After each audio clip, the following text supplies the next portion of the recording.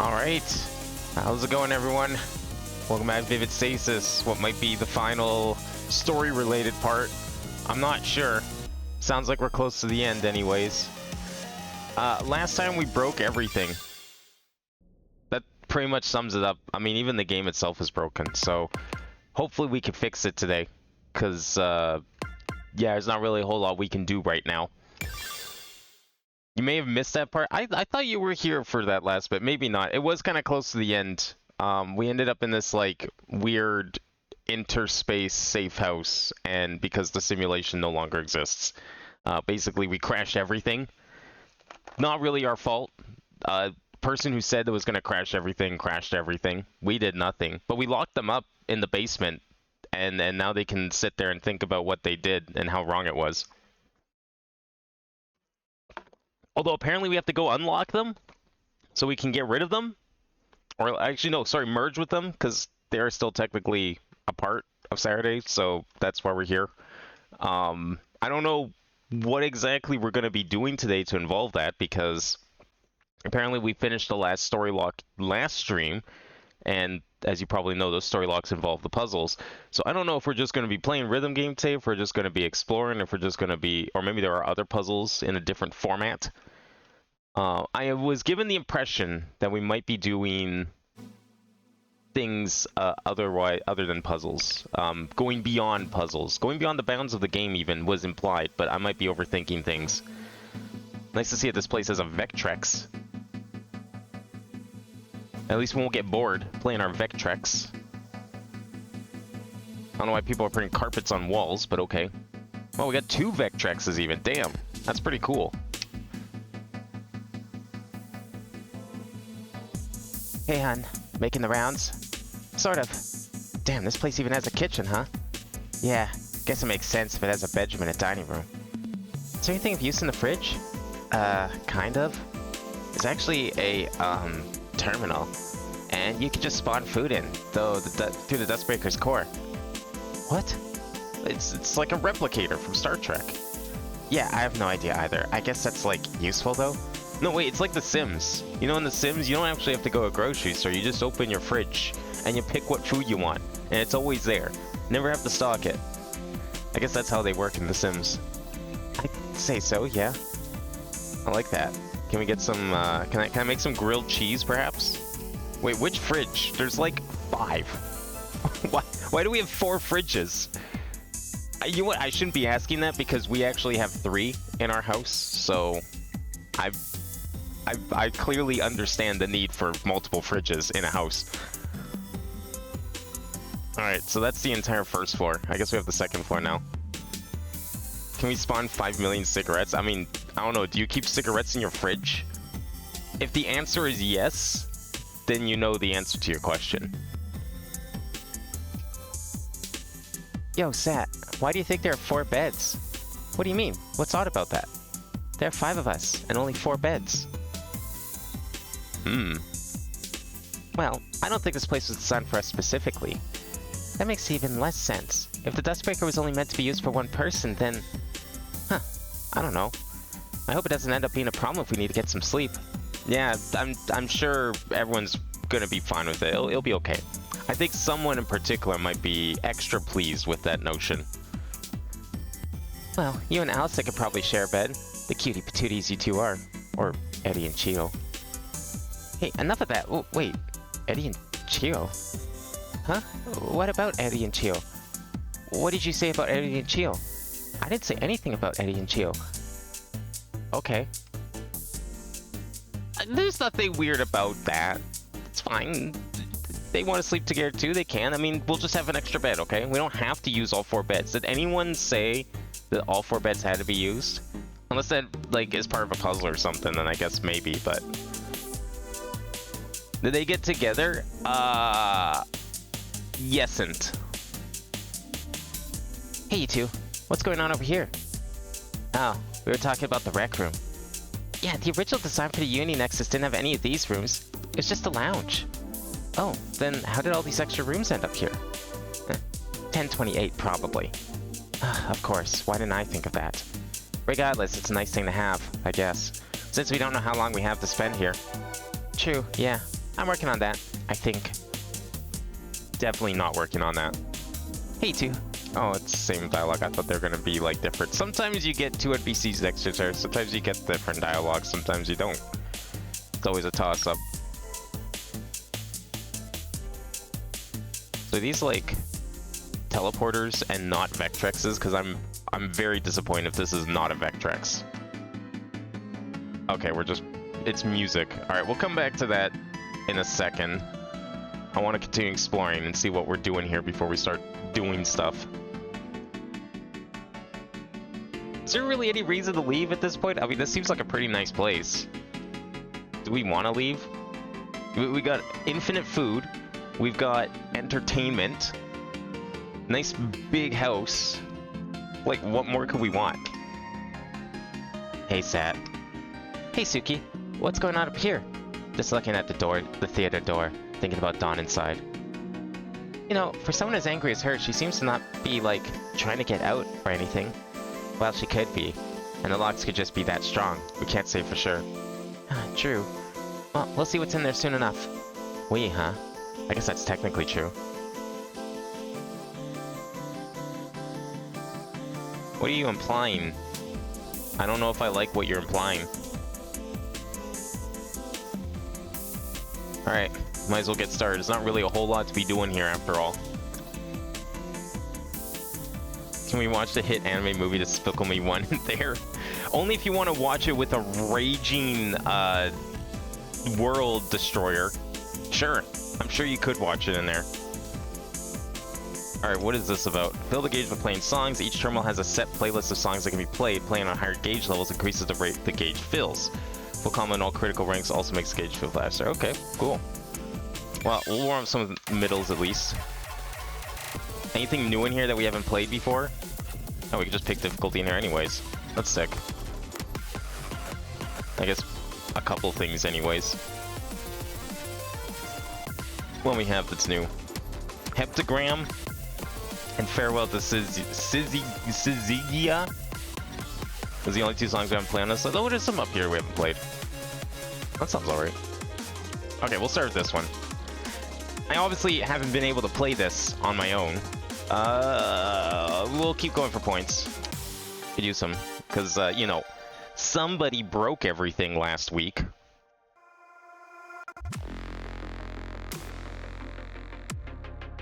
And I've been playing other rhythm games since.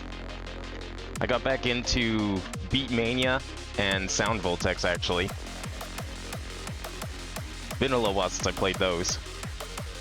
Actually, when I say Beatmania, I mean specifically poppin' music in Lunatic Rave.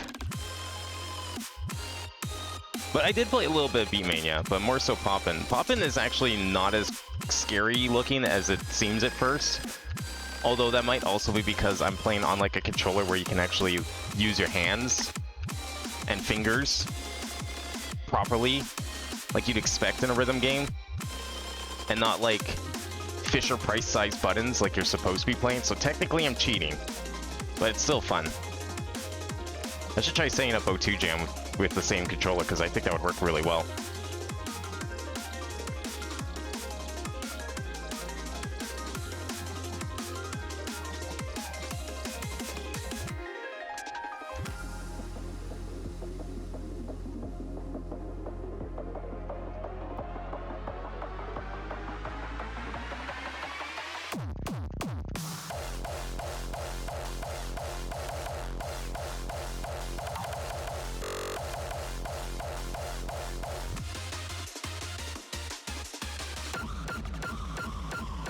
Wow, this song got like really hardcore all of a sudden.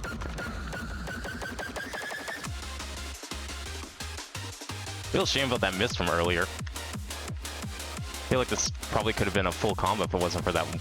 No, there's a couple misses. I was distracted with talking.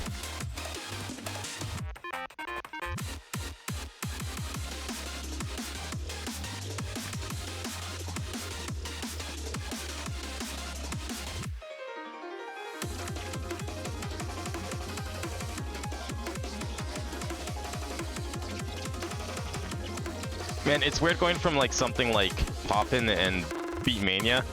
There's something as quaint as 4 buttons in a row and not staggered and no other gimmicks.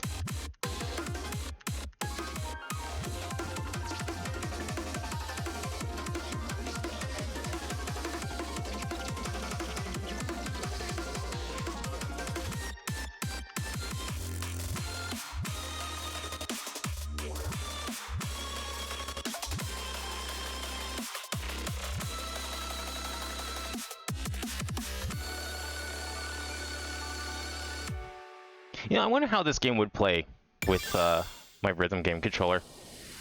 I don't usually play DJ Max with that thing because it feels like it's too... It's not designed for it.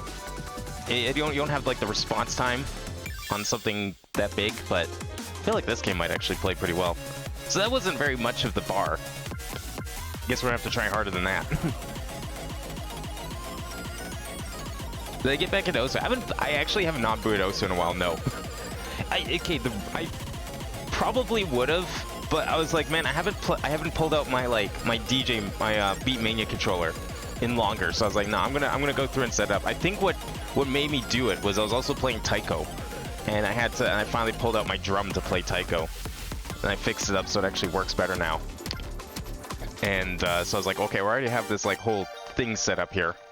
I feel like I should play some Beatmania because I haven't done that in a while. Same with like DDR. I also pulled that out too, which I haven't done in a couple weeks.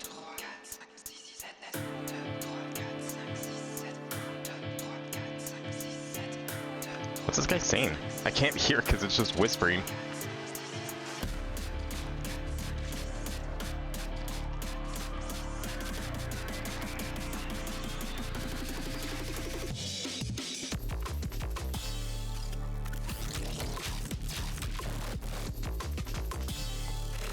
Wow, I really fucked that one up.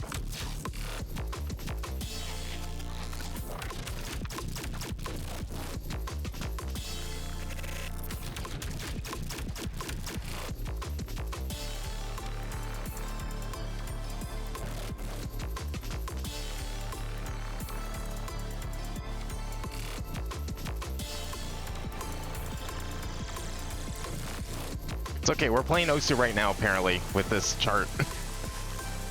As far as I'm concerned, this is just Osu Mania at this point.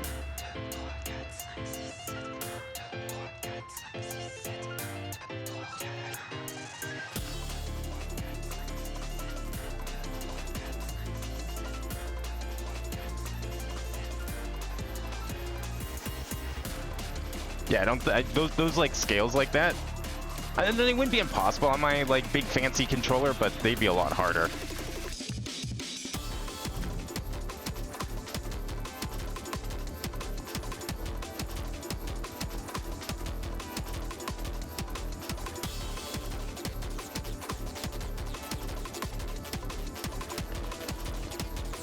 How am I hitting those so early? Holy shit. I got used to like games with like tighter timing, i.e. literally any other rhythm game than this one.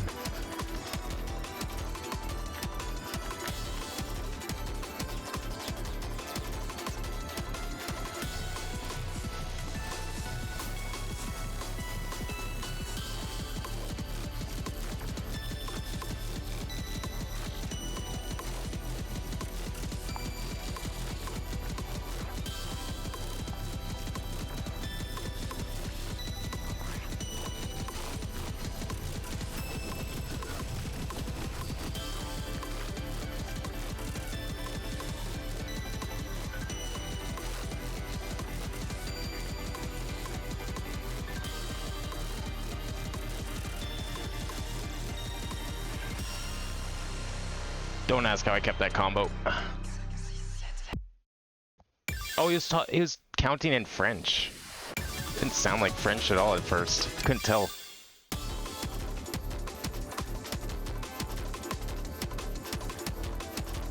I've ever seen Feral 9 Souls music onto any rhythm games. I feel like this would be one of the ones, like something like low-key and indie like this would probably get their hands on some niche or indie games like that. I would think. So I think these are, yeah, I think with this playlist, these are only songs we have, so Well, we'll play through the ones we haven't actually played before.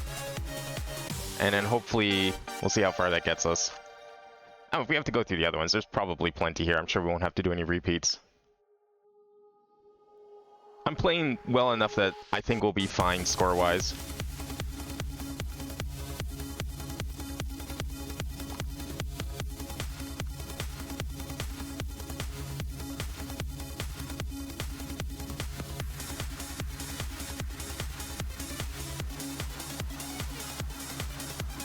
Oh, I missed one there. Oh, I missed one there too.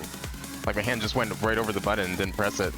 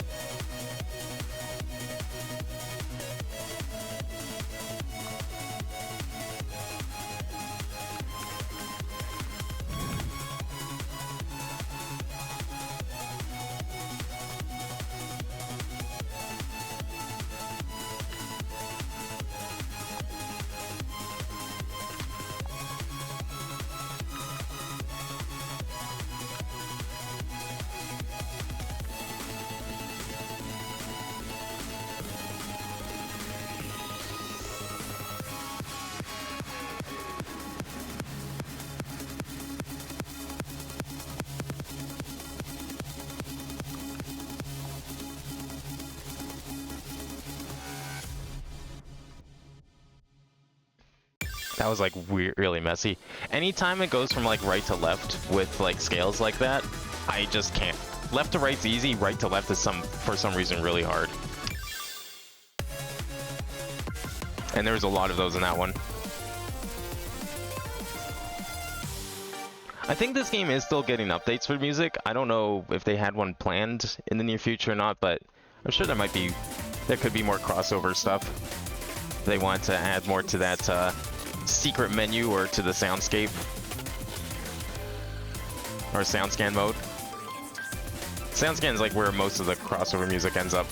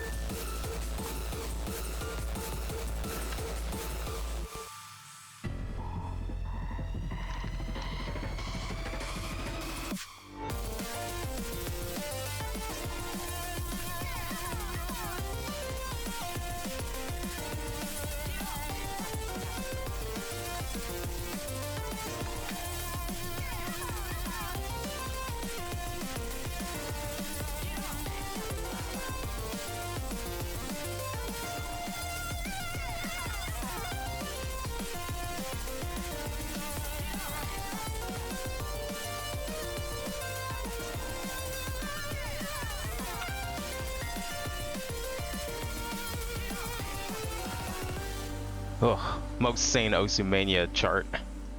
Yikes. Not sure if I'd call that chart good, but... Are we still going? Guess so. Oh, no, not. Okay.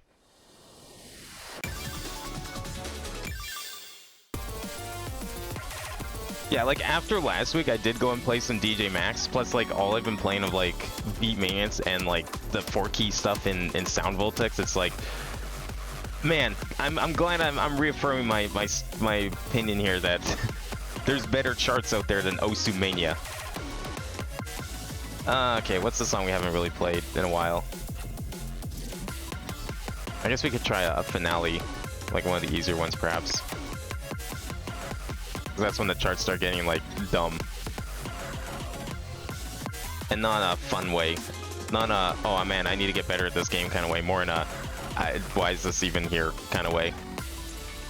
It's probably the one criticism I have with this game is...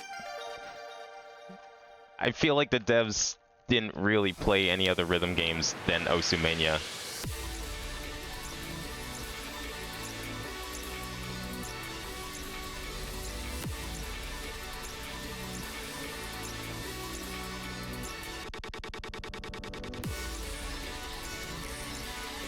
I forgot this one actually had, like, cool gimmick stuff. Like, this is the fun part of this game, is when the charts start doing this sort of thing.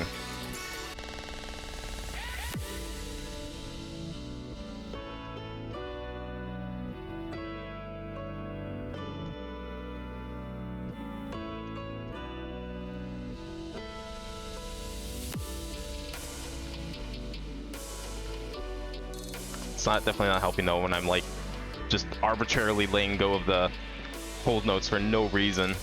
No reason I can possibly explain.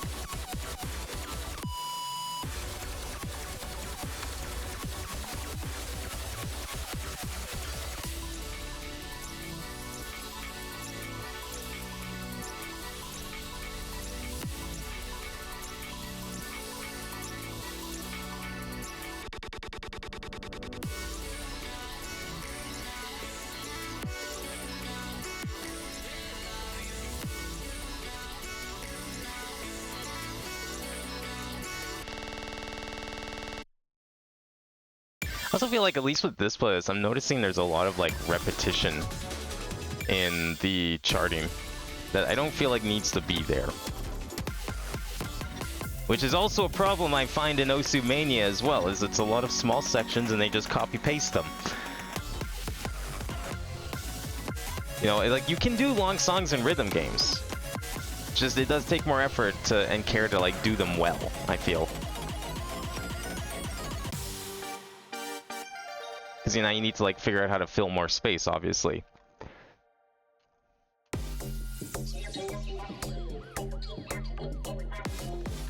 I mean, it's one of the reasons that, like, a lot of rhythm games opt for, like, truncated versions of songs, which, I don't know, I prefer when the songs are, like, full length, personally. Especially if it's, like, a really good song. And not every turn in this game is like that, but, like, some definitely are.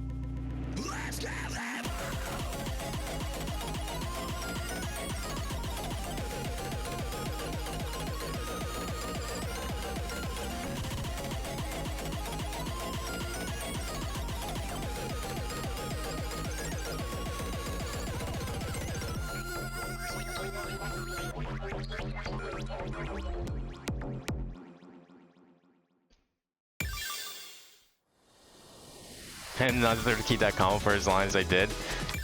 I mean, that's what happens when you make the window to hit the notes so long. On one hand, it makes it so if the chart's really dense, it becomes really easy to hit them early if you're just mashing. But the downside is now you're on lower density things, or you know, you can just like cheese it like that. DJ Max does not let you cheese as hard despite it having a tighter timing window. Because it has a tighter timing window, it's actually a lot easier to miss notes because you have less time to hit it perfectly, more time to miss it. And the window for missing it is much larger than the window for actually hitting it. But this game definitely opens it up, which is why you can do some of these bullshit charts in the first place. If this game had DJ Max charting, it would be so much more unfair. Or, sorry, not charting, DJ Max timing. And DJ Max is considered an easy rhythm game. Let me make that clear. That's one of the easier rhythm games, and it's considered lenient. But even if it had that kind of timing, some of these charts would be near impossible. Unless you were already playing the song perfectly to begin with. But like, they would be nigh unapproachable, is the thing. So they definitely, like, I don't know if they designed the charts first or what, but like, I could probably clear it. I could probably get a decent score on this because of like bullshit like that. I'm not gonna get to unlock the super high difficulty, but because you still need to get like a really good score to do that. But like, yeah, it's like, yeah, it does mean you can do that. No, I hate these charts. These are not considered good charts because they are considered Osu, like they're similar to Osu Mania, and Osu Mania is considered like a terrible rhythm game. Standard Osu's great. Taiko's pretty good too. It's a good clone. But Osu Mania, it's a meme. Most people like don't even like they just, if you say Osu Mania is your favorite rhythm game, like they'll dismiss you because it's like you need to play some other rhythm games, man. Play like literally anything else in Osu Mania.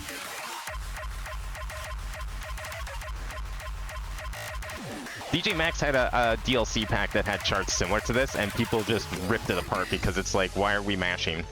Why are we playing mash charts? And then the people that defend are like, oh, I play Osu Mania, this chart's great. And like, yeah, no shit, it's great if you play that trash.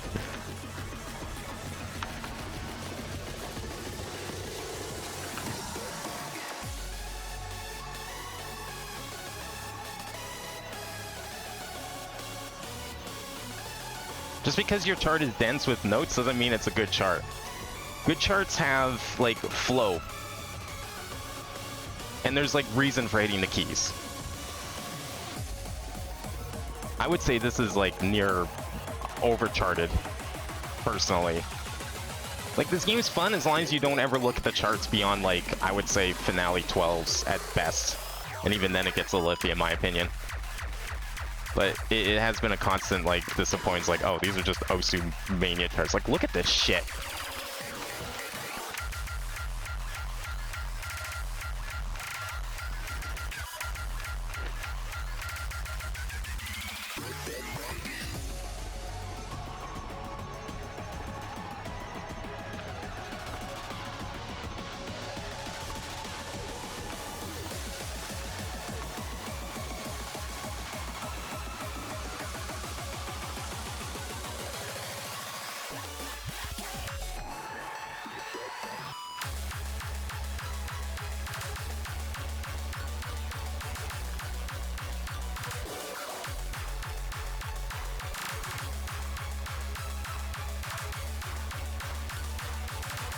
I'll sometimes boot up like Osu to play Mania and be like, it can't be as bad as I remember, and then I play for like all of 5 seconds and it's like, oh yeah, no, it was as stupid and bullshit as I remember.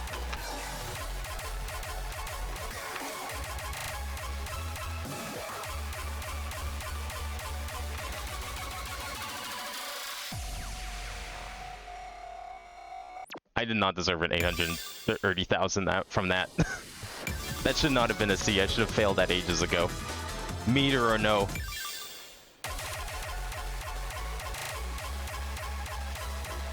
Oh, I've been criticizing the charts of Vivid Stasis since day one. I don't know where you've been, Jack.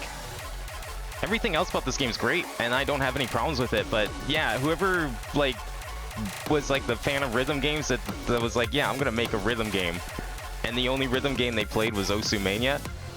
I question your want to make a good rhythm game. Gonna be honest. Everything else is great. The music choice is great. The gimmicks are great. The whole like left and right button thing is great. The rule set is great, but maybe get someone else to do your charts next time. That's all I will say. Okay, we need to like stop fooling around, because if I keep fooling around, we're never gonna get that meter full, and we're gonna be here all night for no reason while I shit talk Osumania, as one should. But no, we haven't done this one today, have we? No, I don't think so. So last finale check, I got double A on it when all the chapters weren't released yet. I mean, I'm not saying the charts are impossible. Some people love Osumania, and those people are insane. And I implore those people to play other rhythm games. If you're able to like clear 8-star Osumania charts like that, actually no, that's closer to a 4-star Osumania chart actually.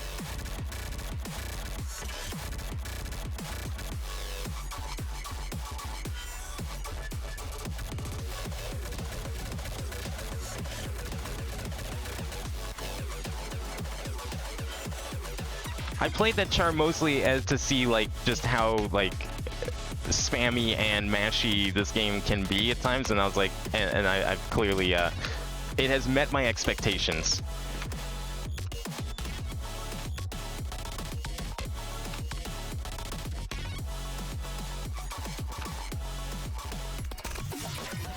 I think that last chart was a perfect example of why it's not a good idea to have such lenient timing sometimes, because I was literally just mashing all 4 keys, didn't matter what the chord was, and I was holding some combos for a bit there. I wasn't mashing them fast enough, clearly, but you could see that mashing worked too well.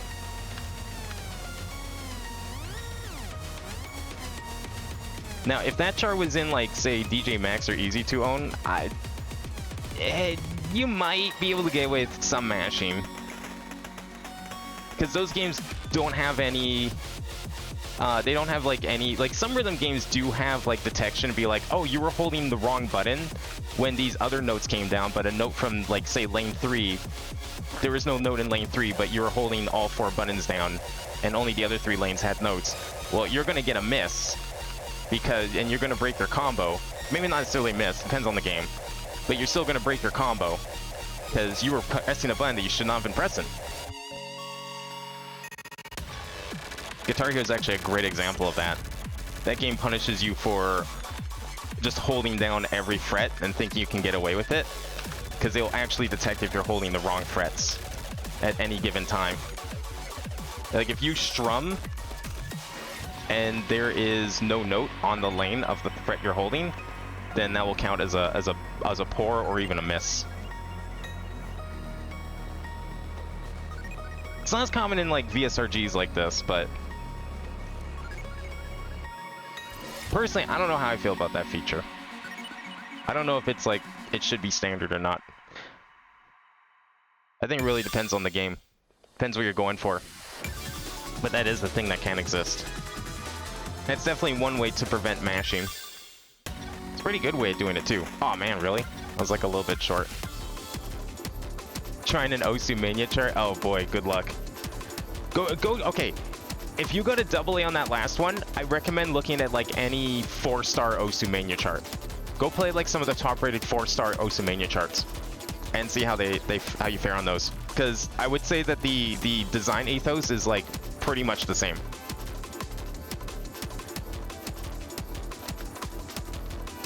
Although the ones in Osumania might be a little more hold note heavy than this was, but it's pretty much the same. Like any 4-star 4-key chart in Mania mode. And come and tell me how that goes. I'm curious. Okay, we did that one. We tried that one. I don't think no, we did play that one. I don't think we played this one. We'll play this one. Yeah, ghost having penalties? Yeah, well. See, like, when you love to just mash and the chart's designed around be encouraging mashing like that, yeah, no shit, ghost tapping panels would be bad.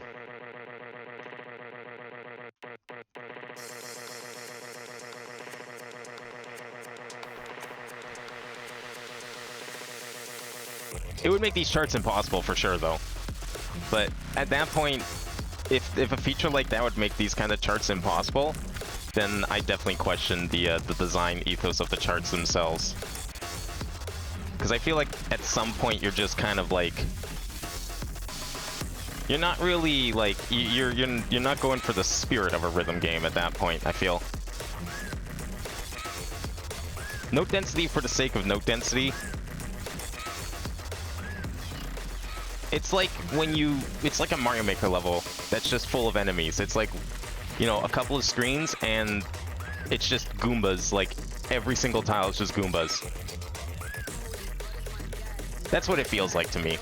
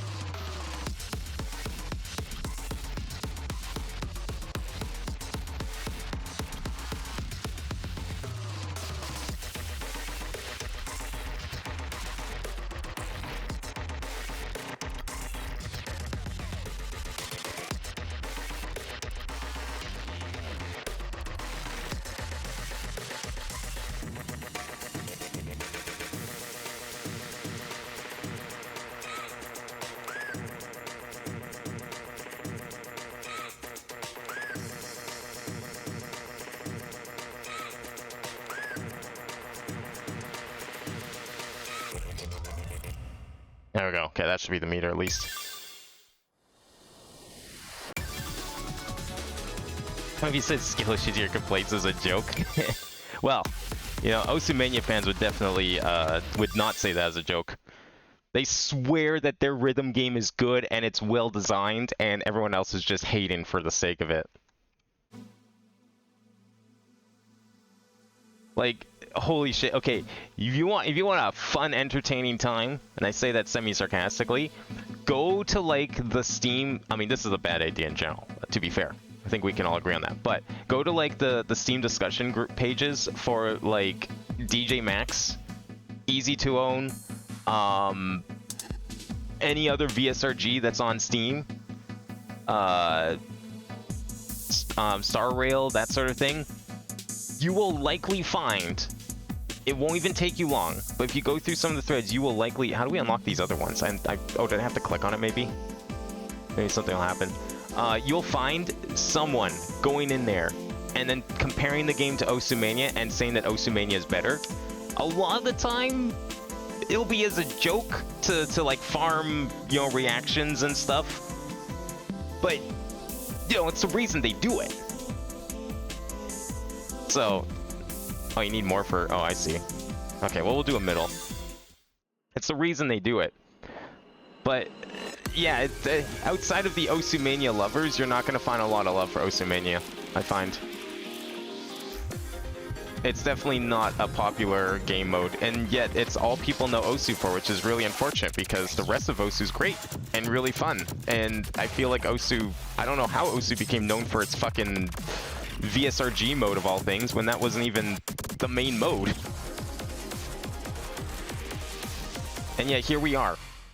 People know Osu for not as the circle clicking game, but as the VSRG with really dense charts.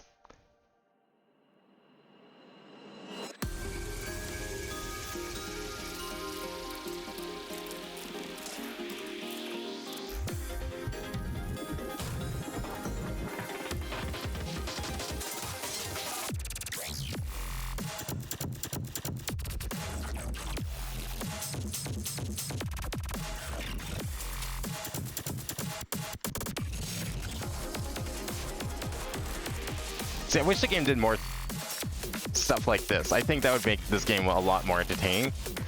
And then you wouldn't have to worry about bullshit charts like that. Like, what if the game was just hard because it had, like, a lot of silly visual gimmicks instead of just way too many notes for its own good?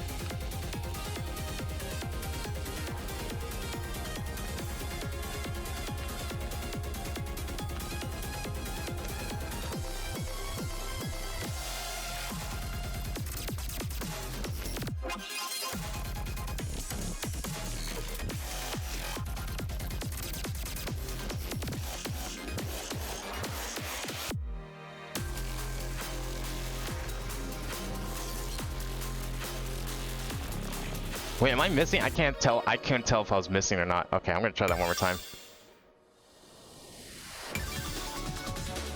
Okay, good. At least someone here thinks of Osu for its proper usage and not a shitty VSRG. Oh, okay. I guess we're just gonna play an opening, whatever. That's fine. I was gonna try one more time in middle, but I'm not quitting it now. I wasted enough time fooling around with, like, proving how dumb the charts are in finale mode. We still have, like, 3 more of these things to get through after all. Oh yeah, that's right. It controls the skip button for some reason. I remembered that this time.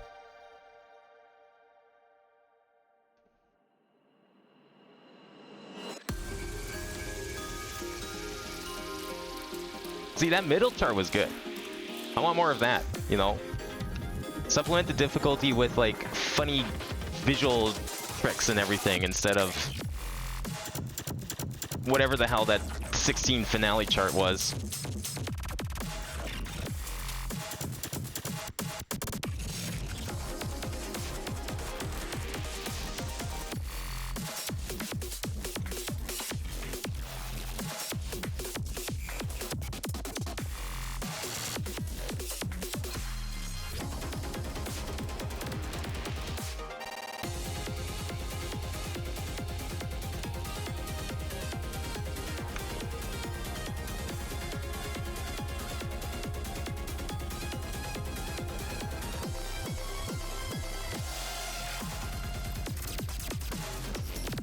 I'm really gonna pay attention to what that section I died at, because I'm not really sure.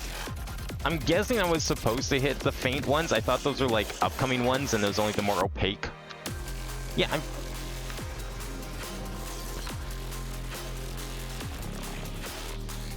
Okay, I think I did that right that time. It was the more opaque ones. I guess I was just missing them in general.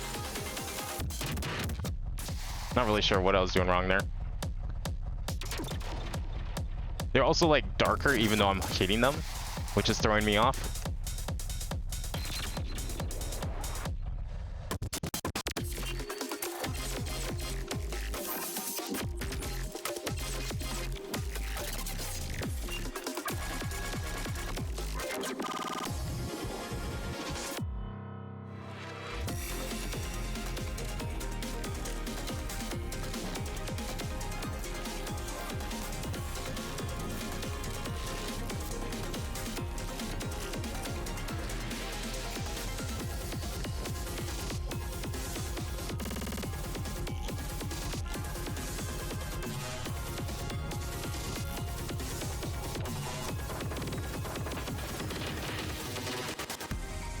Oh, I was supposed to hit that one. Hold on.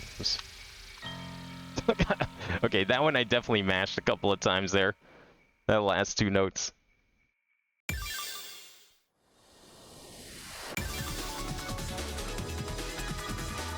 don't think you've seen the VSRG? I've streamed it a couple of times, but yeah, I mean, as you can tell, I don't stream it, the VSRG mode in Osu that much because I hate it, and I don't think it's very good.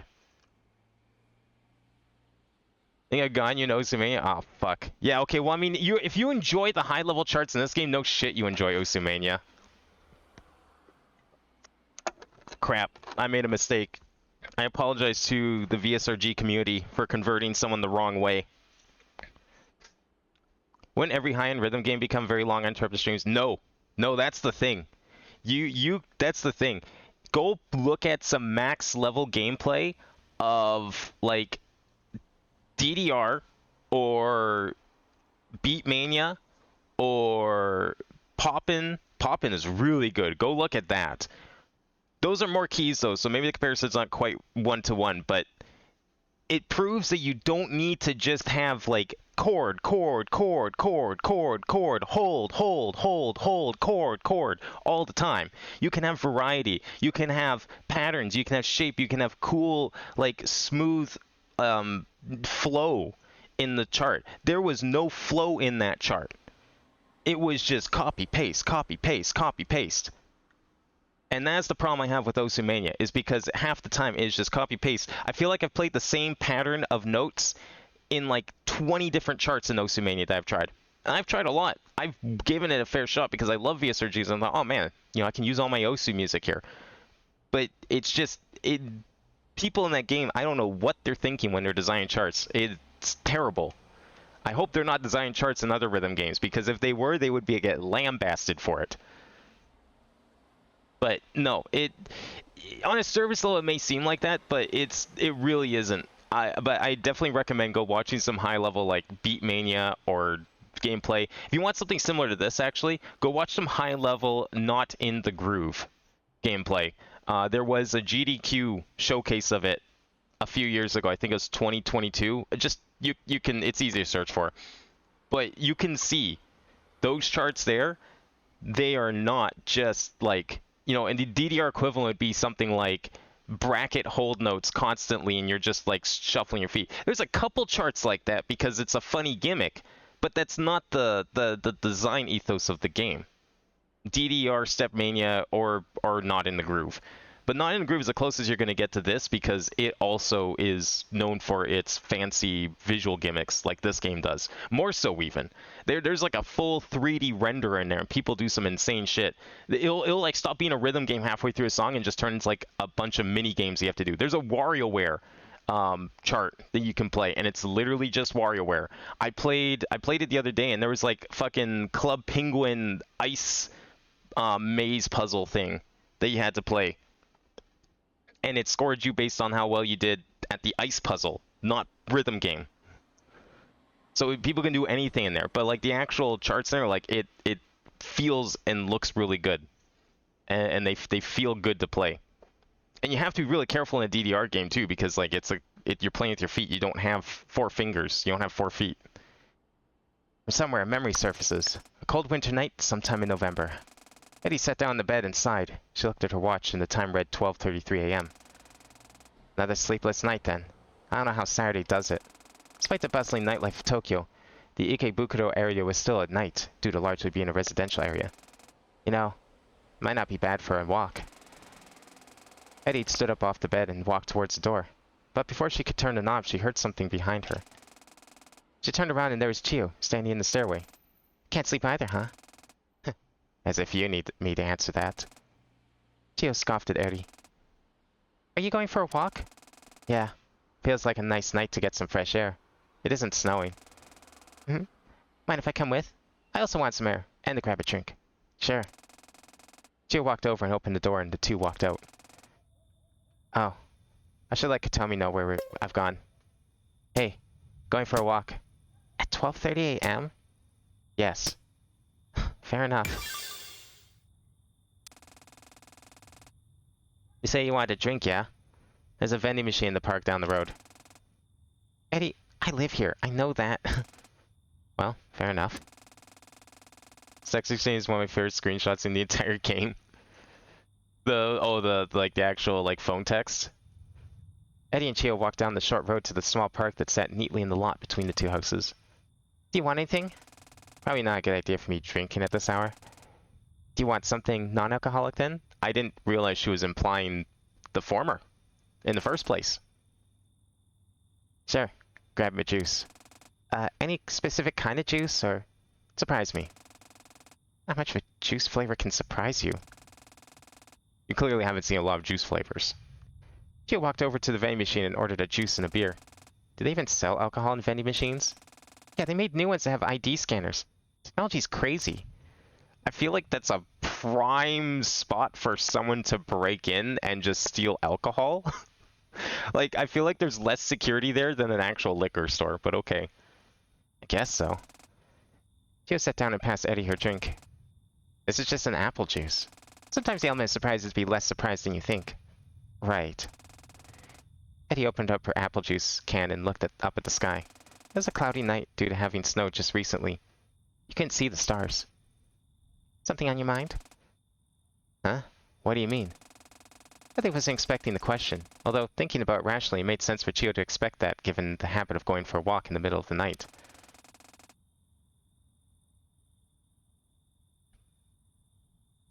Apple juice can? Yeah, you've never had apple juice in a can? You can get those at 7-Eleven. I don't usually buy them. I prefer bottles, just because if I'm, getting a drink while I'm walking, I hate having a can because you can't close it up. So I don't buy them, but yeah, they sell apple juice in cans. All the time. They sell other juice in cans too. You can get orange juice in cans. You can get grape juice in cans. I don't remember what brand it is. It's definitely not any brand I've ever heard of, but they're there on the shelf by the water. The fancy water. You seem a little down. You aren't usually up this late, right? I guess not. I wouldn't necessarily say I'm doing badly, though. You sure? May not be the closest, but I'm down to lend an ear if you've got something on your mind.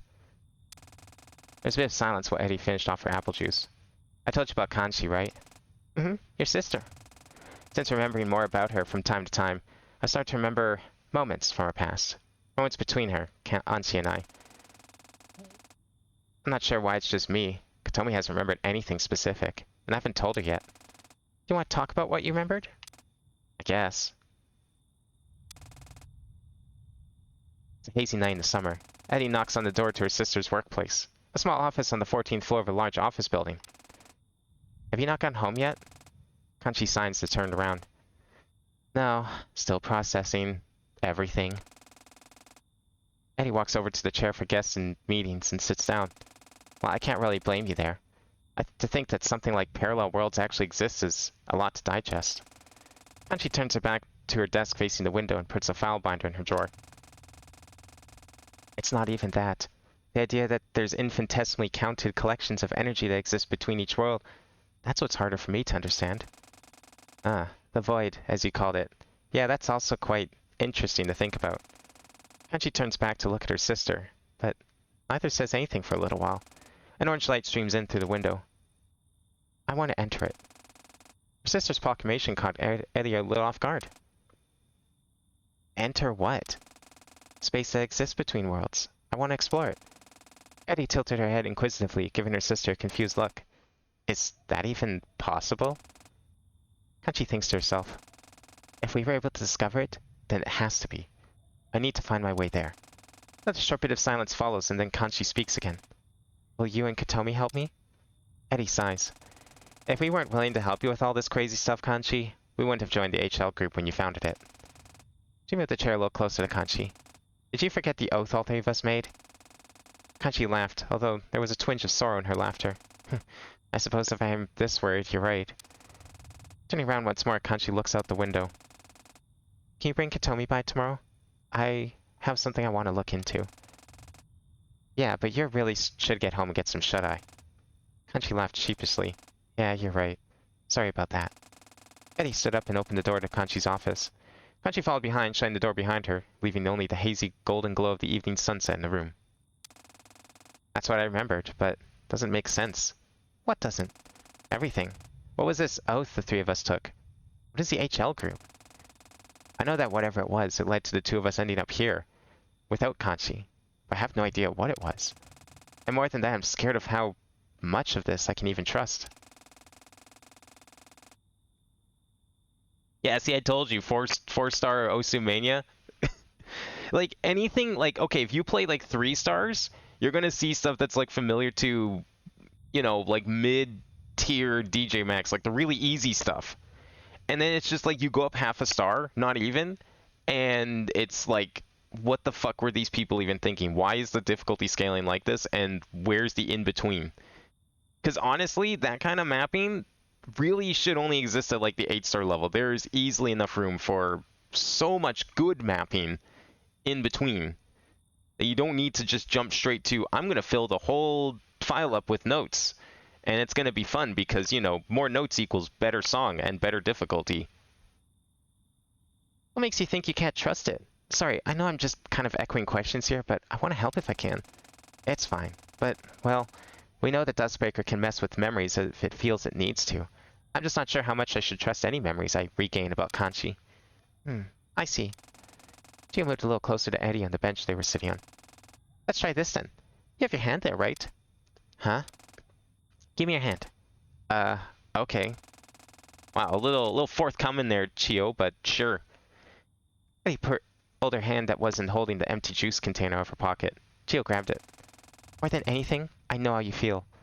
I know how hard it is to trust in empathy of others. So I won't try to tell you that... I won't try to tell you, well, I think those memories are real, or, well, I programmed the Dustbreaker, so I can tell you that the system can't do that. Not that I think you wouldn't trust me, but I understand about how hard it can be hard to bring yourself to when you're so deep in doubt. So instead, I'll give you my trust instead. Chio made a little show of opening her palm as if to drop a pebble from it, but she wasn't holding anything. I don't get it. Am I, like, supposed to interpret this in a certain way, or... I just passed on to you my own trust and your memories. Your own trust? Now, in your hand, you hold my belief that the memories you've been regaining of Kanchi are real, and I want you to hold on to them, because this trust is mine. You can't change it. You can't tell me not to believe in your memories because I trust you, and I trust your memories. So with this trust that you can't change, just hold it for a little while, okay? Don't worry about figuring it out if your own trust is something you should believe in. Put all of that to the side and just think about my trust. So, I already did as told. Thinking about the trust that was unwavering, unchanging, bold by herself. Thinking about Kanchi and thinking about Chio too. And she did start to feel better. She opened her eyes. Chio was standing a few feet away, putting her beer can in her pocket and getting ready to walk back. I'm gonna head back. You staying out for a bit? Yeah, but what do I do with... Oh, my trust? You can keep it. Chio flashed a genuine smile. When you put your trust in someone, you don't take it back unless they mess up. So hold on to that for whenever you feel down, okay? And with that, she walked back towards the large building that housed her apartment on the top floor. Ellie sat on the bench for a while longer, looking up at the sky. She was unsure how to feel about what just happened. At some point, the world of that past drifted away, and Eddie found herself still on that bench. This moment means a lot to you, doesn't it? Eddie looked over. Storyteller was now sitting on the bench next to her, also looking up at the sky. You can tell, huh? You wouldn't be here if it didn't. Of course, it means a lot to me. It's the first time anyone told me they trusted me. Why? Do you think you don't deserve that trust? It's not necessarily that. I guess I just didn't expect it is all. Why not? It's hard to say because a lot of it comes from memories I haven't reclaimed yet. But I also feel like my whole life, I've been hesitant to trust myself. So I think I've conditioned myself to just not expect people would be willing to trust me in return. Ah, I see. But now I think I'm more open to that trust because of Chio. She means a lot to you, doesn't she? I'm not even sure I quite understand how much she means to me yet. It's an exciting and scary prospect for someone like me. Interesting. Harley looked over at Storyteller. So, who are you? Just a teller of stories. An interested spectator, you might say. I see. And I assume you pulled me into this memory for some reason? I just want to see what someone would hold deep in their heart. I won't keep you, though. You have a future to look forward to. And you don't? I wonder. The girl from the past and the girl from the future looked up at the sky above once more. The clouds had parted a little bit. The moon looked nice.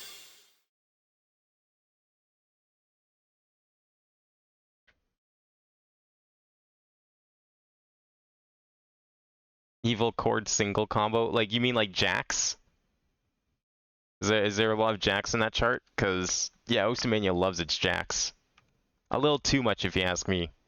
Apparently, the charters in Osumania think Jax are like the hottest shit. I guess they're stuck in the year like 2003. Hey, Sat. How are things going? Well, one of the terminals is done now, though I'm not entirely sure what made it start working. I guess it has to be some fourth dimension stuff then, huh? Probably. What are you doing, Chio? Just diagnosing the state of the Dustbreaker after destruction of Layer 0. It looks like 1028 and EDEP are pretty busy keeping the system operating relatively smoothly in spite of the virus in the system. That's good. I don't think the area's changed, just people walked around because it's been a hot minute while we were busy futzing around with bullshit charts. No, like random dispersion of 2 chords and singles? Ah, yes. See, that I've seen people argue that's considered well-designed charting, if you'll believe that. People think that's good. Yep, no flow at all, just random notes, because, you know, if there was flow, you could tell what to do, and it wouldn't be as hard, right? If you can learn a pattern, then it's no longer hard, because you learned it. Gotta keep you on your toes.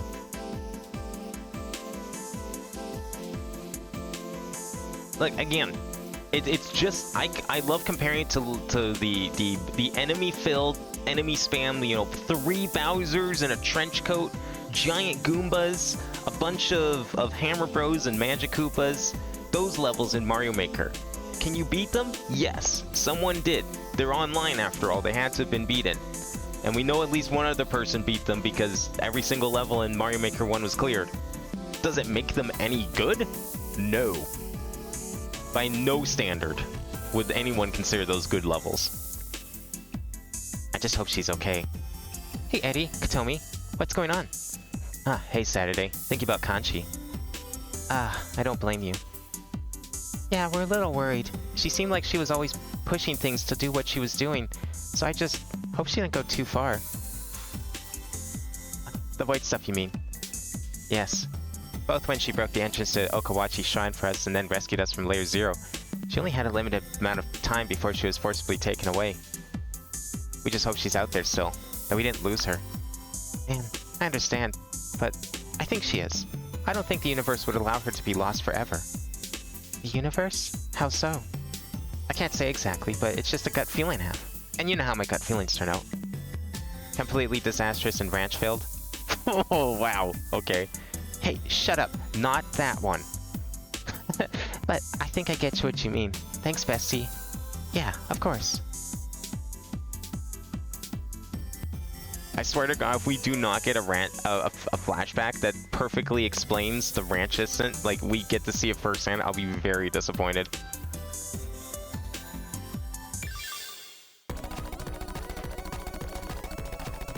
I love how the ranch incident keeps getting mentioned. I want to see the ranch incident. We need to see the ranch incident. Oh, this one's got a few that we haven't done. Have I never done this remix of Grode?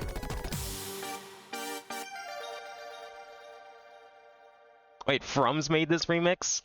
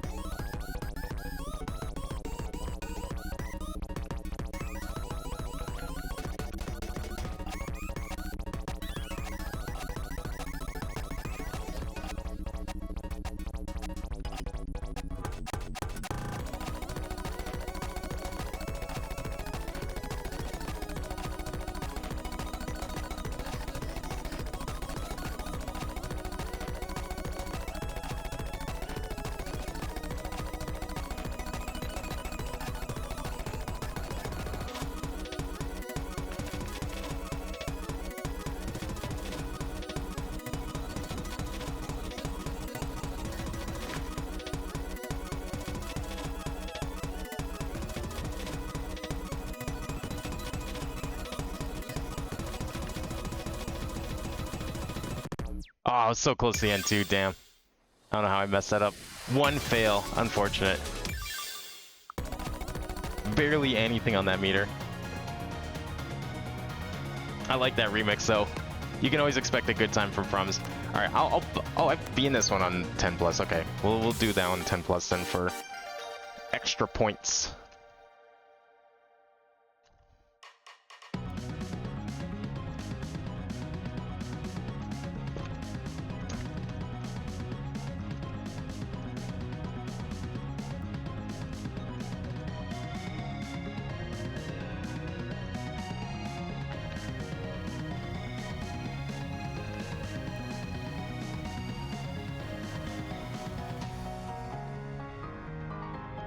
Oh, I was definitely supposed to do something a little different on there. Why am I thinking of like Undertale?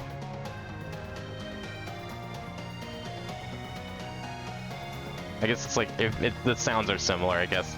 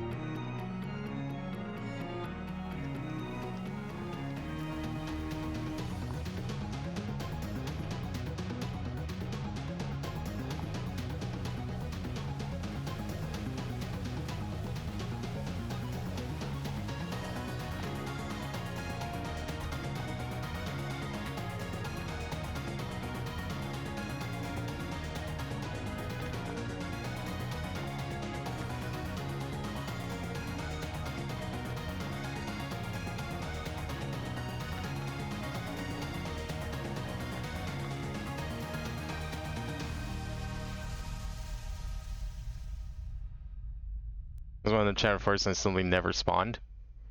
Wait, Lost City? Did I? Maybe I didn't play this on stream then. I think there's a couple of songs that I might have played through like SoundScan or the course system in an attempt to like unlock more songs for stream. Oh, I never bought this one. Damn it. Wait, imagine if I like just never went to the shop and I never unlocked any songs. Where would we be in this situation? Like if you were just someone that did the most crit path and you just like beelined it. Would I just have to like play the same song over and over because I'd just be fucked otherwise and wouldn't have any selection? I mean, clearly that's the case here.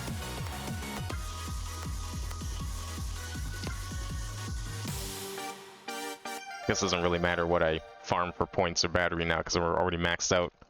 Not even sure how much that we're going to be using. Well, battery-wise anyways. I think we've ascended beyond battery. Why does this have, like, credits on the side? Is this like a collab chart? Is it like Osu where they put the person who worked on that specific section in the background? That no one's gonna ever see because everyone always turns off the background?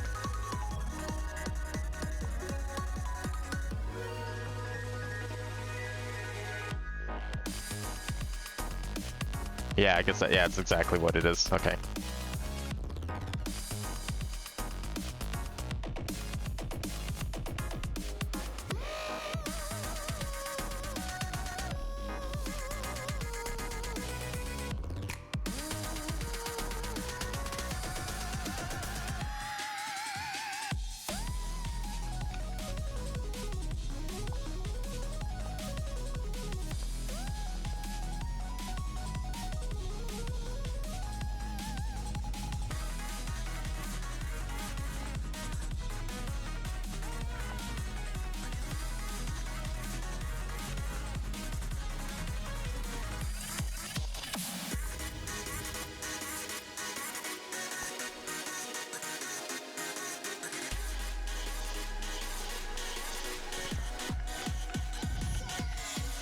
Ah, there it is. There has to be one in every rhythm game.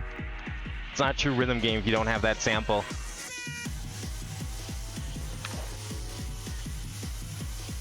There's actually a montage out there of an instance of that sample in like every single Bimani game. It's like 15 minutes long. And it's just full of like the 2 seconds of that sample of where they are in the song.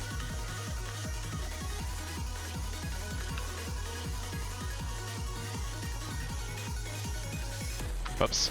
Oh, okay. I don't understand hold notes in this game sometimes, man. It's like... Oh, I totally lost my combo. Wait, no I didn't.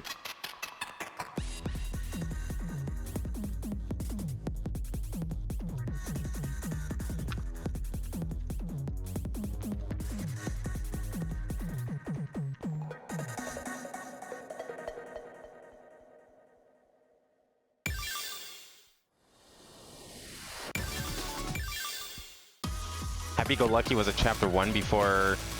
Oh, that's why they just moved it to the shop then, because when they refactored everything, that makes sense then.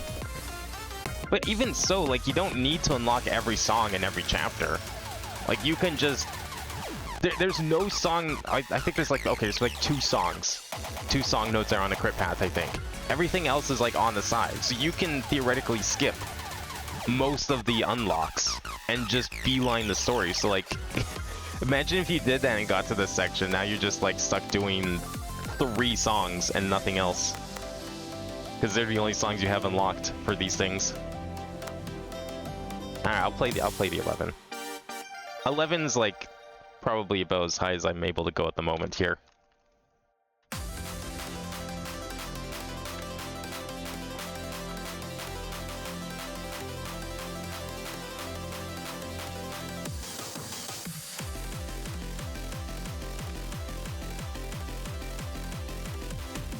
Oh, there's that other sample. That one's also pretty common in rhythm games.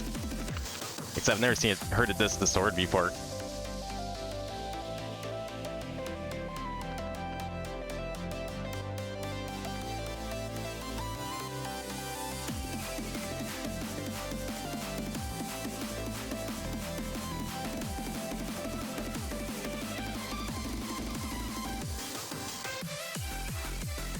Wow, it's almost like unintelligible, but I can still make out the words. I've heard it enough. Don't worry, I will play that funky beat.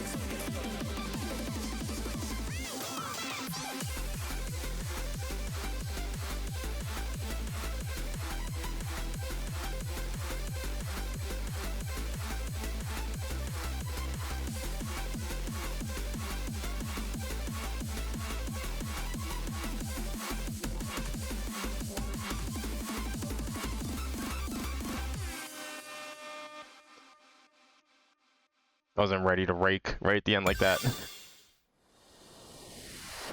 Yeah, because like I feel like anything above like 12 in this game is just, I don't even care to figure out how to understand, because that's when it's just like, all right, they clearly stopped caring to make the charts at that point. A lot of the time, it's just, it feels like I've tried a couple of 13s, but they all just boil down to, okay, this is the Osumania end of the scale, and I just don't care anymore. Like, it's not fun.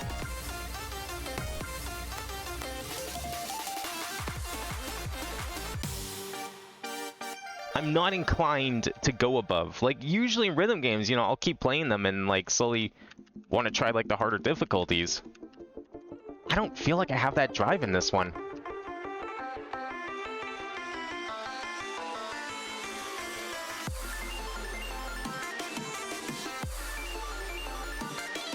You know, like something like Osu, I'm constantly pushing myself to go higher and higher. And, like, I play, like, 6.5-star songs. And sometimes if I'm feeling frisky, I'll try and maybe even beat a 7. DJ Max, I'm now playing like 6 key. I've moved on to 8 key a little bit. I do some 4 key SCs, which is like the super ultra hard PC only difficulty that's impossible on controller.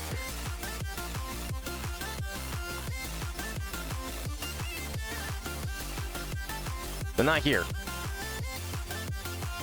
You know, I'm satisfied with stopping at 12.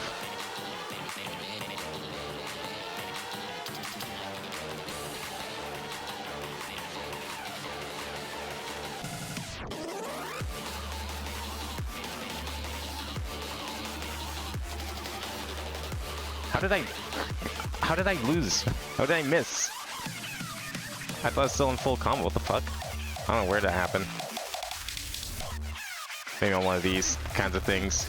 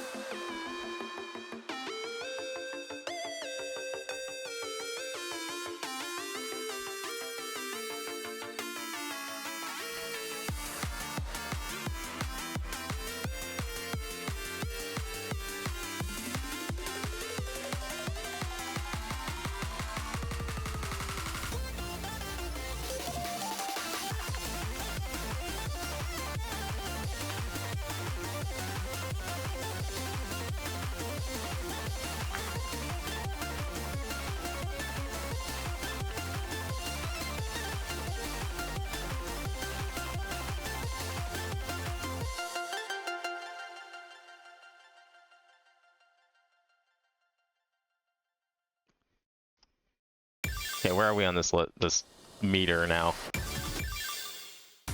Oh, we're getting there. We're getting there. Okay, I do have to play last page. Alright, you know what? We'll try the 13 plus on this. This is gonna be stupid, but I feel, but I do like this song. Like, this game has so much good music. Never have I seen so much From's music officially in a rhythm game.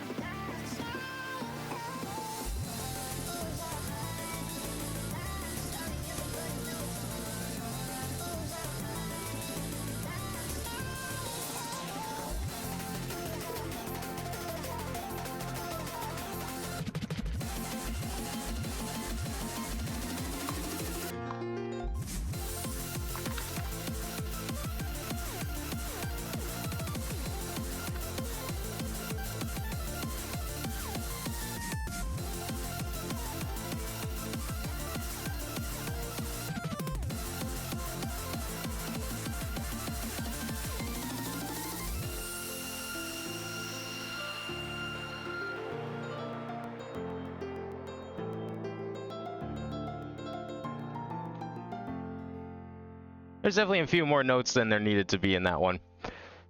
You're definitely hitting more notes than the actual drums were hitting on that one.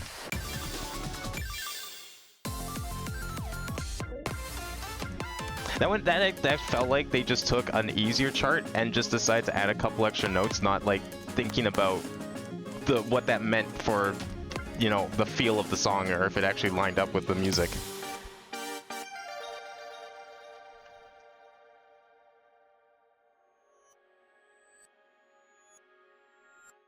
Yeah, near the end is what I mean. Like, just that ending bit with like all that drum fill. That was definitely a little overkill. That's what we call overcharting.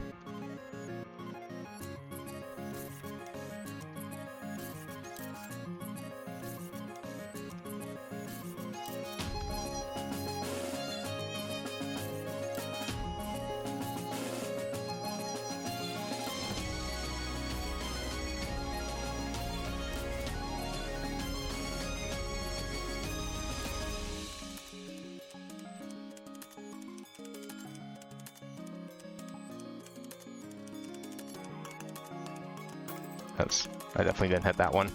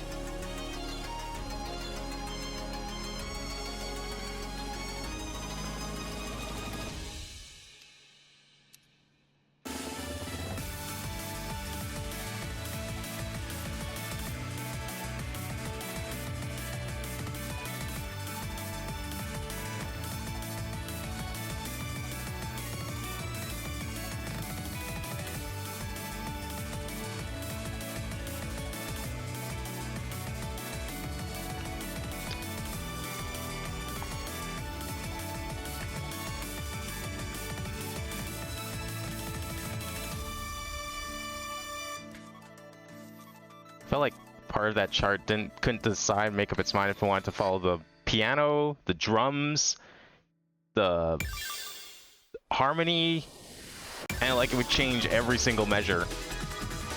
Like you could tell clearly there was one measure where you're following the piano, and then another one you're like following the violin thing, whatever. It's fine to change it up, but you don't change it up like every single measure like that, I feel. I do not want to turn on filter keys. What the fuck? No. Disable this shortcut.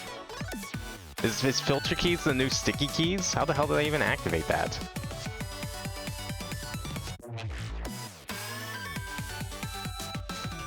Shortcut for filter keys off.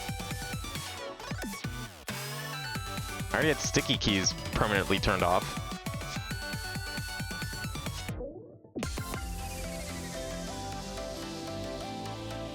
So I re-cleared an Osamate Force. I have a taste of ultimate power and I can never learn my hands in that game. You gotta see, yeah. Yeah, Osamania likes to kick you in the ass when you think you're good at rhythm games, which you probably are. That's the thing. Just because you can clear Osamania doesn't mean you're good at rhythm games, and just because you're good at rhythm games elsewhere doesn't mean you're good at Osamania.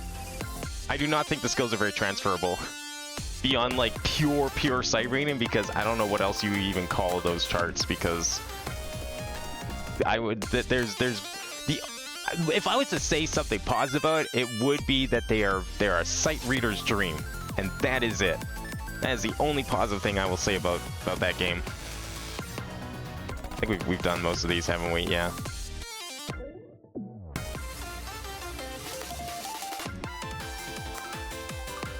Alright, hopefully this will be the last one we need for this Vectrex.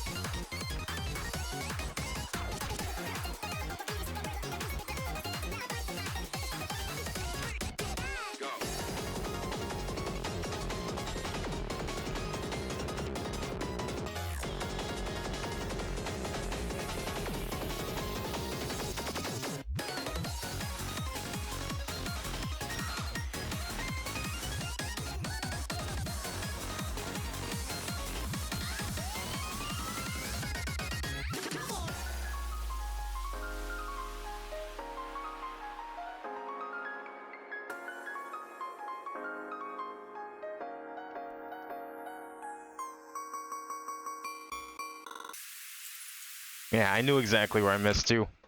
Drop that huge, like, 600 combo. Okay, good. We're done that one. Alright, then we have to do this too. Okay, we'll try middle again. You know, an Osu regular circle mode, 10 to cap around 4 stars. Osu's circle mode is great. Osu's circle mode is like the only mode you should really boot up Osu for. Well, catch is good. Catch is interesting. It's different. Taiko is fine. I just feel like there's not a lot of... I don't know, the problem with like the Taiko mode in Osu main, or Osu, is just there's just not like there's a lot of really fun high level stuff, but there's not a lot of fun like low level stuff. So if you're not good at Taiko, there's not really any thing for you to play there, which is unfortunate. It doesn't feel like there's quite enough spread in difficulty. But catch is interesting. It's a very unique game mode, but technically not original. Easy to DJ had a mode like that in the arcades back in the early 2000s, and that's what it's based on. But I think that's like the only place that sort of game mode ever existed. So it's pretty much original, as far as anyone's concerned.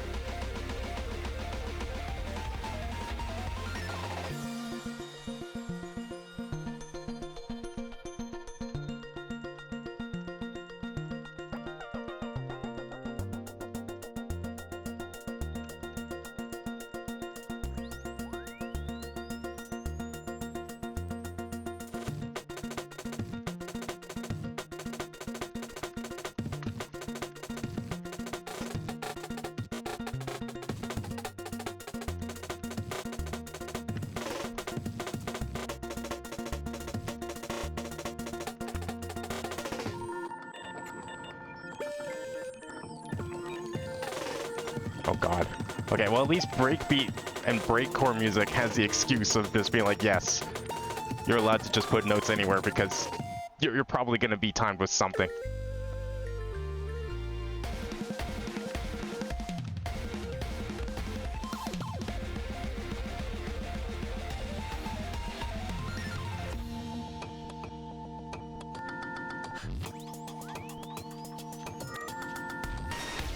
If you haven't seen an Osu standard chart or map that is mapped to like I'd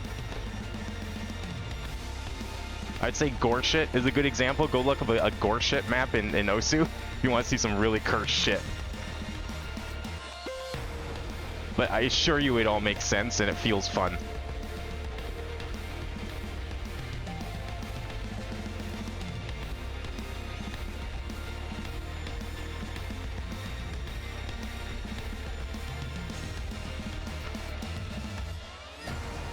Oh, did I survive? Oh, barely. I was not expecting the deceleration. Oh, thank God. I'll take it. There's a image like execution programs multiple consistent chords spaced evenly. Like, which difficulty of execution program? Because I may or may not agree with you.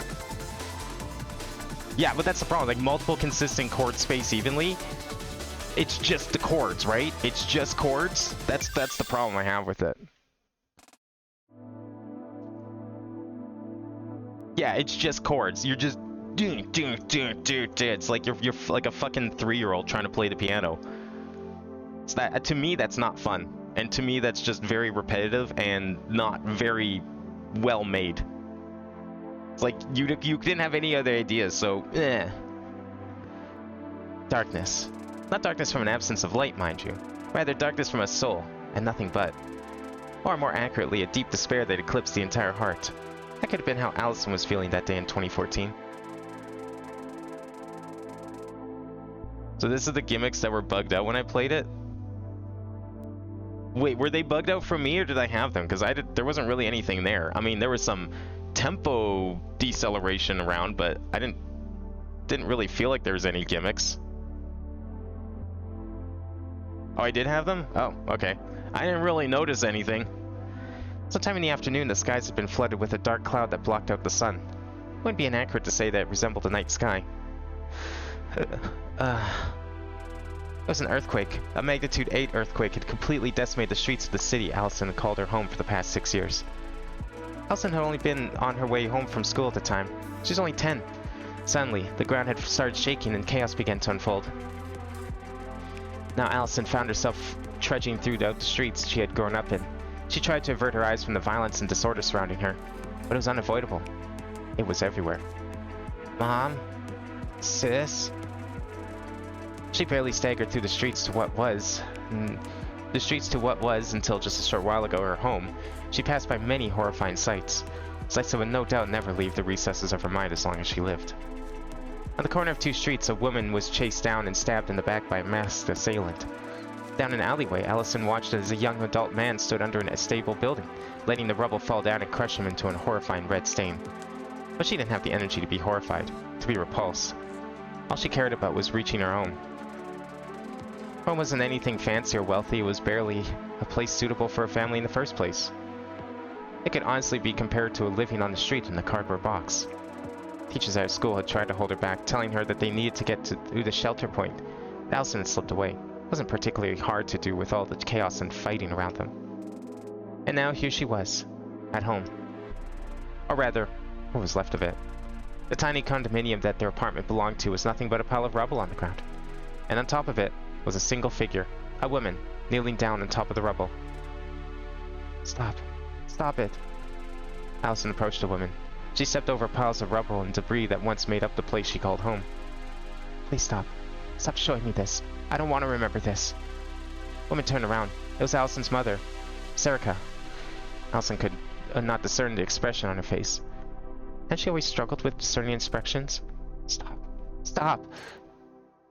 Allie? Serica rushed over to her daughter. Allison began to cry. Her mother was safe. Her mother was okay. But what about her sis? An impact. Allison's body flew back a bit and landed a little bit further down the rubble of her old apartment building. You dare come back here? The silhouette of Serica began to approach the stunned Allison. It appeared demonic. I'm not looking at this again. Stop showing me this! Allison closed her eyes. She shut out the world she was being seen. So all she could do was hear and feel. You fucking bitch. If you didn't... More impacts. More blood started to gush out. My daughter would still be... I get it. I remember. Stop making me remember. Please. What did you ever do? What did you ever do to be part of our family? And now, because of you. And then another impact. Not from Serica, though. Something had struck her. Allison opened her eyes. A familiar woman towering above Allison. Serica was nowhere to be seen. I'm sorry. I didn't know what I was getting myself into. At some point, the Allison of memories buried and the Allison of emotions present had merged back together again. Allison stood up. It's okay. I just wasn't ready to remember. When I looked through the process log of the Dustbreaker, I was confused is all. To my understanding, when the severance of emotion occurred, it was just Saturday that had her memories tempered by the process. I mean, aside from, you and Chio having basic surface-level memories tampered with to align with the fabricated history of the simulated world. But I looked deeper and I found this, buried next to Saturday's deepest trauma. I see. So I looked into it, and I dragged you into it as the actor of yourself. I'm sorry. I didn't know what to expect, but this... It makes sense, though. I'd forget about something like this. How so? You don't need a memory altering machine to bury traumatic experience memories in your mind. I think it's more like the Dustbreaker just filled in the gaps. I agree. In earlier parts of the Schrödinger cycle, you made reference to your parents moving with you out to Tanegashima. Although, as I'm sure you've realized, that was a fabrication. Yeah, and then, once we started getting back our memories, I remembered being passed around between foster homes. It did strike me as odd that those two memories could both be true. Obviously, we know now that they weren't. At the very least, the memories I have of having a happy family were a fabrication. But I kinda pushed those worries down a bit, in favor of being there for Saturday. I felt like what she was going through was more important. You kinda have a habit of self-sacrificing for others, don't you? Well, you don't have to be that blunt about it, but yeah, I do. Does it not hurt? Ignoring your own needs for comfort to be there for someone else? I think I only started realizing that it was hurting me recently. After the graveyard incident and Saturday merged with, well, Storyteller, that's when I started thinking about myself. And I realized that I didn't know who I was. I'm sure some of this is because the impact my mother's horrible violence had on me after I was no longer in her care. But even without that, this feeling of confusion has been there. Although, I realized in recent time that's less confusion on who I might be and more fear to explore who I might be. Fear? How come? Well, for so long now I've been Saturday's partner. Not in the romantic meaning of the word per se, but I've been by her side and largely doing a lot of what I do for her sake. So now that she's doing better for herself, I find myself wanting to explore more about myself and being scared that it might drive us apart a bit. Oh? What if I end up changing in a way that changes how Saturday feels about me? Wouldn't it be better to just not risk that? But you don't sound happy accepting that. Yeah, and that's my dilemma. Well, do you trust Saturday? Huh? Of course I do. And I think you should trust that she'll be there for you even if you change a lot. What do you mean? Saturday really loves you. She's not going to abandon you if you don't turn out exactly the way she wants. But I can understand why you'd be worried about that, given what you've been through. Allison looked down. She had met some truly horrifying people when she was being passed around from foster home to foster home after her mother had been arrested and given the death penalty. You aren't worthless, though, and Saturday knows that. I think she'd want you to explore more about what makes you who you are. Allison thought to herself. You're the second storyteller, right? I figured that much out at least. Yeah, I am. Which I guess makes this our third time meeting. You and I have met more than Saturday and I have. So what are you really? Because you definitely aren't Saturday. What makes you say that? Are you kidding? You're nothing like her. Even now you said I think she'd want that. The one calling herself Storyteller laughed. I told you, didn't I? I'm the idea of Storyteller. The Storyteller from which all others are derived. Oh, I know. And I don't think you're entirely lying on that. But I don't think that's entire truth either. Oh? You're something else. Someone else. And for whatever reason, you're hiding behind Storyteller's face. Huh. Go figure. You're scared of yourself too. Being yourself too, aren't you? I'd say it's a mix. Sure. When I've been doing so much behind the scenes, I'd be a little nervous to show my true appearance. But there's an additional component. That being that I can't show myself as I am. How come? It's Dustbreaker technical stuff that I really don't think you'd understand. Or, more like, it's Dustbreaker's technical stuff that I don't think I can explain. Allison sighed. Well, I've been put in front of plenty of Dustbreaker technical stuff that can't be explained. But I understand. But you are a person, right? You aren't an AI or a computer? Storyteller thought to herself for a moment. Am I a person, or am I an AI? I wonder the answer to that myself. Well, now you're just being mysterious for the sake of it. Storyteller laughed. Forgive me. I've been here for years watching you guys go through the story over and over again. Makes sense I'd try and enjoy what little time I get to talk to you directly. Oh, but it's not like you'll remember any of this. As far as you're concerned, you're just sitting in the Unity Nexus right now. I guess that answers my other question. Storyteller and Allison both laughed. If I'm not going to remember this, then can you at least tell me your name? Your real name. I won't question what your role is, or how you got into the Dustbreaker, or even how you've been involved with the journey that Saturday, Chio, Eddie, Katomi, and I have been going through. But I want you to at least tell me who you are. Oh, and what difference will that make? You won't remember it.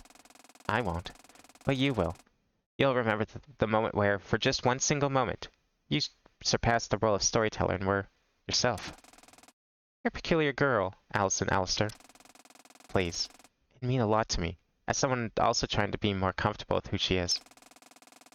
Come close, now whisper. The client can't hear it, okay? Allison nodded and leaned in. Storyteller whispered something to her and Allison smiled. That's a cute name. Whoever and wherever you are, I hope we meet again someday. Storyteller smiled back. I hope we do too.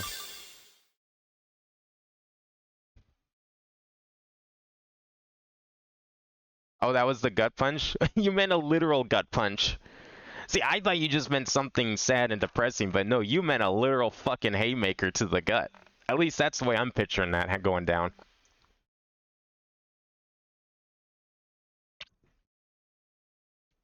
The game does specifically use the word impact. I don't consider things like pokes and slaps an impact. Now, impact is the kind of word you reserve specifically for a big ol' 1-2 punch. And the gut's as good a place as any to put one of those. How do you think elemental reactions work in the simulation? What? Like, this fireplace. If you turn it on or put logs in it or whatever, does it simulate an actual natural reaction that would produce fire? What are you talking about? I think I spelled it out rather plainly. I have no clue how to respond to that. Did you try asking Chio? She had about the same reaction as you. She designed it! I don't think you're getting any better of an answer then.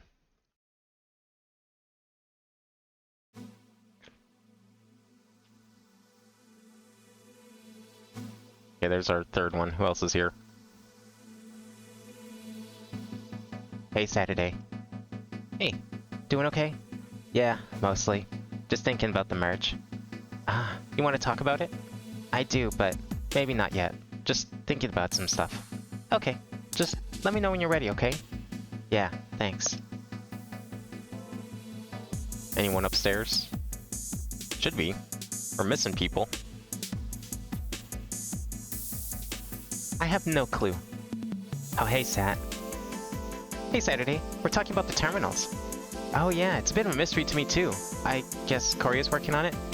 If they're activating without any of us doing anything, then that's the most likely. But, like, what are they doing? No clue. Honestly, the terminal kind of looks like an arcade cabinet. That's true, but we can't do anything with it, right? Nope. Unfortunate. They're missing out. Honestly, genuinely, they're missing out. Hey, Eddie. What's up?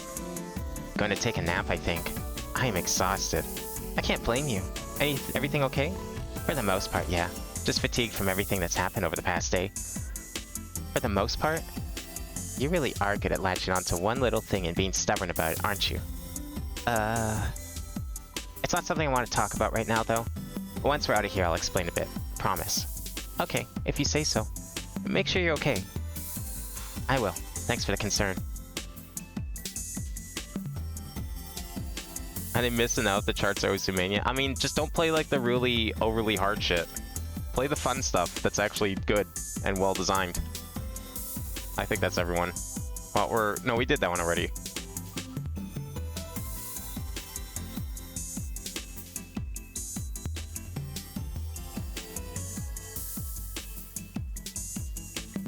Oh, I know. We can't do that one. We have to do that one. I thought we did both of the ones on top floor. It has to be this one next, right? Yeah, this one's new. Alright, what do we have in this one? Ooh, Limone's good. Drone Explorers is pretty decent. Revelation's good. Okay, now we're starting to get into the fun stuff. No Frums, though. We've only had one Frums song so far.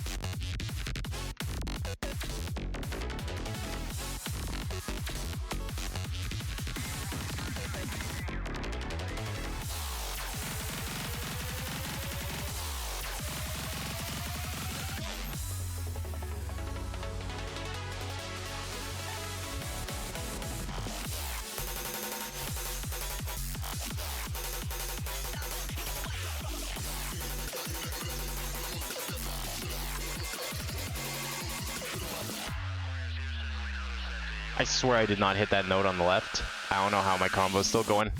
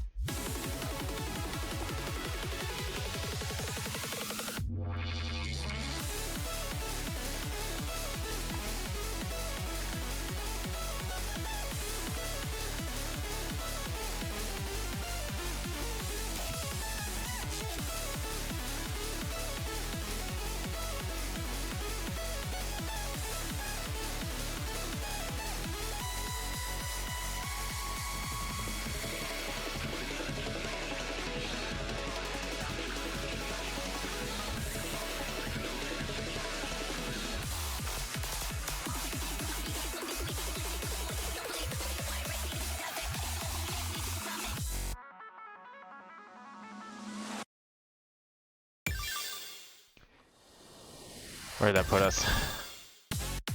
Oh, okay. Better than some. Not as good as others. Seems like it takes on average maybe 5 or 6 songs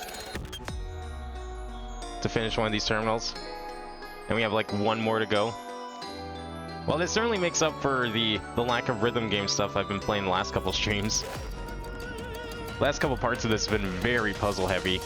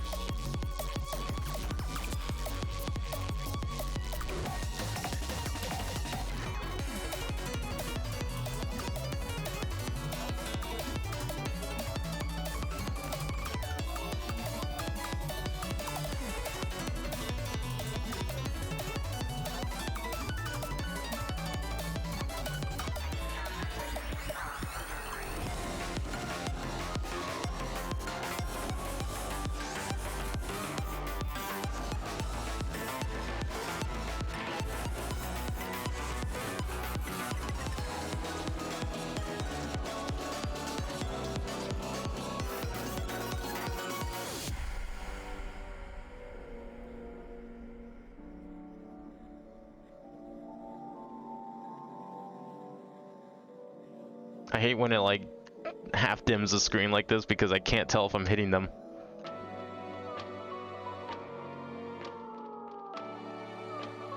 When they're colored like this, that usually means I've missed the hold.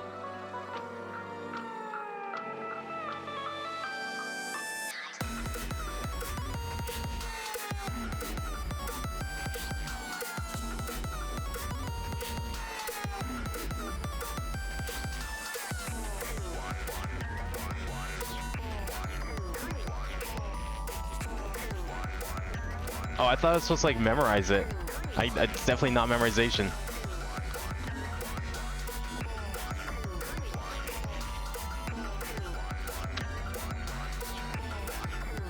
Everything beyond like the first note in one of those is fake.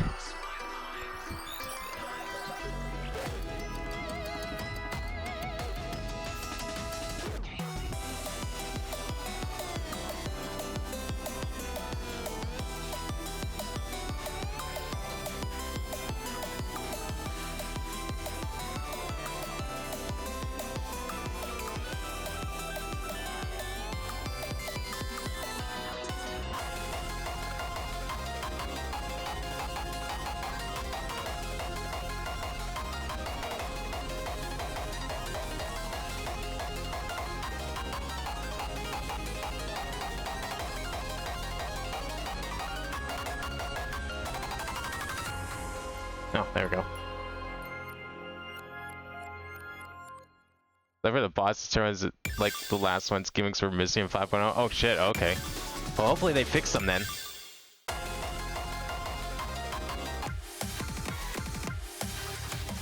Oh, I don't have that one. Damn. I didn't realize there was more songs that were unlocked. Because I think, like, the last time I was in the shop, I cleared it out of music. and for whatever stupid reason, I just assumed like, oh, I guess we bought everything. Not even like thinking that there could be more in there unlocked later, because it already happened like twice before.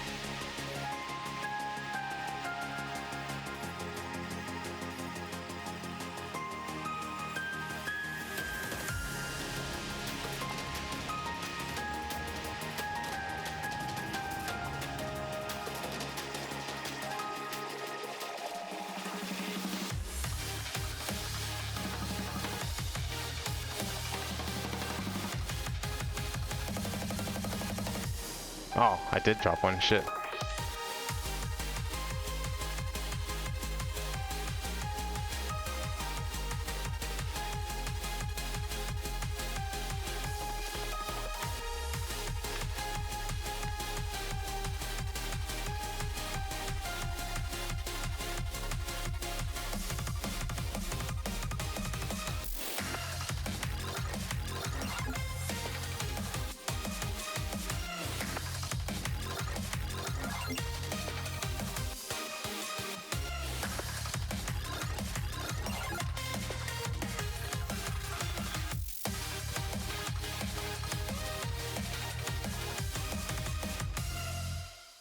I still got over 1 million.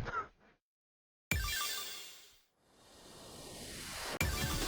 is one of the middles I've actually done, possibly even in this tunnel. That one was pretty easy. That one felt good.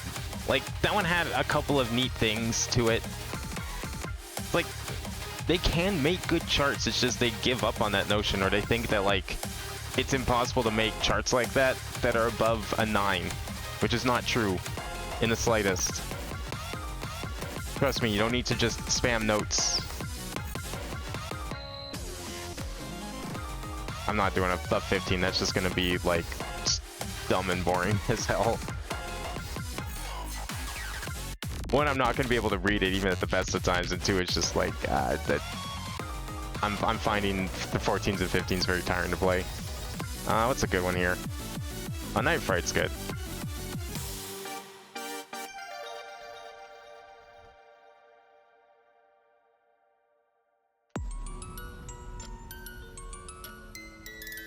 I think I can do a couple of these on Finale. That'll boost the meter a little more, so I'll check after this.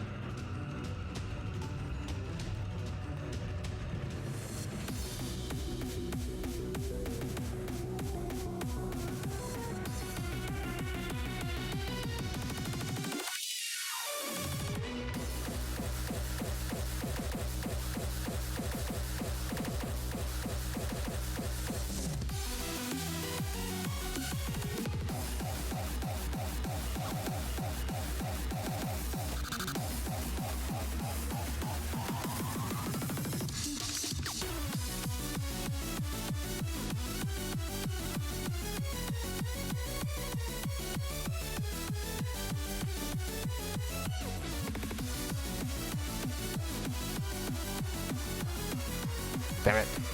I know exactly where I missed too.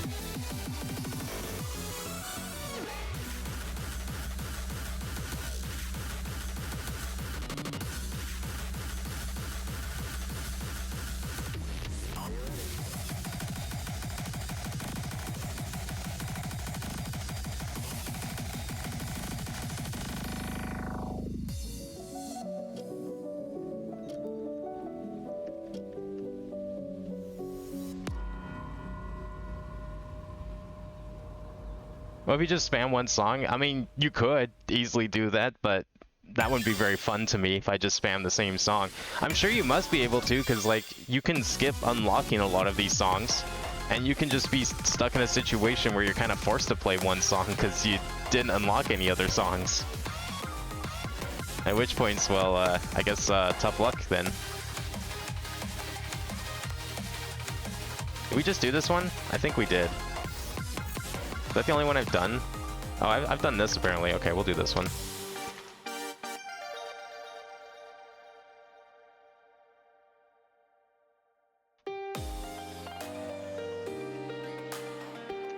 I mean, look, if you enjoy Osumenu, more power to you. It's a very different type of game, and I'm still of the very strong opinion that there are way better rhythm games to be playing. If someone like asks like, what's a good rhythm game to start with, and someone says Osumania,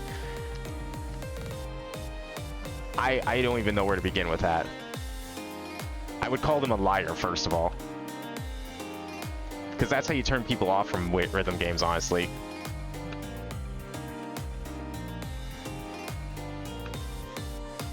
If you just like hitting buttons, yeah, oh, sure, I guess Osumania is good.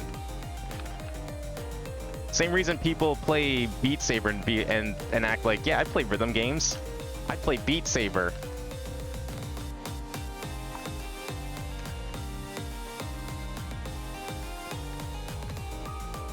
It's a music game at best.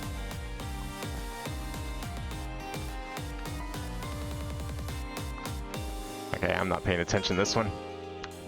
You gotta start paying more attention.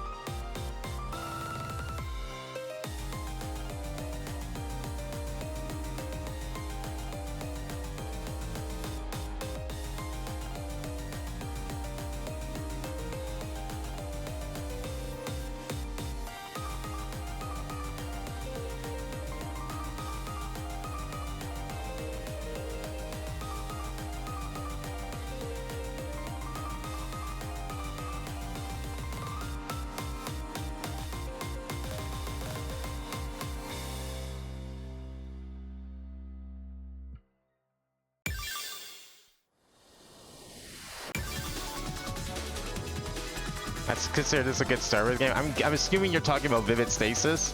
Yeah, the leniency in timing does make it like both good and bad to start with. I think it's kind of a bad thing because it encourages bad habits, especially if you don't play a lot of rhythm games. You can get away with mashing and you can think you're doing well as a result. And I don't think that's a good thing to be teaching a player who hasn't played a rhythm game before. But it is pretty simple. I mean, the left and right note thing can get a little weird. And then like the whole visual thing, I would tell a beginner to like not worry too much about the more visually gimmicky songs. I mean, it's good that it's free. Far cry better than telling someone to start with Osumania, that's for sure.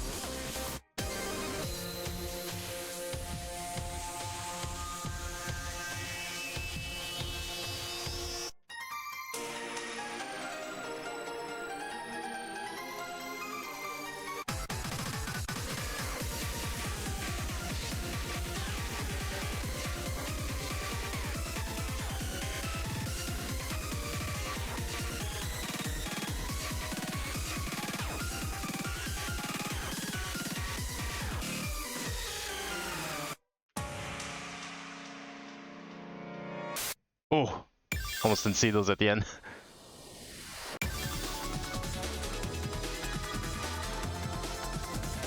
You guys, this from the Rhythm Doctor collab. Rhythm Doctor's my very first rhythm game. That's a good rhythm game.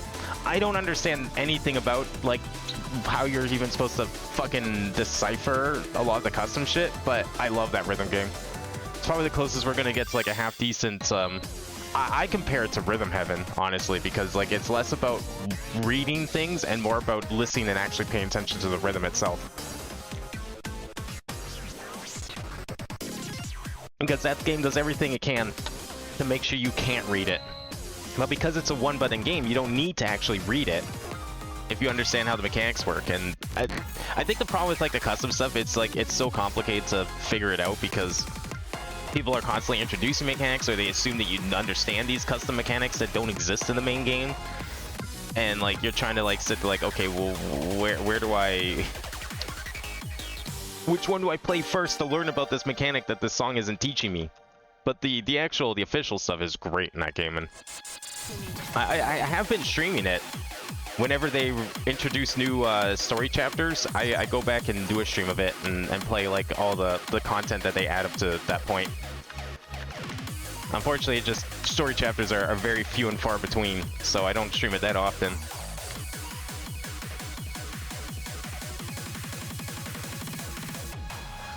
Oops, I let go way too early on that hold.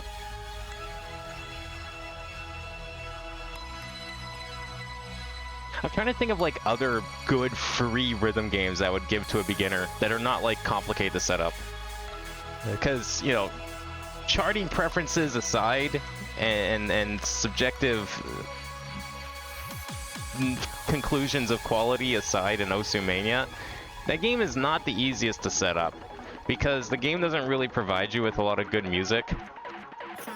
I feel like you have to, like, go and download half the stuff. Like, it does come with things, but the problem is, like, it's like maybe 5 or 6 songs. The pack that gets installed, like, that they're constantly cycling in and out, is tiny. So, like, someone that doesn't know anything about rhythm games is gonna have to, like, start digging through the repository pretty early, and it's like, how's a beginner know what to look for, right? That seems like a really big ask, I feel. So I'm trying to think of, like, you know, games like this, which are just download this free thing. It comes with, like, dozens of songs. You can just play.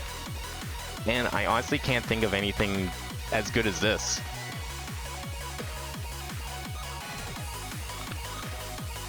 Or anything simpler, in terms of, like, VSRGs anyways.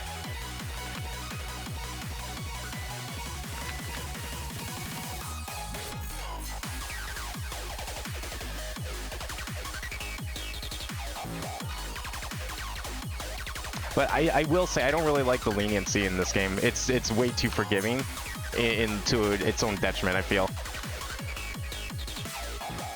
I wish the timing was tighter. If the 50% timing windows that sometimes pop up in SoundScan, those are great. Those are perfect. I think that should have been default, honestly. The game feels so much better. I don't think the high-level charts are near possible on those because they're definitely not designed for 50%, but the game plays a lot better at 50% judgment. Project Godhand is basically what if you could do 8 key chords in a 2-key rhythm game? Oh god. That sounds terrible.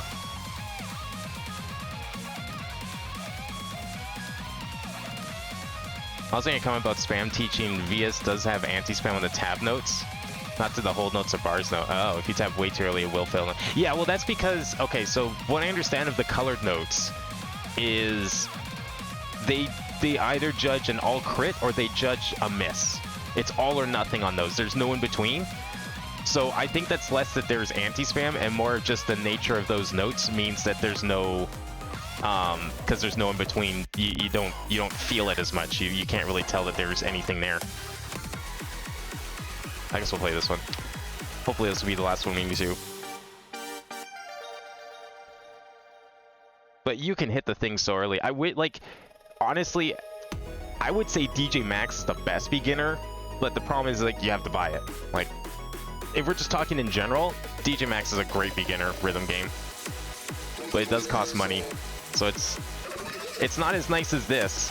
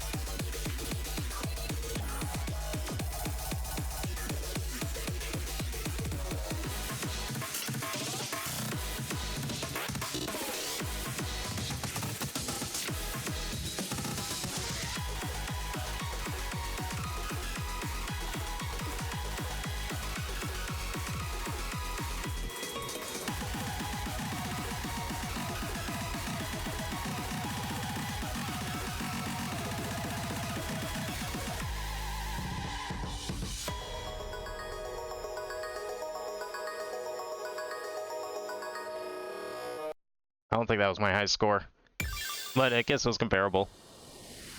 Oh, it was a new high score. Shit, cool. Alright, good. Enough to finish that terminal.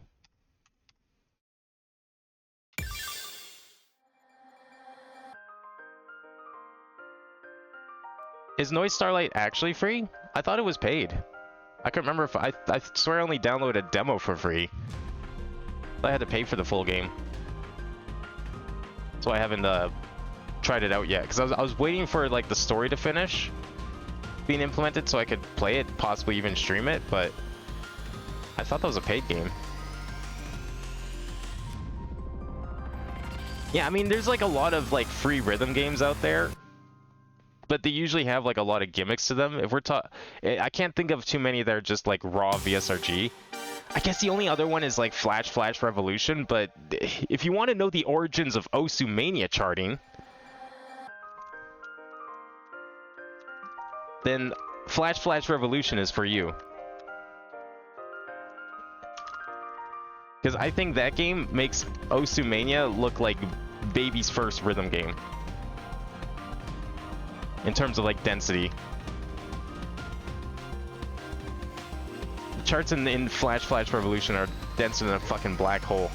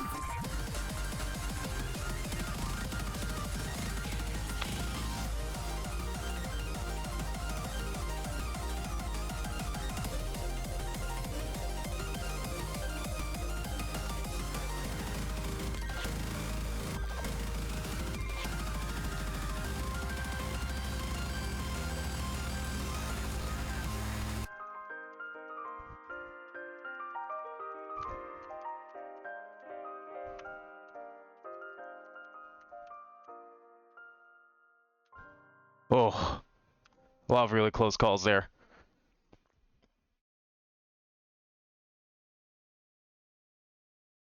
+12 is like, that was like getting a little too close to the shit stuff for my liking. I thought that would be a little more, I don't know, readable. Let's put it.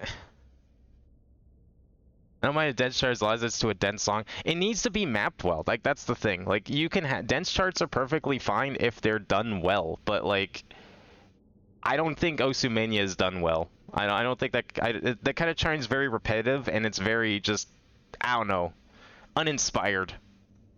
You know, you go play enough like other rhythm games at that high level, and you realize like there's so many better ways you could be mapping these songs than just hold note, hold note, hold note, going from hold note to hold note constantly, or jacks, or chord mashing. But I guess that's what people like in Osumania. From somewhere, memory. A laboratory atrium spans around Chio as she analyzes information passed her on her monitor. All systems looking okay? Satsuki's voice coming from over the intercom. He wasn't watching for the atrium himself, but from an observation window placed near the roof of the back wall. So far so good. No reports from EDP. Her wavelength is stable. Chio was reading off what was shown on her terminal. The information on screen showed data about the subject's brainwave patterns. Kisho, turn the power switch. Chio didn't even really know Satsuki's family that much. Working under him, she obviously talked to him a lot, but she had only met Saturday a few times while working at the Sunrise Foundation. And of course, she never got to meet Suki. Very well, sir. And so the switch was flipped. A loud whirring noise filled the room, and then a static discharge, blinding the whole room in unholy light. Turn it off! Turn it off! Why had he thought this was a good idea? Why'd she thought it was a good idea to help him? Surely she was smarter than that. Surely she had realized that they were playing with the pseudoscience from the very beginning. System has entered protective mode, sir. I can't believe what I've seen. It's... Suddenly an earthquake began to shake the entire building. The laboratory was underground after all.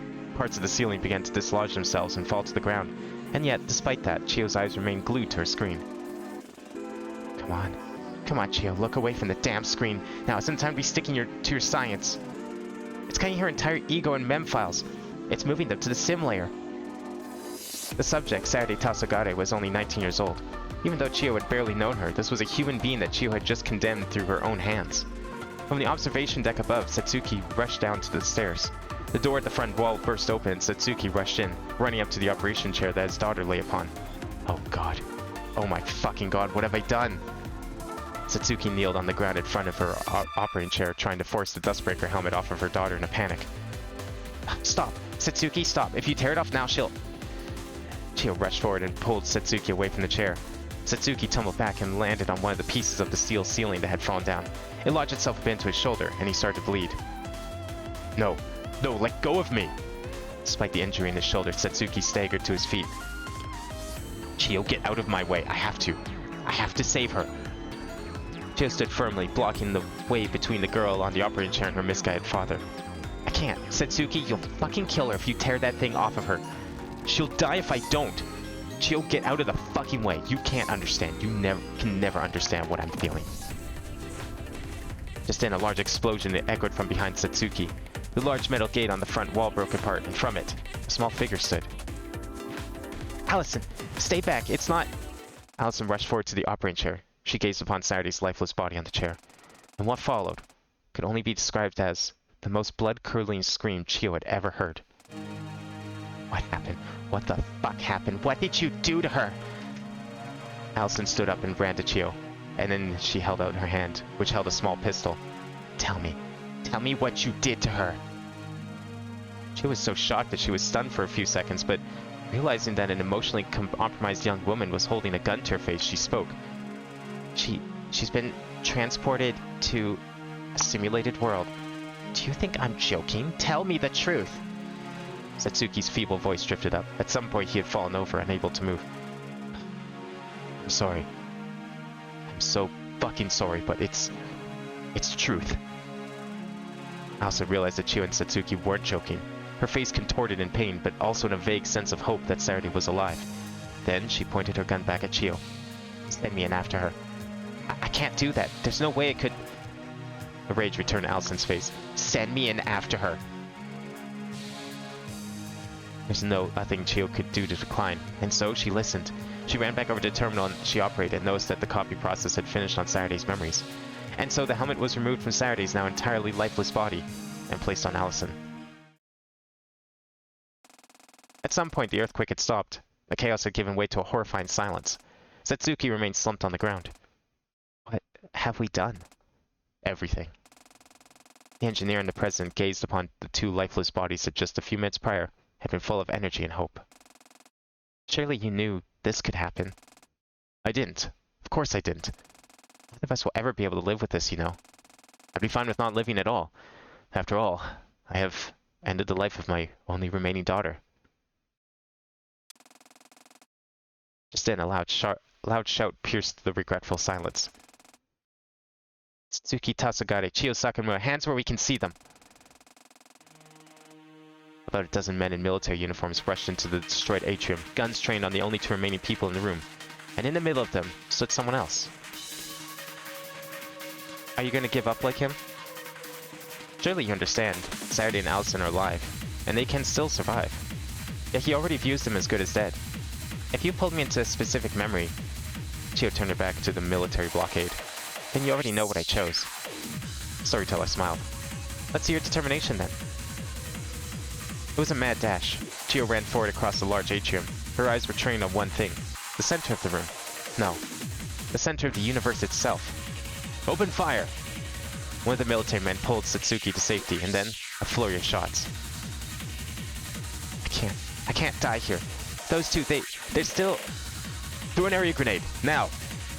One of the military men pulled a small cylindrical object out, but before they could throw it... are they throwing a grenade towards the chairs? Where the people are? Like, the whole reason they came down here is because of the crimes committed by Satsuki and Chio.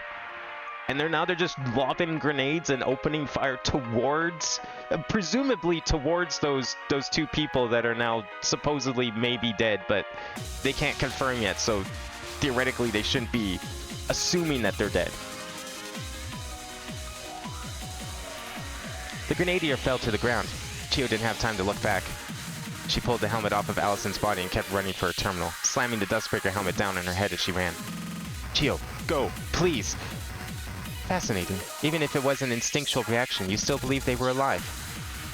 More gunshots rang out, but Chio dodged them by ducking behind some of the large pieces of debris that had fallen in the earthquake. And then, she was there. She slammed her hand down on the button, and the whirring was back. Chio turned around. There stood the dazed and shocked military group, and Satsuki with an unknown expression on his face. Was it regret? Hope? Anger? She wouldn't have time to think about it. The helmet absorbed her mind's data, and Chio was flung through space and time.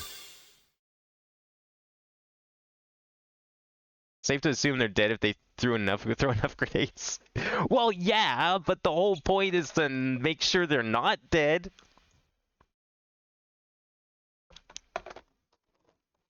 They would be medically considered vegetables at best. And these military people are like, yeah, no, just keep tossing grenades. You gotta stop these two for the crimes they committed. It's the only way. Still working away? Yep. We're pushing things close. Close to what exactly? I'm not sure yet. That's what I'm trying to figure out, but something is approaching the Unity Nexus, and fast. Is it automation? Can't say for sure yet, but I need to focus. The others are in the dining room, right? Seems like it. Okay, I'll be fine here. Go see what's going on over there. Who do we have left? Let's see, we did Chio, we did, I guess technically Saturday. I don't know if Suki counts, because we did Allison, we did Eri. Did we do Katomi? I can't remember if we did Katomi. Oh, lots of y'all in here. What's the occasion? We're gonna eat. Katomi's in the kitchen, cooking. I feel like I'm not ready for this. Her cooking isn't that bad if you're used to it. Oh, God. Uh-oh. She's, well, she can cook, at least. Why is this scarier than anything else that's happened in Dustbreaker so far? I need to get out of here. Good luck! I feel like the way they're describing Katomi, she's the kind of person that can somehow pour a bowl of cereal and it'll somehow spontaneously combust. Whoa, Lots of y'all in here. Oh, they're all part of the same group. Okay, never mind. Was she cooking meth? It's okay, it's a simulation. She could cook all the meth she wants. What's the worst that could happen? Katomi, whatever you're making in here, please go easy on them. Huh? What do you mean? Look, I know the ranch shit wasn't our fault, but it's not the only time we had cooking disasters. Listen to me, Katomi. There's a reason Ali got so good at cooking. It was explicitly so neither you nor I would ever have to make something for her again. We're trying not to let this be our last dinner, yeah? Please, do not fuck this up. You're worrying for nothing. And the Calico Pie, Katomi? The Calico Pie incident? Oh, now we're just introducing new incidents here. You can't just, like, say something like that and not explain. I'll just put this bottle of maple syrup away now. He's just making pancakes. What's the big deal? Jesus Christ. It's just pancakes. What's the worst that could happen?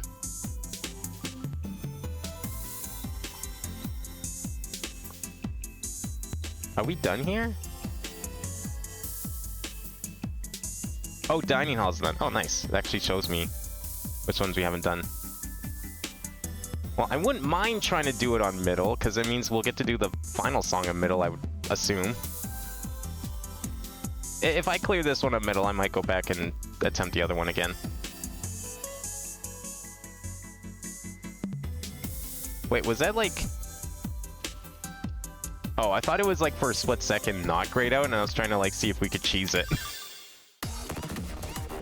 Oh god. Alright, speaking of not unlocking songs from the node flowchart, here we are. Unlock from Unity Nexus. Oh, because I... Oh, now we get all the... Is this all the boss songs? Oh, yeah, I only cleared some of these on, Yeah, this is all the boss songs. That makes sense, then. Understandable. Well, that's because a lot of them were, like... I didn't really care to, like, do the grinding. That's why I didn't bother with these. That's my excuse. Because, like, a lot of these were the early ones where it's like, oh, you gotta get, like, AAAs on, like, 5 different songs, and then full combo this many songs, and... I was just like, yeah, I'm good. I don't really care for those kinds of milestone requirements a lot of the time. Groove Coaster was full of that shit, and that's why I just didn't bother to unlock anything a lot of the time in Groove Coaster.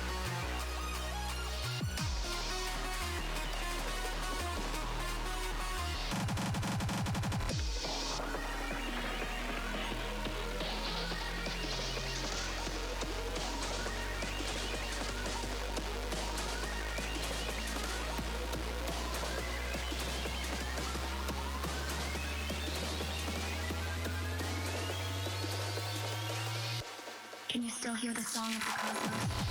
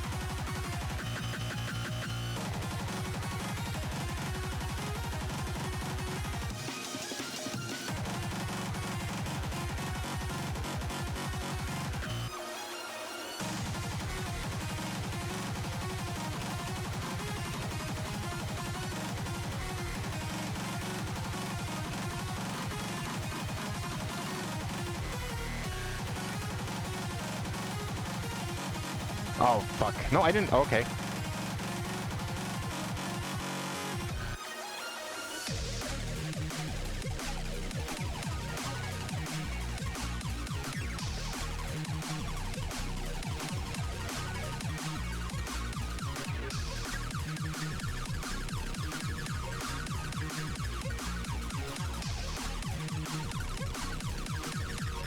Oh, hell yeah. You could turn the requirements off? Yeah, I guess that's true. You could turn the requirements off. I kind of I forgot about it at the time, but at the same time, I was like, I think part of me would have probably refused to do that regardless.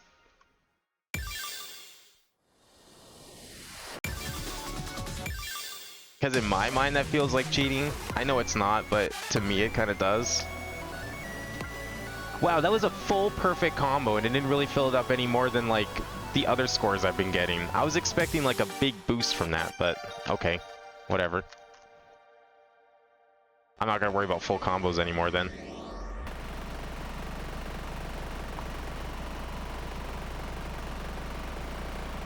Oh, wow. I think that's the first time I messed up this intro section like that.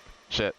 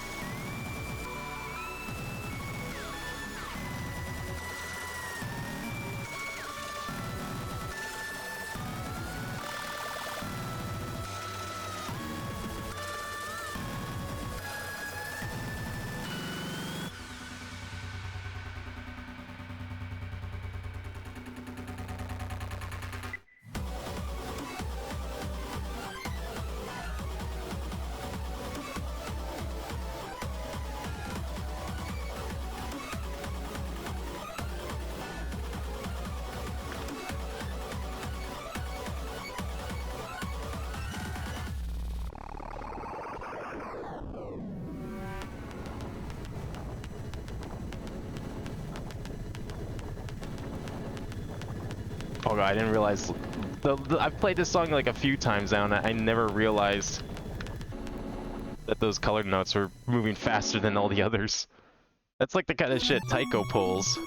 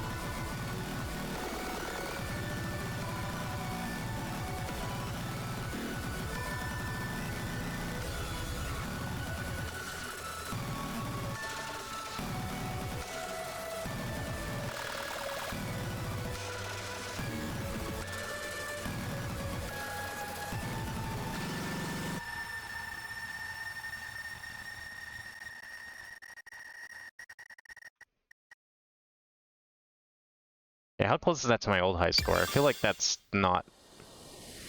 Oh, it's slightly higher.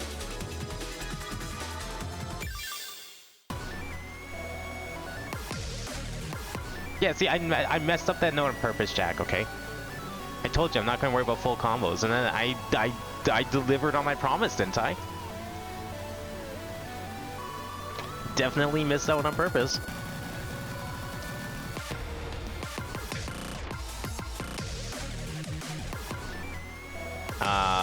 We did both of these this time, right? Okay.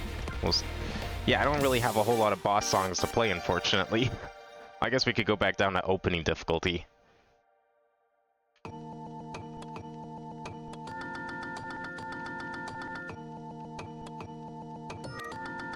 I feel like that would get a lot less, you get less meter for playing on lower difficulties.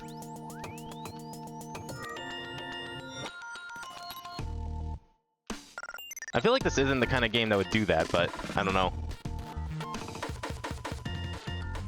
Like, if I was like perfect full combo an opening difficulty and then perfect full combo, you know, a finale or higher difficulty, which one gives me more meter? Or are both, like, worth a pound of meter?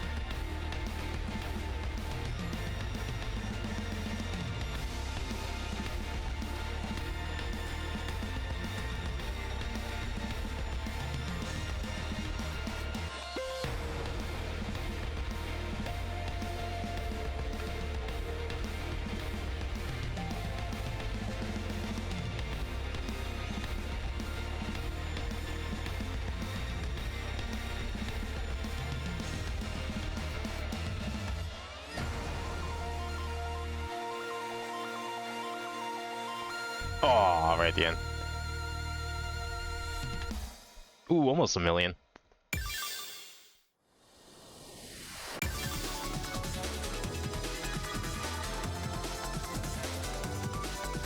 Why is this song called Bloomin' 2? Why not? Why not call it Bloomin' 2?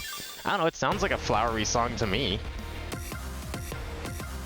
That opening, that cutscene that we got at the start, with the dandelions and the field, very on point. I think that was a very fitting opening. That like set the scene for the song perfectly.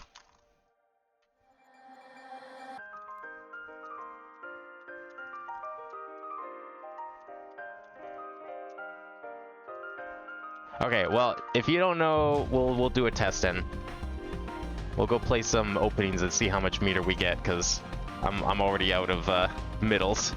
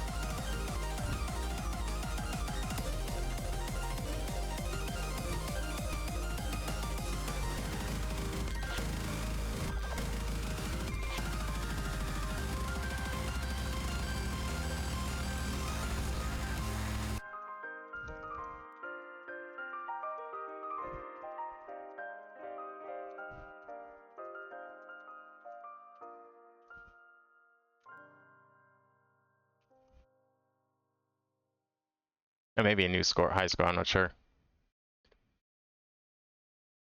Subject yourself to having a meter makes it go faster? Oh, okay. Well, maybe we'll do that at the openings then, just to see if we can get some boost.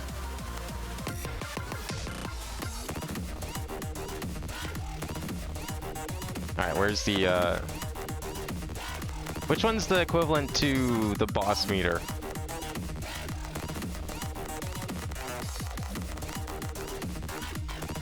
Is it, charge maybe, or harmony? Harmony gauge? Okay. We'll try a harmony gauge then. Unfortunately, I can't play this one any higher difficulty, so...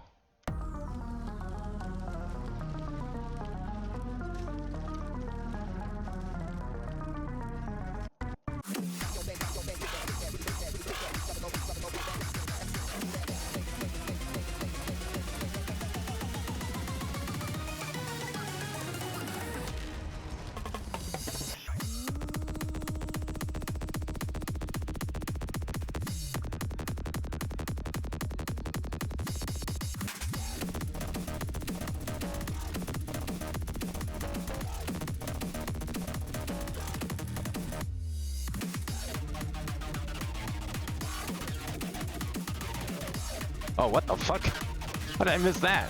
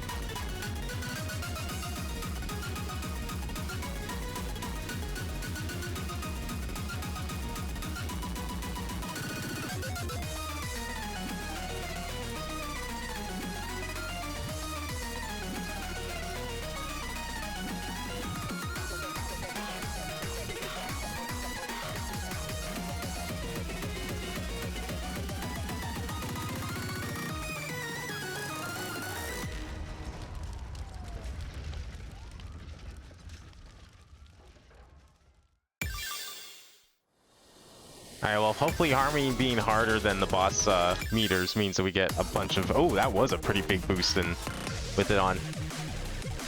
Stellion's only a 1? What the fuck? Okay. We just did that one, actually. Let's what's another one we haven't done in a while?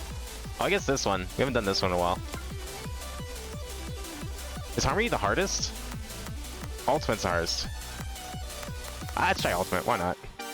It's only an opening. Ultimate's mandatory FC? Oh, okay, well, I'll give it one try. I'm probably gonna have like a shit miss somewhere, I always do.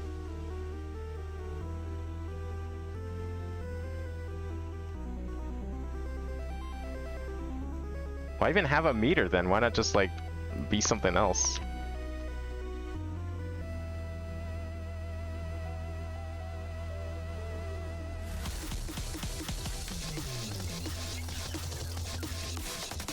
Oh, yeah, see, I told you it was gonna be a shit miss. I still have a habit of like seeing two lanes filled and having to hit both of them, and I guess on that meter that counts as a game over.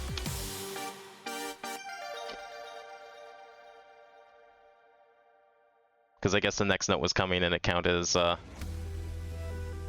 me hitting it because, you know, it's okay if you hit a note 500 milliseconds early in this game.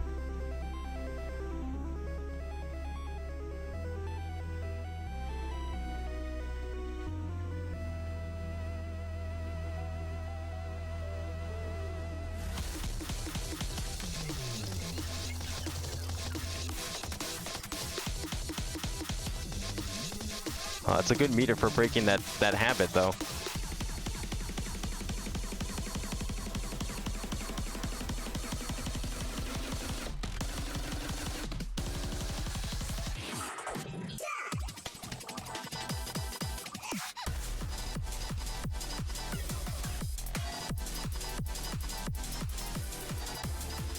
Sounds like the same sound used in RAM.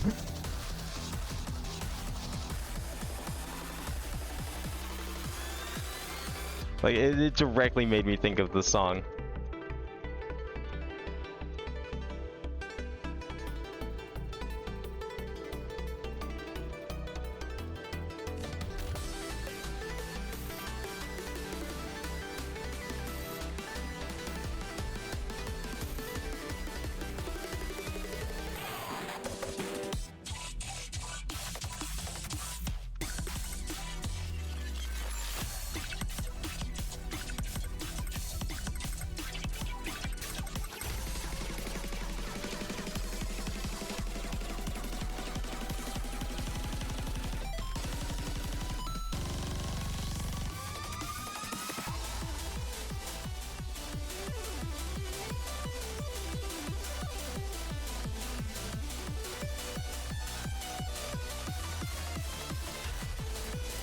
Oops. There it is. I knew it was gonna happen eventually. That would be funny if I like full cleared it. Right at the moment I turned down the meter.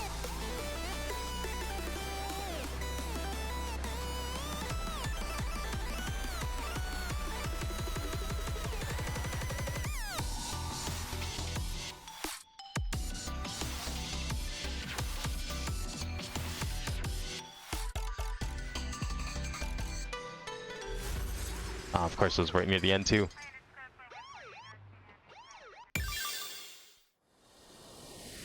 That sounds the one where putting on a difficulty higher than the one you selected in the story.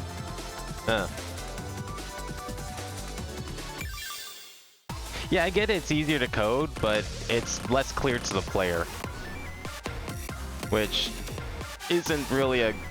I feel like that's enough of a reason to do something different, but... Oh, we need one more, fuck. How did I get an E on this and pass it? Okay. We can just play this one, right? No, this sounds different. No, this is a different song, right?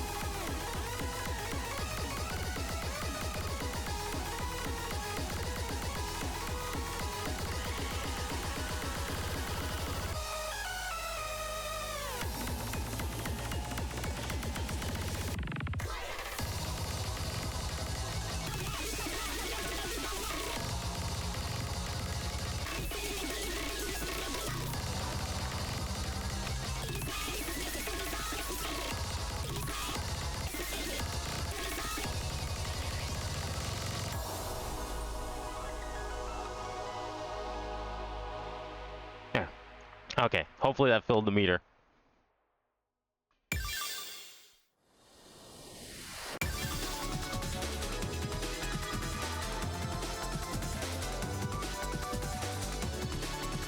He was probably getting biased. So I say, yeah, I might have played like some stupid high difficulty on it, thinking, or higher difficulty for something. I don't remember what it would have been. Probably just had like some gimmick on, and I just bailed out because I didn't like the gimmick or something. I'm very picky when it comes to gimmicks. Oh right, we have to play the boss song.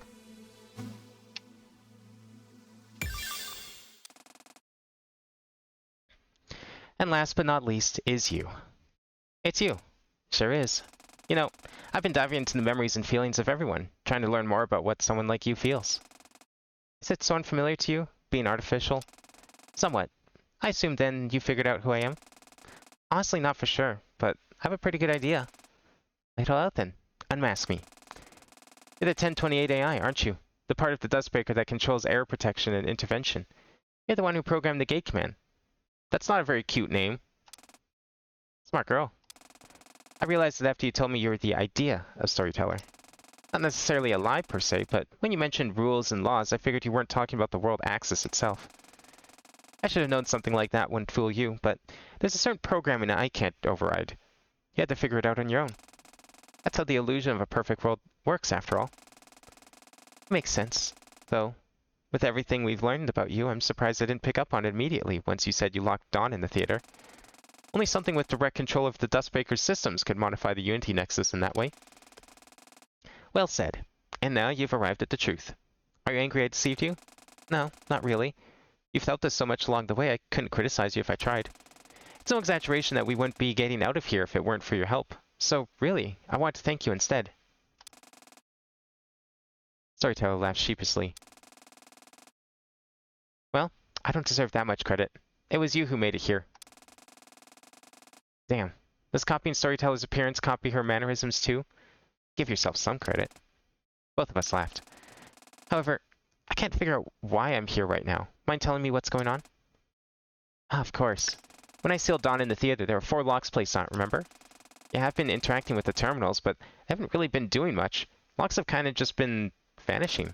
That's because things have been happening behind the scenes. Even though I put the locks in place, I cannot reverse engineer them, so I have to go through the process of breaking them manually. With Ultimation's approach, my own influence on the code and parameters of the simulated world is weakening, so I've had to draw in an extra power from the TVO client. So those watching from the clients have been doing something after all? Yes. With air power, I've been able to break each lock manually, although I've also been observing, so to speak. Observing? I told you I was looking into each of your memories, did I not? I've seen memories from Eddie, Allison, and Chio. I've seen what lies at the deepest parts of their souls. As a result, I've learned more about myself, too. Yourself? But you're an AI, right? I am, but it's a little more complicated than that.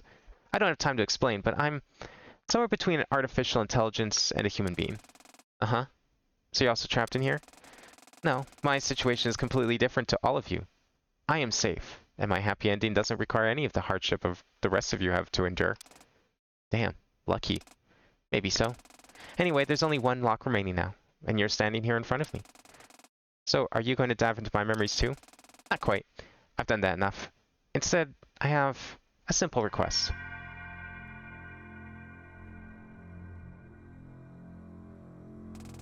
Suddenly, a bright light surrounded the void we occupied.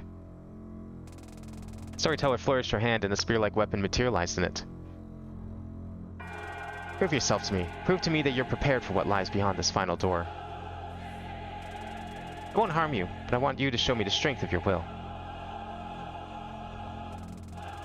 See, if that's how it's going to be, then I'll play. I focused on the determination in my heart and held my hand forward, and then I felt it materialize. My own hollow weapon. For Dawn, it was a pistol. Determination to escape the tail no matter cost, to shoot for the one shot of freedom she was granted. Suki was a scythe, Reaper's weapon emblazoned with the will to keep happiness close no matter where it came from. For Allison was a sword, the blade of a warrior. And for me, a staff. The power to make my happy ending real. Even if it seems like magic, the power to press onwards. Very good. Then show me, the girl you've nurtured.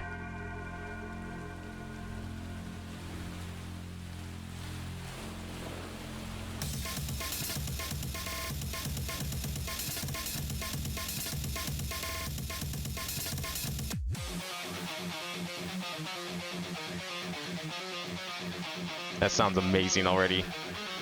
I did remember to pick... Okay, good, I did pick middle. Ooh, 12 plus though, yikes. Ah, we'll see. Do you think I want this? See how gimmick heavy this ends up being. That's probably going to be the main make or break on this one.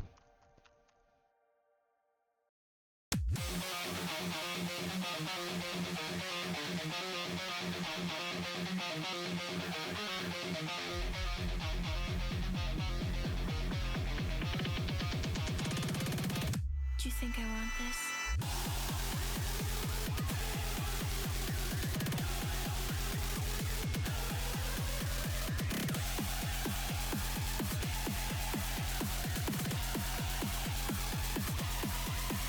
Are you ready?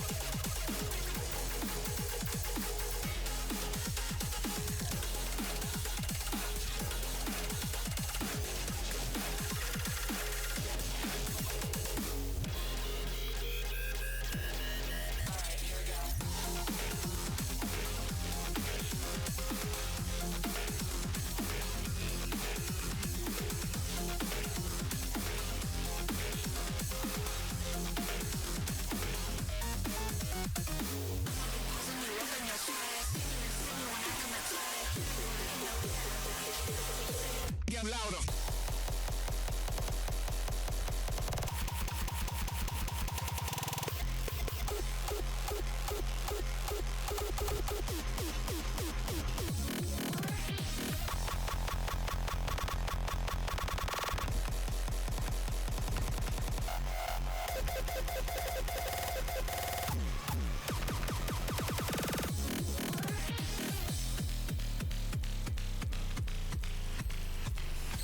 Don't stop. Oh, halfway. But you could just be here like this. I feel well and truly alive. You know, I truly have appreciated everything you've done to help me. I doubt I'll get a better chance, so I want to thank you while I can.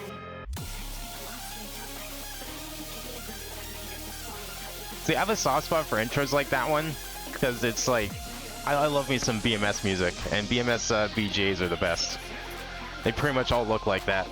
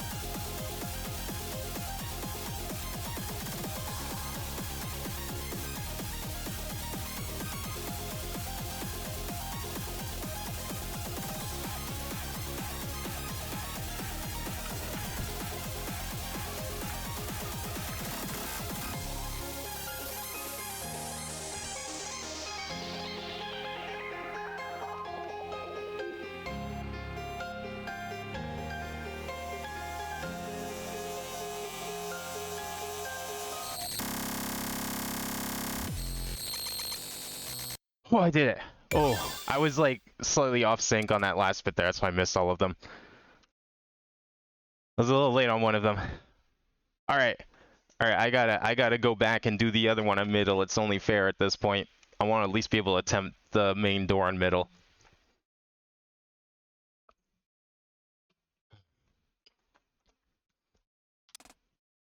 Oh.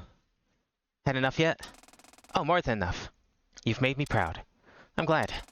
The final lock is now undone, and with it, you'll return to the Unity Nexus and forget all of this. Thank you for indulging me in this. Even though we likely won't see each other again once you're out of here, I'll treasure the things I learned by watching over this story. Well, don't count on never seeing me again. Even if I don't remember you, I'm sure we'll find each other again. It's harder than you think to escape Saturday Tasagate. Both of us laughed. Well, appears this distant dream is drawn to a close. I can't help you in your final confrontation with Dawn, but I'll be watching and, well, I don't want to say praying for you, but I'll be rooting for you, girl. Then the dreamy void faded away, and everything returned. Okay, we can't go up there yet. Which one is the one that I failed the middle on? I guess we check the door, actually. Probably talk to everyone first. Hey, Saturday. Everyone's gathered at the theater. Oh boy. You can do this. I'm here with you. Thank you, love. Oh, what? Actual cutscene. Upstairs left was the first one. Yeah, I think you're right. I think it was that what I missed. Everyone is gathered around the large gate. It's finally been unlocked with the fourth lock broken. Alright, it's almost time. Yeah. But first, there's something that needs to happen. Tsuki? Wait, I didn't go through a point of no return, did I? Doing this? Shit.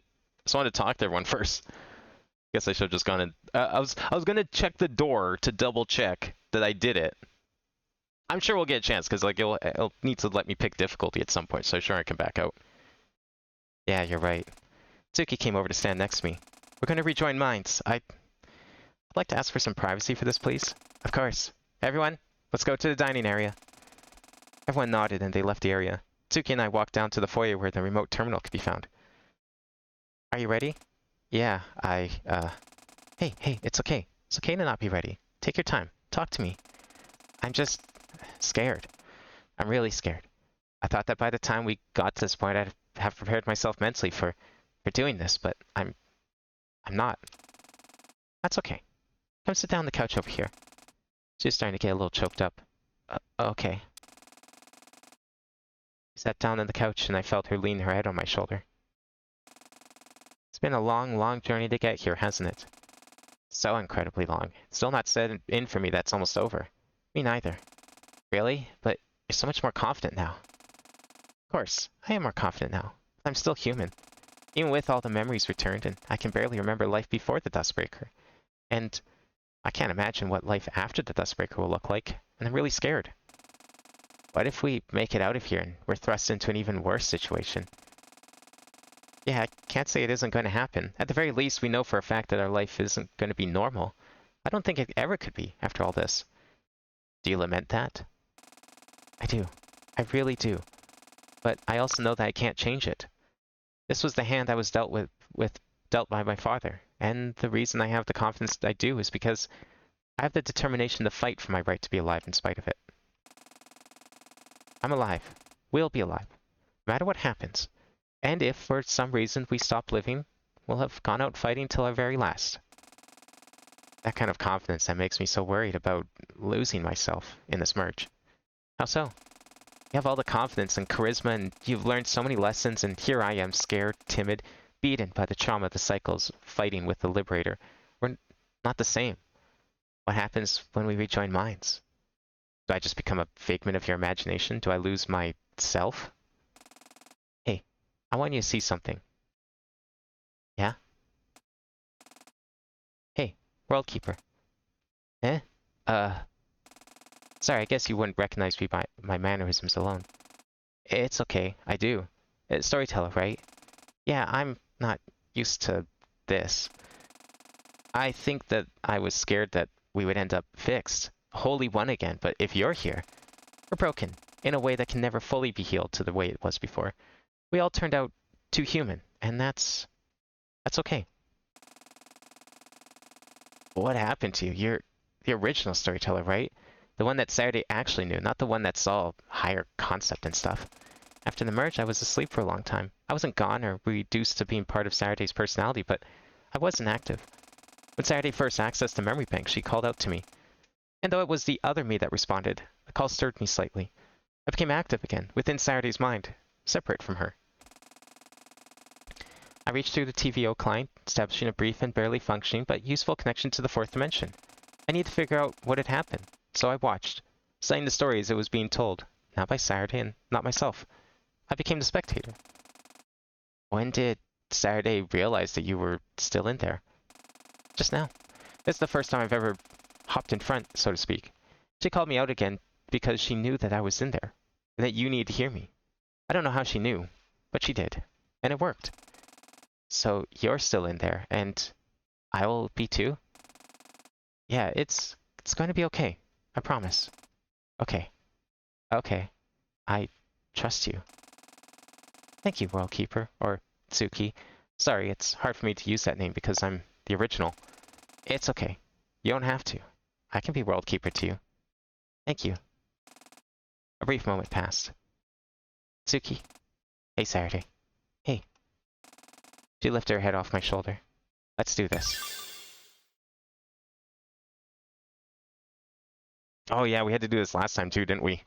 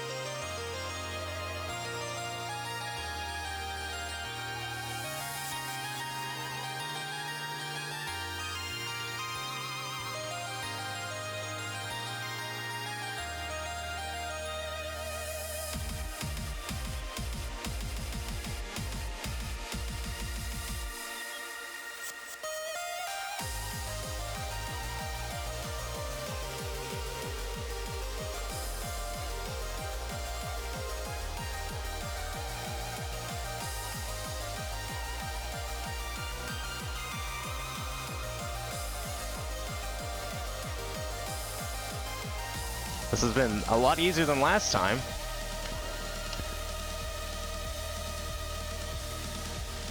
Especially for a middle.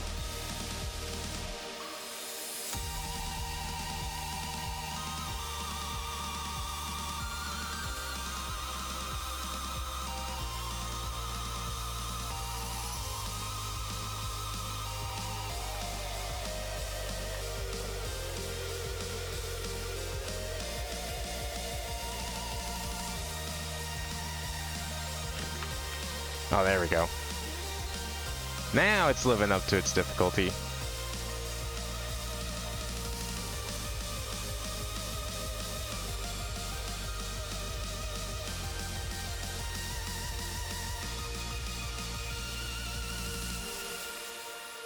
Did I do it? I couldn't tell the meter fill. I think I did it. In a small slice of time, I felt myself jolt awake. Tsuki stood across me. Did it not work? No, it's fine. We're about to finish the merge, actually. Then why are we... There's something I need to do. I ran forward and flung myself into Tsuki's arms. Thank you. What's this now? Thank you for trying to keep me safe. For thousands of cycles. But I was acting out of my own hollow ideology. But you were still trying to protect me. No matter how inhuman the one acting it out was, your desire was kind, human, irrefutably so. Look, this is the last chance we'll get to talk to each other like this, okay? Even if we'll still be able to talk to each other, I wasn't comfortable leaving things off without doing this. God damn it, you're so sentimental. Sorry, just give a girl selfless intervention this once, yeah? Sure. Saturday, just this once. We embraced each other in a tight hug that felt like it could have lasted for centuries, but time was ticking. See you on the other side? See you on the other side. And then the bright light filled the void, and the process resumed.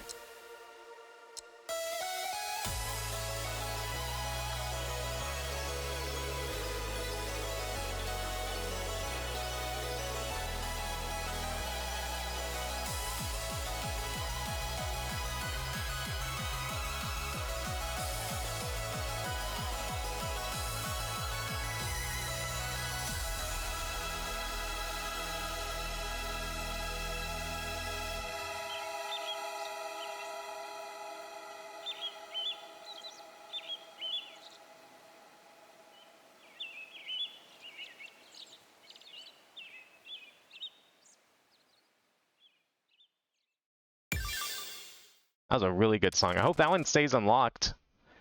I entered the dining room, alone, and together. Everyone looked up at me and understood. That's it then? I nodded. Yeah. Chio, how can we start the shutdown process after dealing with Dawn? Chio sat up a little. Right, so I'm actually going to preload the shutdown procedure, and basically we want to activate the moment you and Dawn rejoin minds. We don't want to waste any time. I'm not sure how long it'll take for the corruption of the internal system caused by ultimation to reach the Unity Nexus. It's pretty well tucked away, but it will have to get here eventually. Wait, for real? Why are we just learning this now? I thought, as I'm assuming you did too, that the corruption extended only to layer 0, because we were operating under the assumption that that was what Dawn considered to be the sim layer. But it includes layers 1 and 2, since those are technically part of what's created by the Dustbreaker. Basically, eventually the Dustbreaker will just crash. We need to get out of here before then. Do we at least know when that's going to happen? No, but I can find out, using the terminal in the lounge. Come on. 5 of us rushed out to the dining area and into the foyer of the lounge. Chio pulled up the terminal I just used to merge with Suki. Okay, this is not good. What's up? It's getting here fast. Fast enough that I think we need to worry about getting everyone other than Saturday to a safer spot in memory. Shit, really? Yeah, luckily I can send the 4 of us each to wildly different points in memory. The ultimation corrupts the predictable patterns, so if we spend ourselves in stasis in the system's memory, it'd extend our time limit from 20-ish minutes to like 2 hours? What the hell? That's way less time than I thought. I know. So we need to ask fast. Saturday, will you be able to subdue Dawn's anger in that amount of time? We don't have a choice, do we? Nope. I can do it, but you guys need to hurry. Wait, Saturday, are you going to face her alone? Are you sure that's a good idea?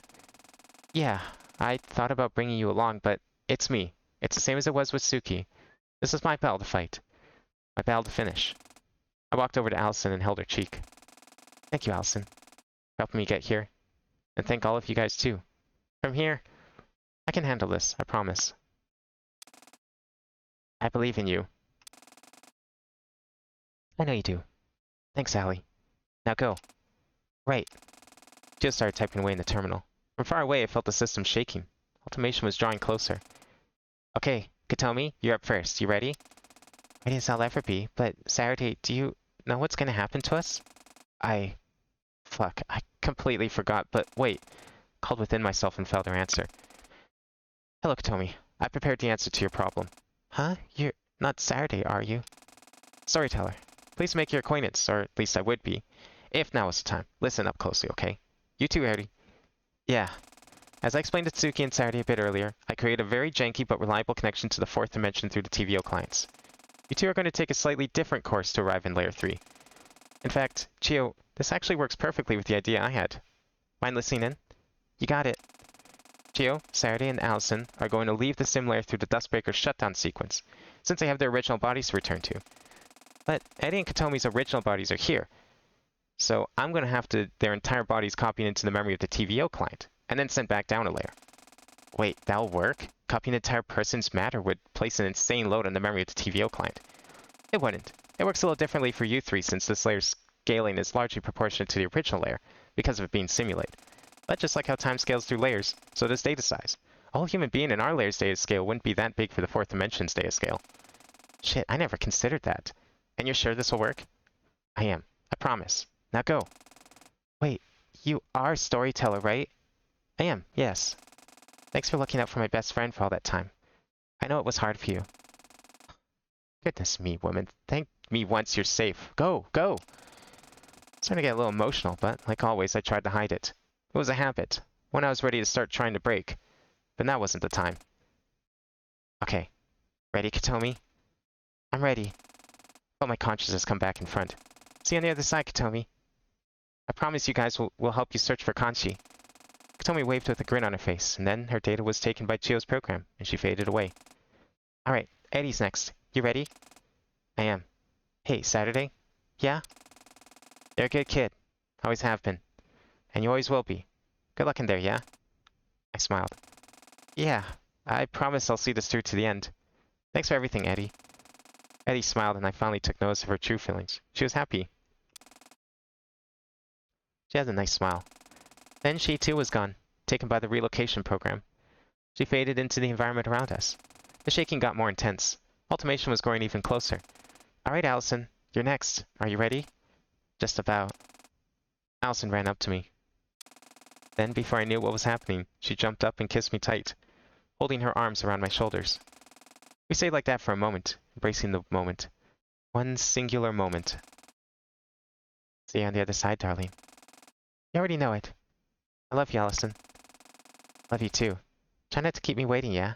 I'm eagerly awaiting the official start of our relationship. I smiled like a huge dork, and then Allison was gone, relocated like Eddie and Katomi.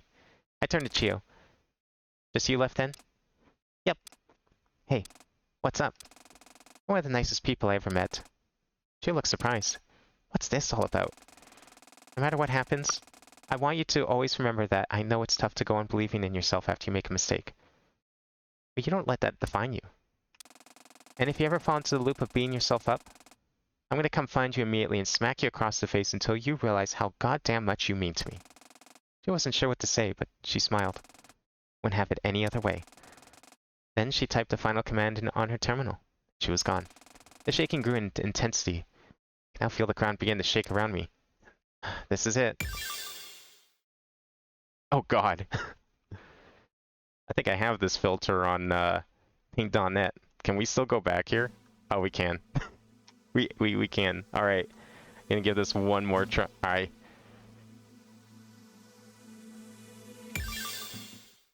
In hopes that we can try the finale on middle, but we'll see.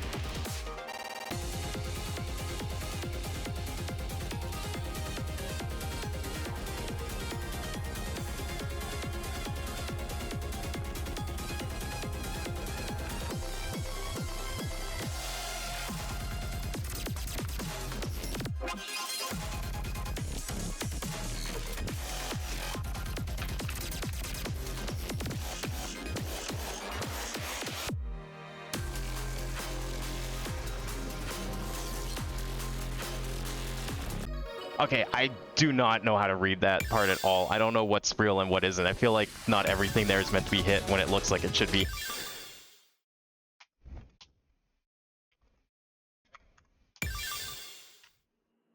Like, am I supposed to just hit everything?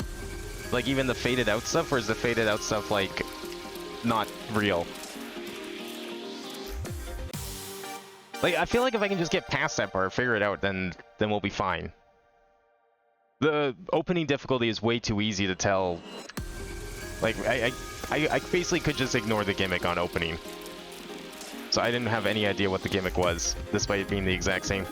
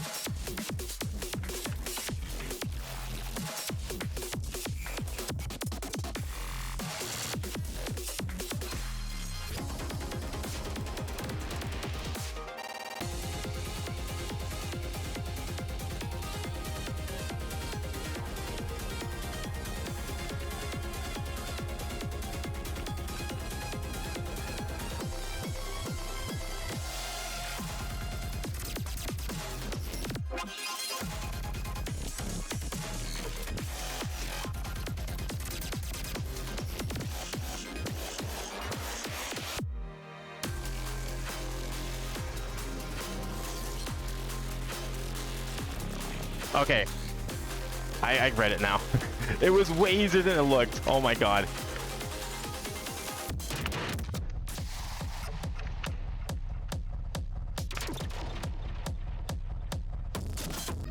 Oh, fuck. Okay. Alright, alright. I can do the next part, I think. How close are we? Okay, 616. Getting there.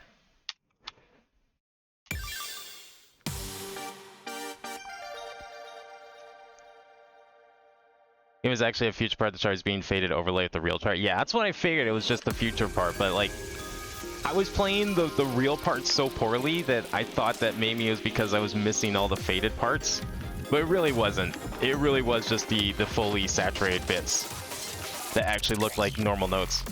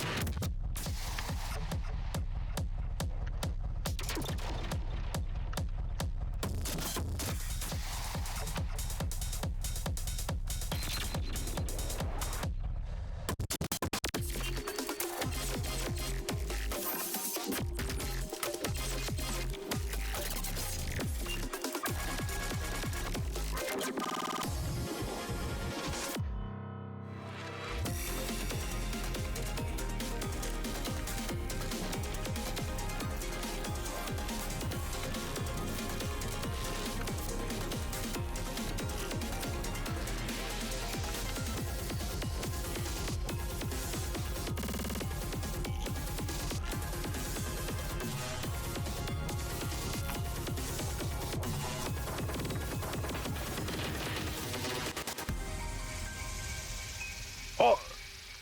Ugh! That was 3 notes that it fucked with you on.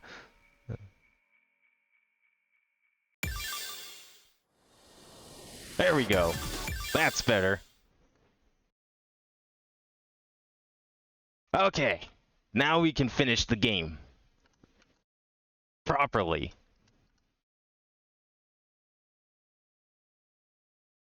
I would say it's more like 70% puzzle solving if the time we spent puzzle solving is anything to go by. We're definitely gonna do middle. Maybe like 60 puzzles, 30 rhythm, 10%, no, okay, 55 puzzles, 30 rhythm, that's 85, 10% visual novel, and then like 3% Tomogachi, that's 98, right? And then whatever's left over is fishing. Subtract a percent from Tomogachi if I'm over 100. It's been 3.5 hours. Yeah, I mean, yeah, I was told this was going to be, there's about 4 hours left of content, and I think that's going to be on point. There's going to be one more stream of this, I think. There's a bunch of stuff we didn't get to do, a bunch of other secrets, and I'd like to check those out. Either I find them naturally, or people just tell me where they are at that point. But next stream's going to be like the bonus epilogue. We'll go back and do all the secrets, and hopefully we can also open that Tomodachi door. I'm going to do my best to, now that we'll hopefully have access to the rest of the game again, I'm going to do my best to grind out the points. Hear that, Suki? You've got a sister. Stargazing again? This is the 3rd time this week, sis. Sadie, you know you're faking it. You're totally good enough to go to school. Huh? Who are you talking to, Dad? Why are you crying? It's okay. I'm used to it. He's barely home nowadays anyway. Right, so I don't think I want to be a boy anymore. Allie, it's okay, seriously. I don't expect you to be perfect immediately. You've known me as a boy for so long that slip-ups are bound to happen. Dad's been even more absent than usual lately, and when he's home, he's always exhausted and barely says anything to me. He cares more about his work than his own kid. Yeah, can I stay over again tonight? Dad isn't going to be home, so there's literally no reason for me to stay there. Hey, yeah, Dad wants me to check out his new project he's been working on. Supposedly it's what kept him away from the house for so long. I honestly don't care that much, but maybe if I indulge him, he'll actually pay attention to his damn daughter. Yeah, he said you can come. On the 23rd, so like 2 days away. See you there, Allie?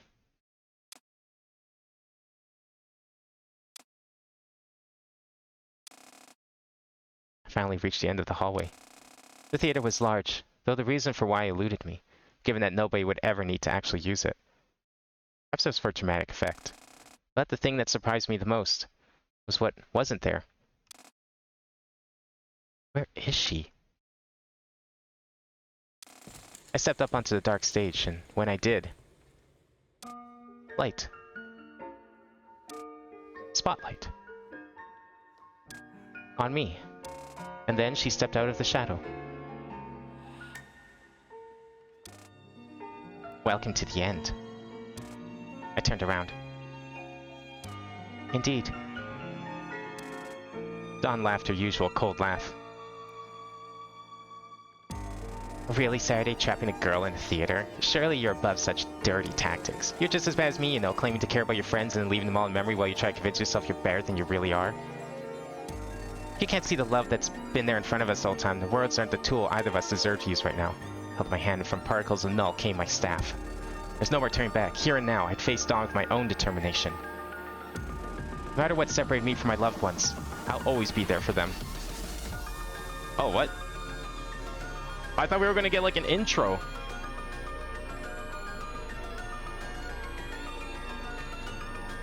Where's my buttons? I can't fucking... My hands are like completely off bends. I was not ready for this. I was expecting an intro. I was waiting for that. Thank God there's no meter.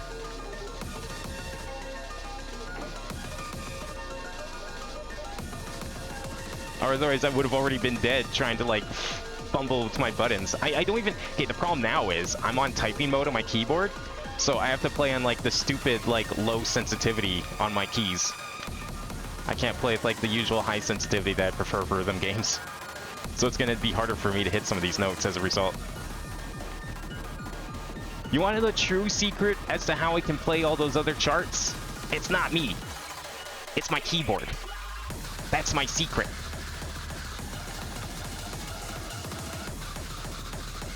I have a keyboard that I can set to have a feather touch. Not even a feather touch. And it can set off a key.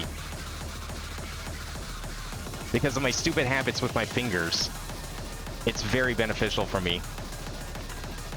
Yeah, see, like, I missed that hold note. I would have missed it if I was on my other setting. Okay, there we go. We turned it on. Worth it. Now we're better.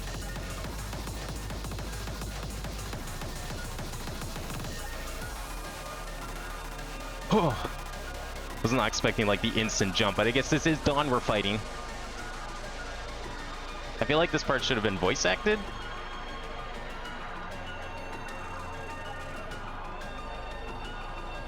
Like every other boss song with a cutscene seems to have been voice acted. This is the first it isn't.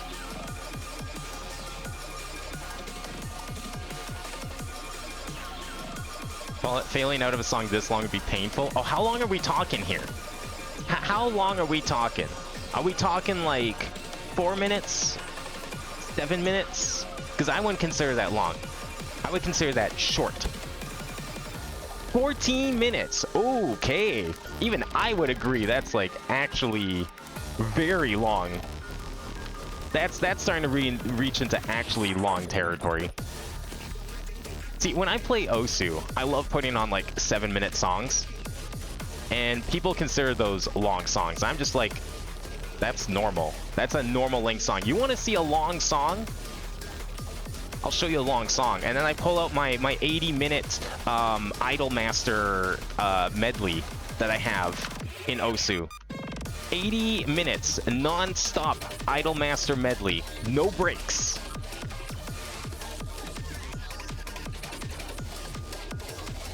Unfortunately, I've never beaten it. Not because I suck, but because the game literally crashed twice.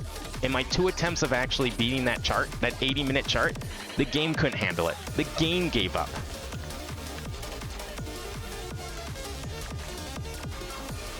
I've had some people join me on that chart for like a good solid 20 minutes or so before they gave up. I did it on stream once too. I actually have the highlight of my main attempt and then it crashed like 40 minutes in.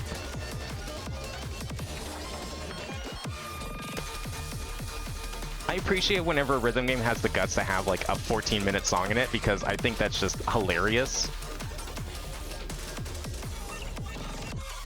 Like there's marathon and then there's like actually like album length music, and Osu has a lot of those actually.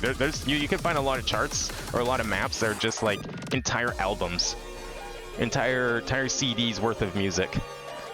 Like we're talking 60-70 minutes of non-stop music. Someone just ripped the entire album, spliced all the music together into one long MP3 file and decided to map it. Meets the final boss, it's gotta pull out this off. Exactly! I appreciate this game for like doing things a lot of rhythm games don't do. Yeah, maybe I have issues with like some of the charts and everything, but you know what? That doesn't matter. This game's great. Everyone should play this game. You don't have to play those hard difficulties. Guess what? I don't. I play the fun stuff. You just stick to what you find fun.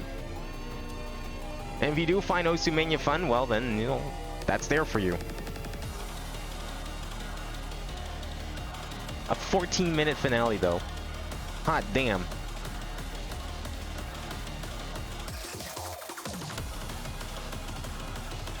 I can see, I guess if it's 14 minutes long, I guess that's why they didn't voice act it like the other ones.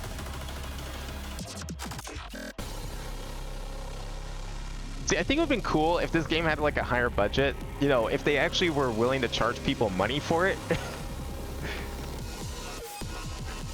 We could have had some of these battles like actually animated, but I think it's kind of cool in the way that we get like a... It reminds me of like old radio shows I used to listen to as a kid.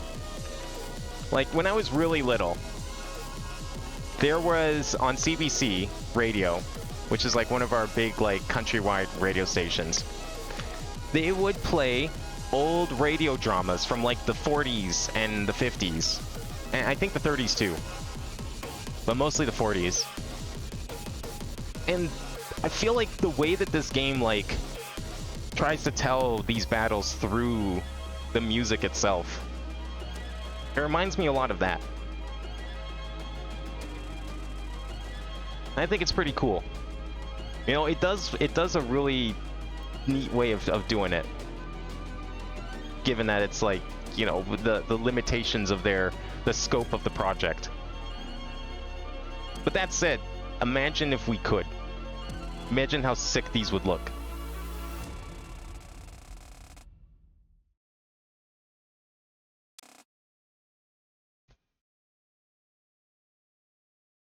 Because this art's great. I don't know how well it would animate, but I think it'd be great. Oh, I'm supposed to... Oh, I have control again, apparently. Continued falling. I fell through layers of data. Layers of memories. Memories of worlds. Worlds that no longer existed. Fractal, shattered fragments of a long-gone farce. How long was I going to continue falling? Storyteller going to save me again? Suddenly I hit cold, hard ground. Am I alive? What does it mean to be alive? Is anyone really alive? When we died, did we stop being alive? I tried to look around, but there wasn't anything. Certainly nothing alive. Not even me. Who was me? I was Saturday Tasugare. I think I was a girl? I was young? Or was I old? As I tried to collect thoughts that I should have had anymore, I felt something else. Something alive. A tall woman. She was very blue and... Is she speaking? Is that so?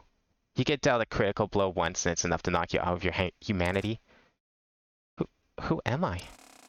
You are a girl named Saturday Tasogari, and you tried to fight for something that you never mattered in the first place, and you failed. I failed? Yes, you failed. And because of that, you are here. And here you will stay, trapped in the loop of what brought you here. A loop of what brought me here? Although, it would be inconvenient if you forgot the importance of these memories. Tell you what. Tall woman snapped her fingers. Suddenly my mind was overloaded with millions of thoughts and memories. Shit. What the hell? That's better.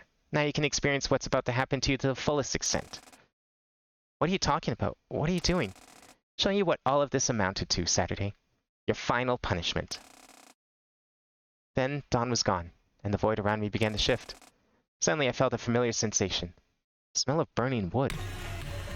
Orange embers shifted into the environment around me, and an intense heat struck me. This was the burning of the Tagashima Geology Museum. It shouldn't be right, but fuck, that fire was real. Shit. Of course I couldn't move. I couldn't even cry for help. I felt the embers race their way towards me, crackling in a way that almost sounded like Dawn's sneering laugh. Heat. Intense burning heat, from all angles. This is hell. This has to be what hell feels like. Oh my god, let it end. Let it end. Please, just let me die. But the burning continues. Surely a real human body would have been burned fully by now. But Dawn wouldn't allow it. I'm sorry. Please, just stop the burning. Just stop the burning. I'll do anything. Fuck, just stop the burning. And as if to cruelly grant my wish, in an instant the scene changed. The fire was gone, but then I felt an incredible pain in my leg. I looked down to see it crushed under a large boulder. I realized that what she was doing, all of these cycle locks, she was going to force me to relive them all. I felt the ground shake around me, and then another boulder fell from nowhere. I felt the crushing pain all over again. I spat out a bunch of blood. Another boulder fell, then another, then another, then another. I felt the crushing pain each time it got exponentially heavier. Please, I beg, take my memories away again. Please, I'm sorry. Once more everything cut. The pain instantly faded, and then the scenery changed once more. A hotel room, just me and my sister, my real sister. Was it my real sister? She had a gun. I knew what she was going to do with it. She shot it. I felt flesh tearing from my body as it shot clean through my abdomen, but I wasn't allowed to die. She shot again. She shot again. She shot again. She kept shooting. 10 shots, 20, 30, 100, 1,000, 300,000, 100,000, a million. A billion. At some point everything cut again, but I was no longer there to witness it. I didn't know Dawn was Gio Giovanni with fucking golden experience over here.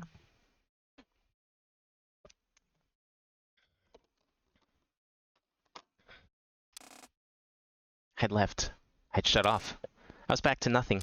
The environment was back to pitch black around me. I don't know if the tall woman was there anymore.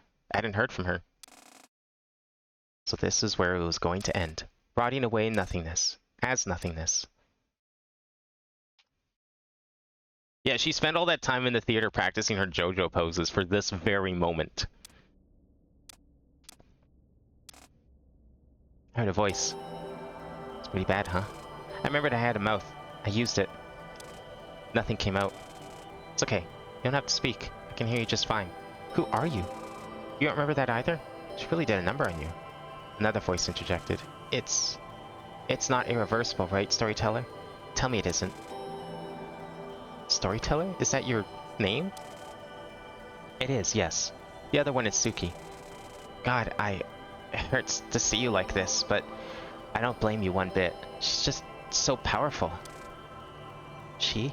The tall woman? Yeah, the tall woman. Her name is Dawn. Do you remember her? Dawn? I don't. I'm sorry. That's okay. Don't force yourself. Myself? Who is myself? You're Saturday. Saturday Tasogare, a 21-year-old Japanese girl. I'm Saturday Tasogare? Yeah, and we're also Saturday Tasogare. Tsuki, I don't think it's a good idea to try and explain that to her when she's like this. Yeah, true. Sorry, disregard that. This is all flying way over my head. What was ahead again? Okay, I'm sorry. I'm gonna have to forcefully instill these memories back in you. I really wish I didn't have to do this because after all that, the last thing you deserve is to feel more pain. What is it? What's wrong? At the moment of mention of pain, I felt all of those feelings again. The fire, the rocks, the gun. I'm sorry, please, just try to endure. Stop, please. Don't send me back there. I don't want to. I can't go back to that. But Saturday. If being Saturday means I have to feel that pain again. I'd rather just remain like this. Please, don't. Suki looked at Storyteller, worried. Storyteller sighed. She nodded her head. What did that mean? Suki walked forward to my body. Then I felt her hand slap across my face. Wow. I felt pain, but I didn't scream. What was that for? You taught me something, you know. Saturday did. She taught me that it's okay in certain circumstances to run away. To take time for yourself, to care for yourself, and to not have to face everything right away when you're weak. But you know what else she taught me? She taught me that taking the time to care for oneself, it's also that we can fight onwards at the end of the day. I know you want to run away, but now, more than ever, you can't. And as much as Dawn has drained out of you, I know deep in there, you know that too, because you are Saturday Tasogare, the most stubborn girl in the world. Deep inside me, something stirred. A fraction of a memory. A girl in a hospital bed, and another girl, leaning over, holding her hand in worry. Allison? At that, the two other girls seemed to look at each other in excitement. That's right, Allison, the love of our life. You remember her? Do I remember her? I desperately focus. I try to reach out to Allison. Another memory. Same girl, two girls on the balcony of a hotel room, talking about something. That's Allison? I can speak again? Yes. And the other one, the one with pink hair, that's you, Saturday Tasogare. Saturday Tasogare. I reach for more memories and another one surfaces. Another girl holding a gun. A girl that shot me before, but is it really her? Yeah, that's me. It's Suki Tasogare. It's a long story, but I'm not gonna shoot you, I promise. Something somewhere in the recesses of my mind urges me to believe her. So I do. I nod. Keep going. Try calling out to Eri Nichibotsu. So I do. Eri Nichibotsu. I reach for her, and a memory appears. A girl cornering the tall woman from before, the one the other two called on. Yes, Eddie was one of our friends. Next would be, try calling out to... But I don't need to hear. I know what comes next. A memory of two girls, fight and flight, locked in combat. A memory of myself at a grave, mourning my sister. A memory of myself finally taking a stand against the tall woman, against Dawn. Kisomeru. Memory of Tsuki intervening. Memories of happiness. Memories of battles. Memories of finding solace even in the darkest of times. I remembered. I remembered. I remember everything. Yes. Welcome back, girlie. Yeah, sorry about that. It just wasn't prepared for exactly what Dawn did. Not that I can blame you. Couldn't probably analyze it to become hatred incarnate. I feel like Storyteller's blaming herself. I shook my head. Look, that's not important right now. I'm all here, but Dawn isn't. How to get out of wherever here is? Right, about that. Where do you think we are? Wait, is this not the void? The true void? That's what I thought too. I felt in meta layers, didn't I? No, that's what Dawn wants you to think. That's impossible. She's synchronized with layer 2, but that's still in the sim layer. She doesn't have the capability to create sinkholes. Focus your gaze on what's really there. Your vision will start to shift back. Yeah, okay.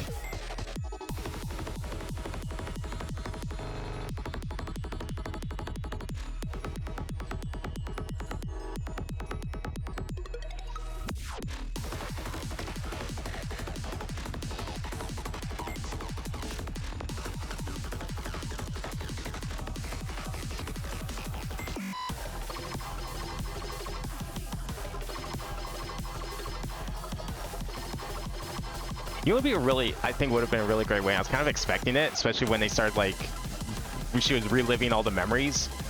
If we had like a non-stop medley of all the other boss songs, and it was literally a boss rush. That would have been sick. Especially when you like said it was like 14 minutes long, I was like, oh shit, maybe we're doing like some sort of like boss medley. I guess we kind of are. It does kind of sound like it a little bit. Not quite as direct as I was thinking, but perhaps that's what we're getting into now. Yeah, definitely. Okay, never mind. I spoke too soon.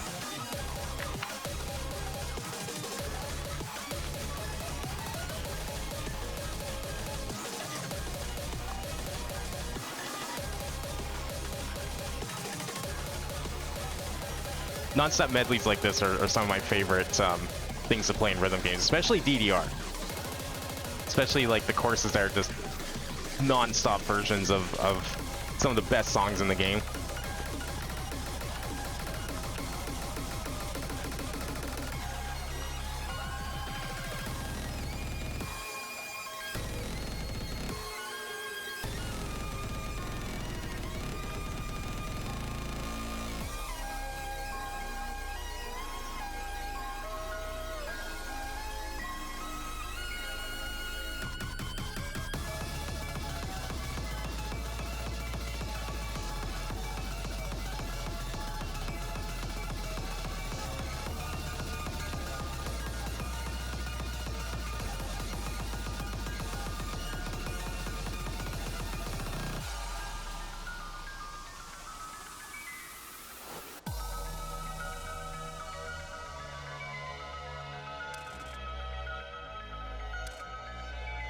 I guess most of this is probably going to be original.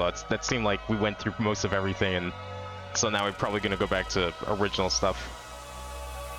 Guys, I mean there's like a 14-minute uncut version of this you can play later in Song Select.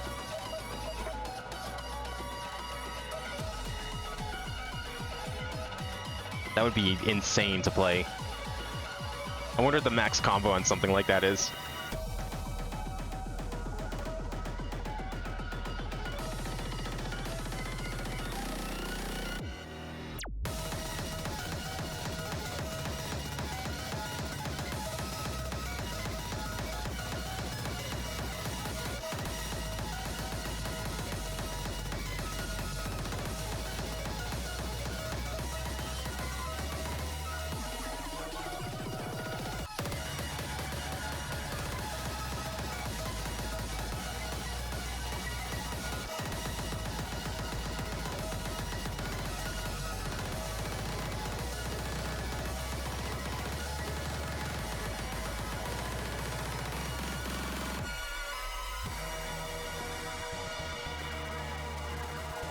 There's an uncut version of Song Select still has these breaks, but none of the story interludes we actually need to input. Ah, okay.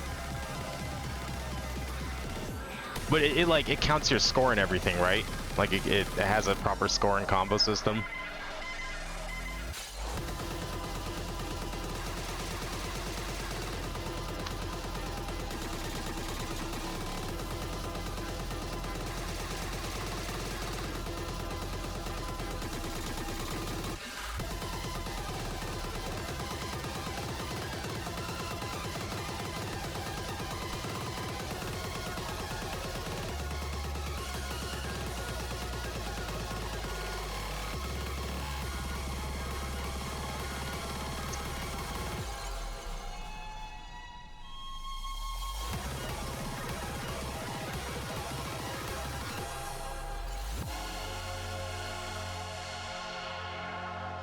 We're gonna have to play like that?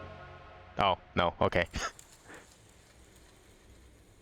I thought maybe there'd be like one other section where it's like cut in half. When the dust cleared, a bright light shone down from us from above. Spotlight on the stage? No, it was sun. We were standing in a grassy field. What is this? She instinctively tried to summon her pistol, but it didn't work. My staff too was no longer present. This was my final attack. What are you doing? What is all of this? What do you think this accomplishes? Domain expansion. Took a step forward. Get away from me. You don't know what I've been through. You could never understand. I embraced her in a tight hug.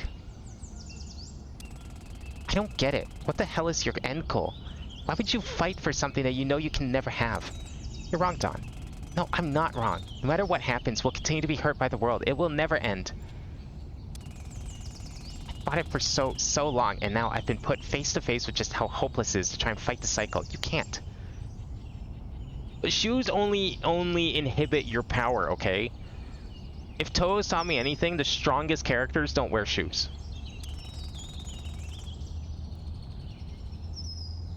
What will keep hurting you? Don't you get it? Don't you want to be happy? And I felt it. Recognition from the world itself. The shutdown process was beginning. The world recognized Dawn's resignation. She fell to her knees, starting to cry. Goku wears shoes. Nah, see, he's not the most powerful then. That's his problem. He needs to take those shoes off. He's just limiting himself. Maybe he knows what would happen if he took his shoes off. The world isn't worth living in. Everyone makes it seem like it's just so easy to move on, yourself included. It's not. It's not. I tried so hard, and what did I get for it? Never-ending suffering. I leaned down and helped her up. I pointed at something in the grass further up the hill. Hey, let's go see what it is. Fine, you've already won. Just rub it in my face, why don't you? I like this Kirby-esque ending. Like, Kirby gets like super pissed off, goes and fights some god, and then at the end of it all, they just like, Kirby just invites the god out for like cake or something. And then they go off and play. I took her hand and we made our way through the tall grass. Two people lay in the grass there, enjoying the light of the sun. It was myself and Allison, from the summer of 2020. The last summer we had before all of this began. My younger self looked over at Allison, her eyes closed, basking in the sunlight. She smiled. Saturday's even pink like Kirby. It all connects. It's all connected. It's all coming together.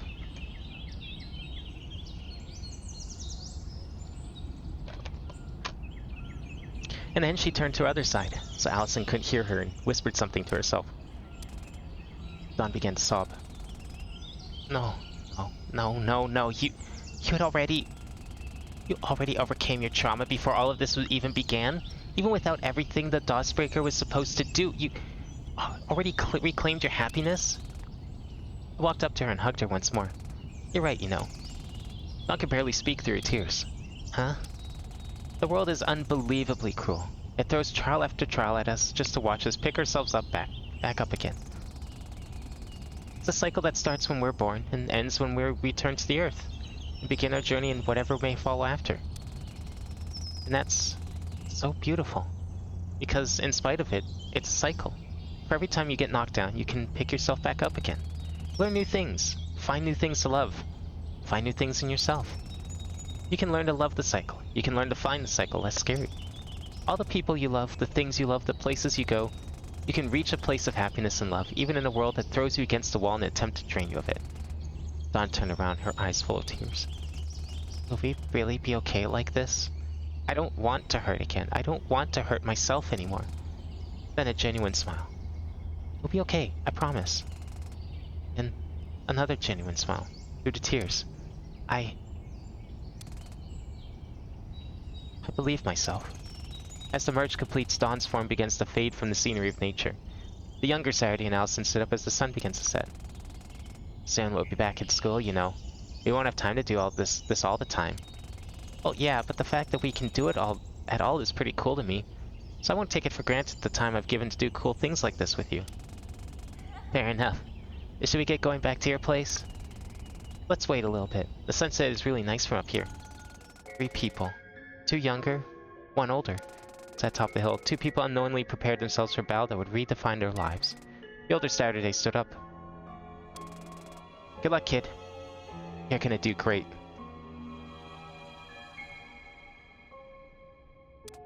Scenery faded to white as the memory of the past faded. And then, it was just me, and a terminal. I approached it.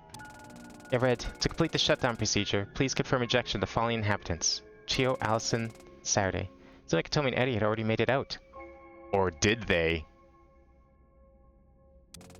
I smiled. I pressed the button. Large light filled the void and Chio and Allison appeared behind me. I don't think they made it out. She's only assuming. You know what assuming does. And in front of us, a great gate beaming with a blinding light. What is that thing? The end. It was the end. The final door between us and the world we'd come from. The world we hadn't seen for 4 years. This is it then? This is it. Are you guys ready? You already know we are. Yeah, let's do this. Alright. As for you, communication will probably be severed. TV will go back at the same time Dustbreaker shuts down, but I've backed up the memories of everyone in the client itself. I don't know if any of this meant anything to you, or if it feels like all of this was what you needed to hear, but if this all helped you in anywhere close to the way it helped me, I'd be really glad.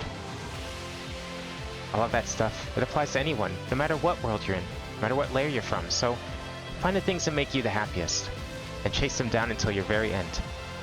Things are gonna get better. They always will.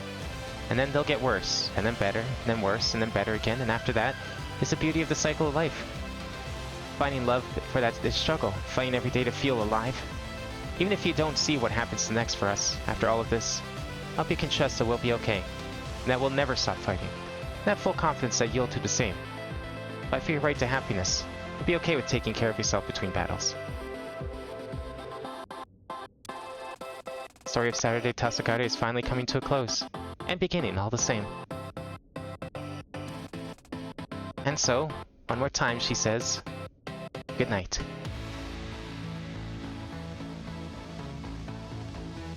Do we get to play the credits? After all this, we better get to play the credits. No? It's just credits? Damn. Unfortunate.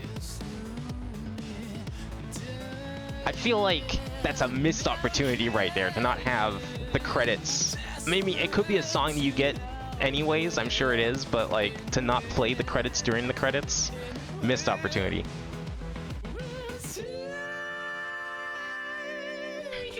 I played other rhythm games that let you play the credits.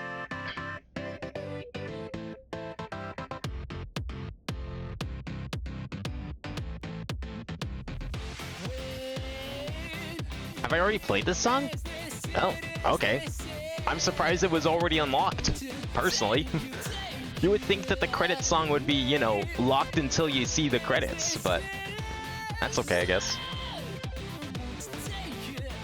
The Garligan one in Boundary Break? Oh, okay.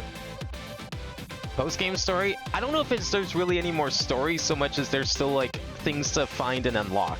That's all. So, next stream will be the sort of epilogue stream of sorts. Now, there was something I wanted to see. Oh. We still working? Okay, yeah, we're still fine. It's just OBS being dumb. There was something I wanted to see because I felt like it was hinted during the story there. So while the credits are going, I'm just gonna take a quick peek at something here. Probably not anything, but...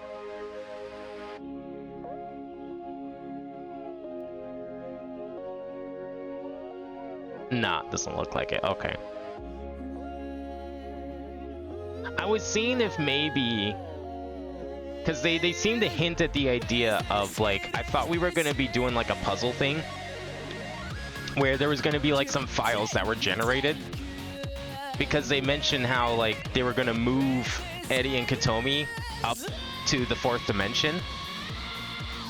But if there is a puzzle like that, I'm not seeing any files inside, like, the games folder or anything like that. Nor on my desktop, for that matter.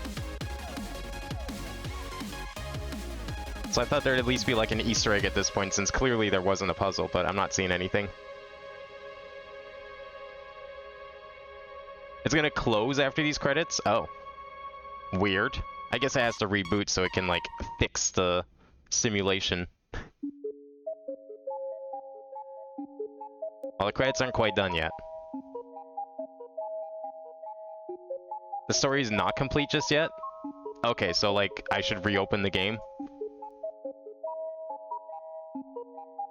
Are we again like do I need to reopen the game for something for a surprise or something?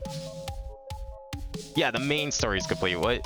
So it like I know there's like secrets and stuff you said that we'll go and find, and we definitely will. But is there like actual plot somewhere left too? Is there an epilogue story?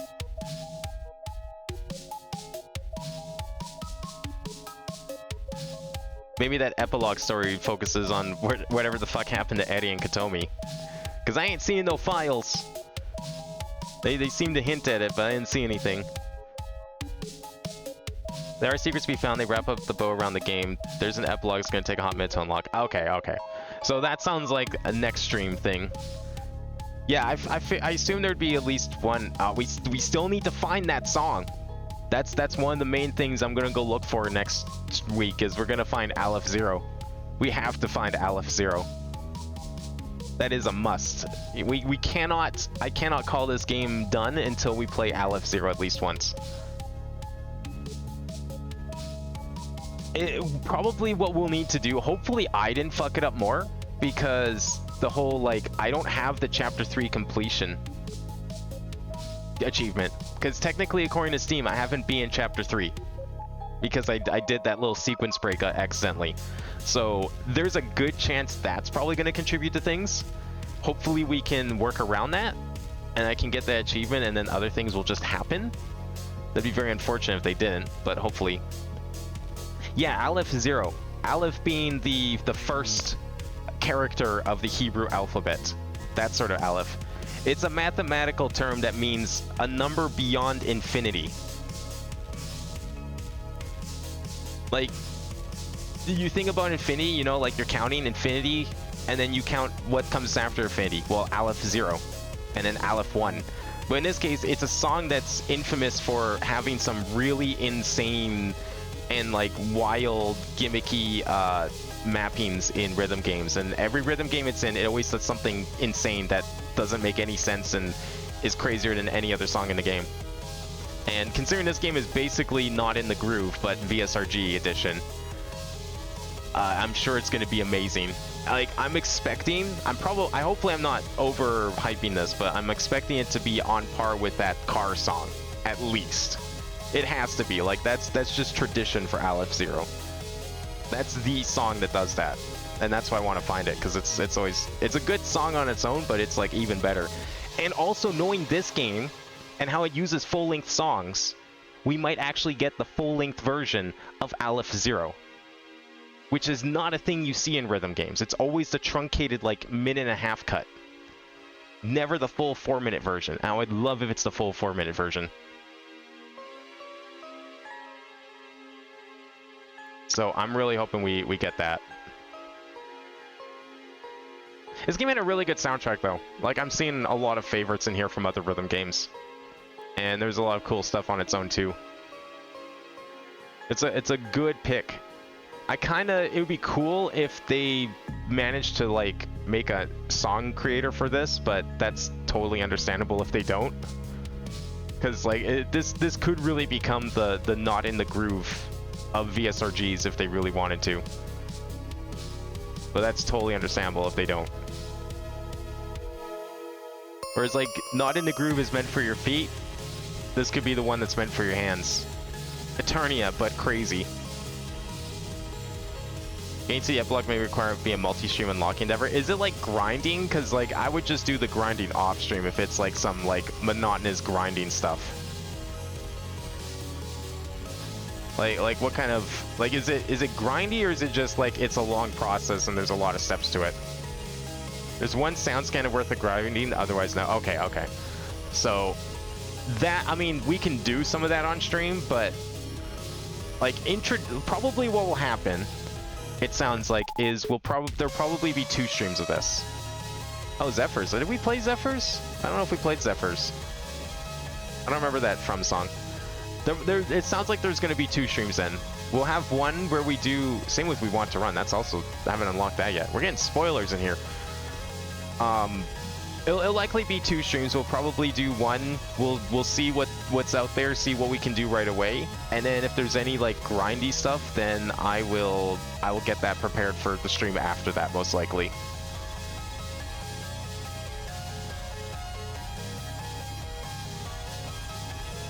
So there's like a sound scanning you have to do, and that gets you like story stuff, or like what exactly am I expected to unlock from the sound scan? Like story? Is it just? I'm guessing it's more than just a song, because if it's like just a song, then that's whatever, you know. I'm not worried. I'm not gonna play every song on stream if that's what you're expecting. I mostly want to do another stream to look for like the other game secrets. Like if there's any extra story bits, or like we can finish trying to explore between space, because there's a couple spots there. Obviously, we got the egg door and the 475 gem door or whatever it was to unlock. But I'm not planning to play like every rhythm game, every song in the rhythm game section on here. I mostly just want to do a stream for the other secrets if possible.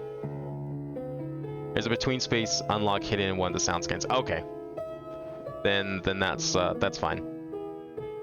I mean, it doesn't take that long to play the sound scans. If we might be able to just, like, I did a full sound scan in like half an hour, so honestly, like, we could probably just do it. This game was produced on First Nations territory? Huh. Well, that's a fun fact.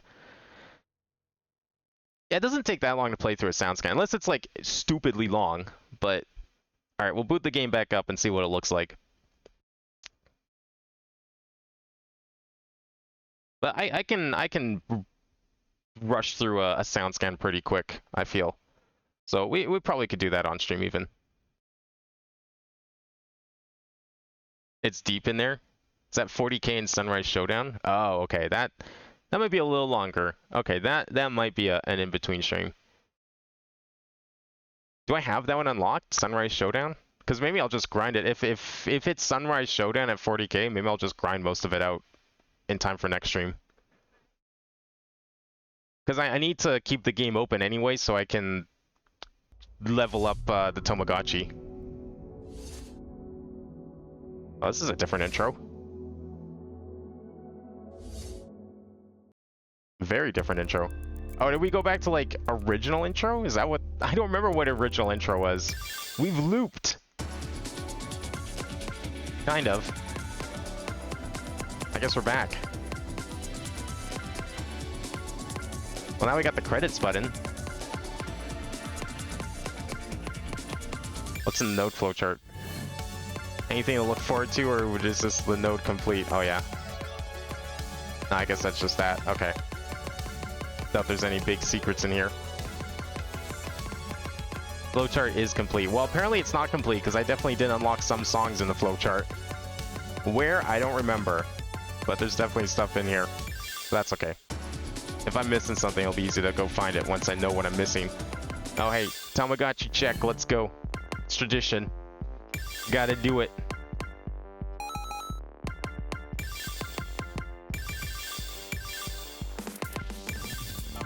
Okay, so we have... I'm already Katomi. I want to see... I don't think we got to see what Katomi's... Did we see Katomi's skill? I don't remember if we did. Oh yeah, we did. Right. 25% chance to act twice. Cost 50 HP. Okay. Let's see if we can beat Radiohead.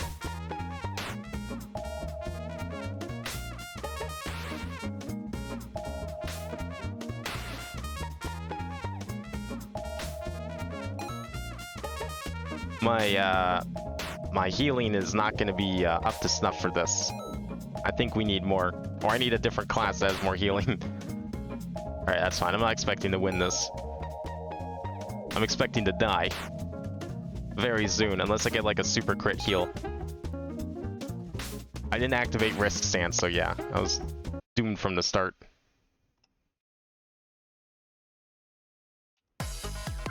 Okay, let's see what Eddie's is. So 140% life, normal attack, a little less defense and support. Apparently Katomi had the really good support. What the fuck? But less attack, which isn't great. I don't know. Saturday still seems like the best one, but I want to see what Eddie's ability is.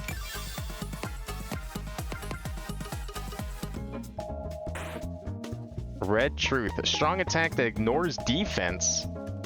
10% HP? What the fuck? Oh, God. Alright, well, let's see. Ooh, that is good, actually. Maybe I can out DPS it. Hang on. Hang on.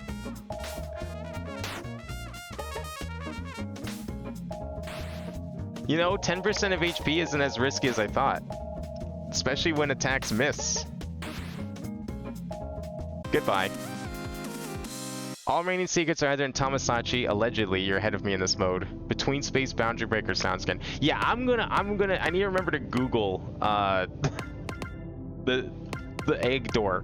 Because I can only assume that it's here, but, like, I want to know for sure, and I just keep forgetting to.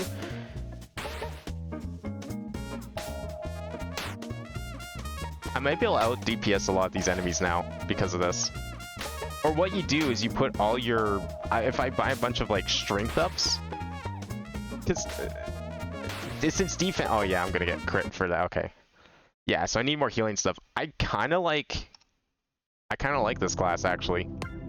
10% health isn't a lot. And if it just ignores defense, that means we just get raw strength going in. Which is good. So I'll probably stick with that class for a bit. That one's pretty good. Alright, I'm not going to do anything here, I just want to see. So you said it was, which one? Sunrise Showdown. Oh wow, yeah. 40,000 EP in, hey? Oh yeah, that's fine. I mean, I cleared, which one was I cleared the other day? I did this mount in about an hour? A little less? And I think I could have probably done it more efficiently, honestly. So that doesn't seem that bad. 40k doesn't seem that as bad as I thought. Oh, there's still a lot I have to unlock.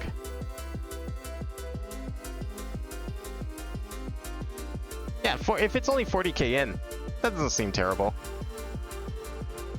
So boundary break. Well, by boundary break, I mean you mean the tab thing, obviously. But like, what do you mean by secrets in here? Like, is it just there's more songs to unlock in here that we haven't unlocked yet?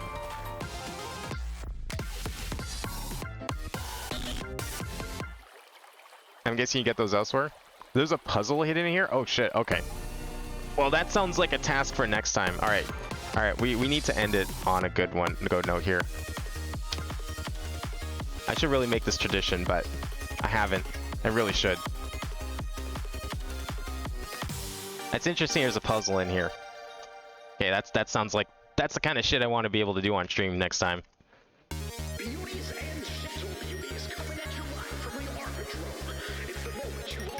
We gotta end on Ram. Because we don't have LF0, we gotta end on Ram.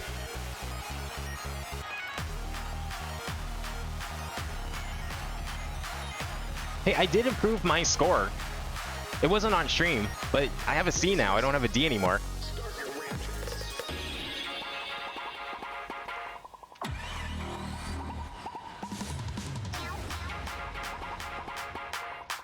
This beat goes presidential.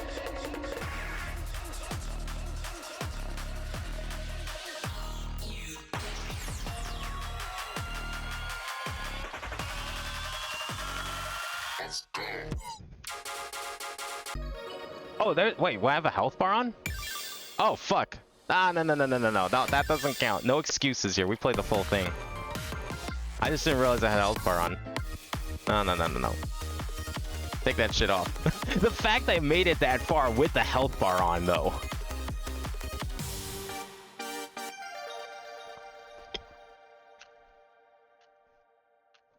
Honestly, like, I got used to a lot of this. I think the part that really I still have no clue how to, like, wrap my head around is the ending when it starts, like, shuffling the actual lanes. Mirroring, that's fine. You know, you're keeping the blues and the reds together, it's okay. But when you start putting the outside lanes on the inside, and I'm supposed to remember which one's which, fuck that.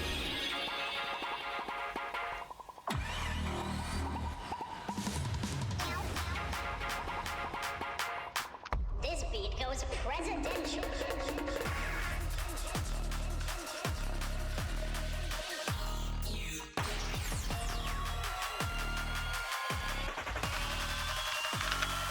Let's go.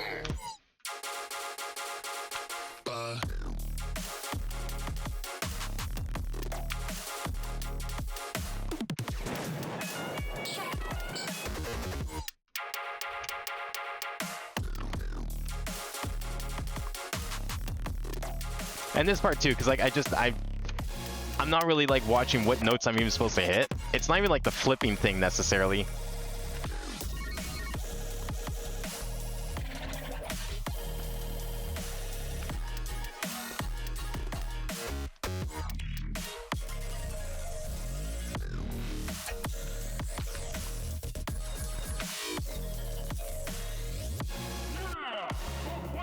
Oh, did I press the wrong ones? Shit. I thought I had it figured out finally.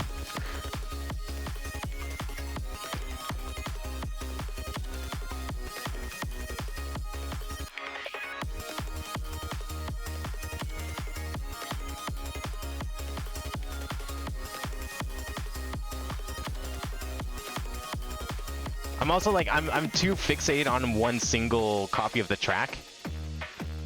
Yeah, this part here. Fuck this part.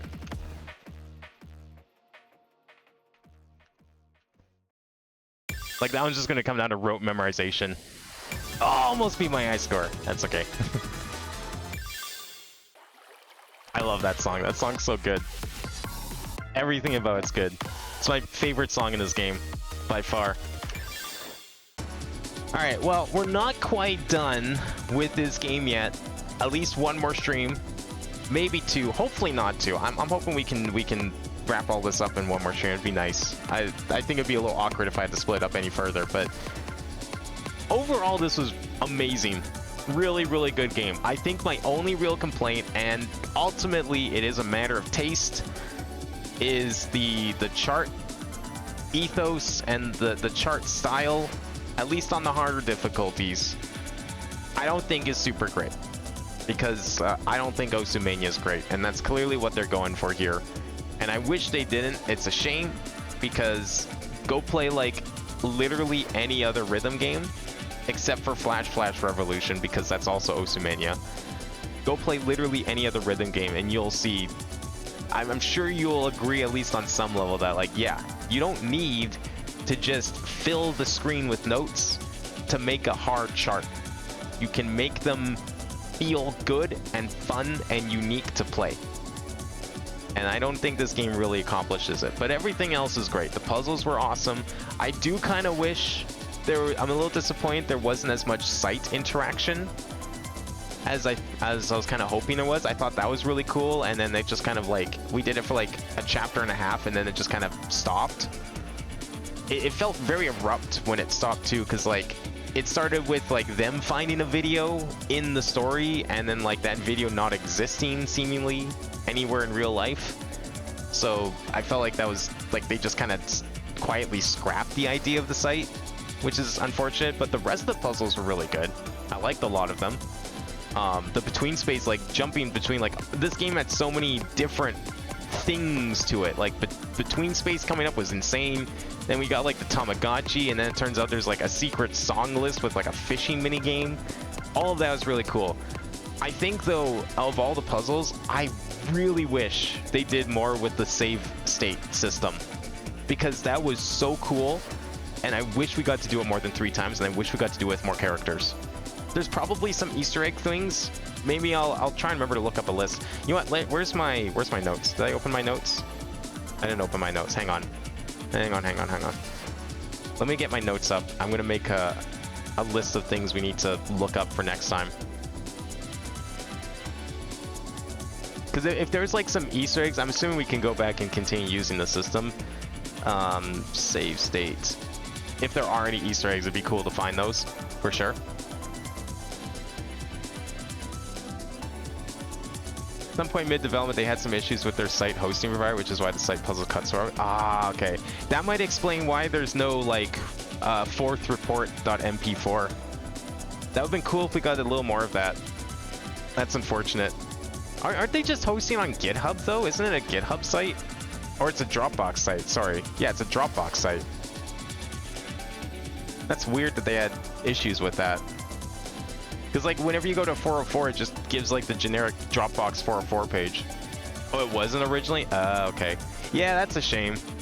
I like that part. I thought, like, the mini self-contained ARG was really cool.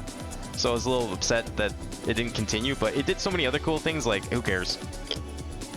The story was a lot of fun. It had like all the things I like in a story like that. As a big fan of Zero Escape, I 100% approve of this plot fully, because I feel like it's that same kind of like. Okay, how does Zero Escape describe it? It's not okay. In this case, in Zero Escape, the overarching theme is basically what if pseudoscience was real. And then that's like the main concept for the universe, and then everything kind of revolves around that idea. It's not pseudoscience here necessarily. It's just like a simulation, like a Matrix type thing, but it feels like the same idea of just like people slowly cracking open the world and finding out like what's really going on. It has a similar like plot structure and progress in terms of like knowledge.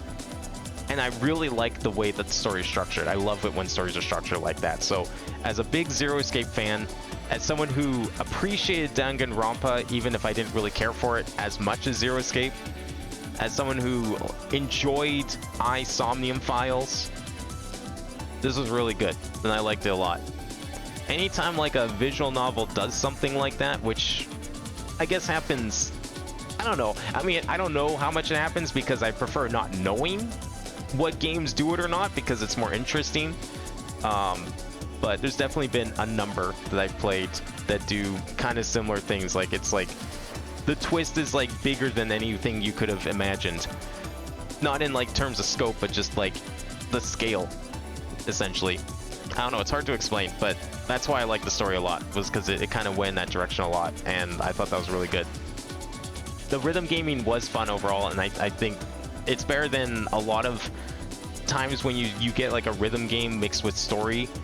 It felt very well implemented compared to some games. Like a lot of the time with rhythm games, the story is just kind of tacked on, and it's just like something to do and unlock between songs. But this one was really good. The way that this game handled it was great. I felt it was like properly implemented very well. Yeah, the save state idea is amazing, and the moment, like, let me know if anyone here finds another game that copies that idea, because holy shit, I need more of that puzzle. I need more of that type of puzzle. That was so good. It needs to specifically be like the ability to transfer a character state in a visual novel. Like its usage here was great. Maybe I'll stream Zero Escape one of these days, and then you can see how it's done there. Because it does this, it uses it in a similar way for story purposes, but it has no bearing on the puzzles. Here it was like an interactive thing, you had to actually figure it out and go and search for it, and I thought that was awesome, and that was like easily my favorite part of the game. And it's a shame we only do it like 3 times, and only with Saturday. I was like expecting us to have to do it with like the other characters or something, so it's an untapped idea and very underutilized in my opinion. But you know, this game did a lot of cool things. It did a lot of like different things. It had a good variety of puzzles. I thought it mixed everything together quite well, and I like how everything was like broken up. I love that you can like just not do the parts you don't want to do, even, because like you know, when you do so many genres like this, a lot of people really don't like that. They just want like a game to be a game that they expect it to be. And I mean, I prefer when it's like, you know, this experience is like mixed up or anything, you know. When a game pulls a Pony Island, I'm gonna be there for that, you know. So yeah, more games like that. Those kind of games are my thing. This like checks so many boxes of like the kind of games I like. You got rhythm game, you got puzzles, like really good in-depth puzzles. You got like the whole Pony Island shtick going on. You got secrets upon secrets wrapped in secrets. You got a cool story structure. Yeah, overall, I don't think there's really anything I actually hate about this game. I just dislike a lot of the charts, but I don't call that I don't mar the game for that. I don't agree with that style, but I also don't, you know, hate people for liking it, because I understand it's just different. It's a style that doesn't appeal to me, and I don't agree with it, but it's a style nonetheless, and people enjoy that style. So, you know, if you're a big fan of Osumania, this game's going to be right up your alley. And even if you aren't, you know, you don't have to play the Osumania difficulties. You can just play the normal, sane rhythm game difficulties and enjoy it still.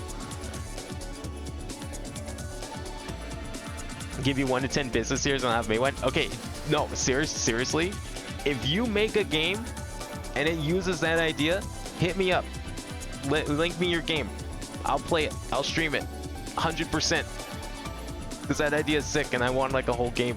I would love that whole game. If I would steal it too. If I wasn't like a fucking lazy ass person and actually made a video game, I would fucking steal that idea. Problem is, I'm a shit writer, so I wouldn't be doing a good job at it. So I'd probably not be the right person for it. But I would, if I could, I would. If I was willing to, I would. If I had the drive to do it, 100%, I'd steal that idea. So good. Yeah, but I mean, I feel like if you're willing to at least attempt it, you sounds like you at least have an idea on how to use it. And you probably, sounds like you might even be good at writing. I can't write for shit. The last time I wrote a story was in 7th grade when I wrote a 30-page story of Mario fan fiction for English class. No joke. You know, I never did read that on stream. I should one of these days. I don't know why I haven't. I should read that story on stream.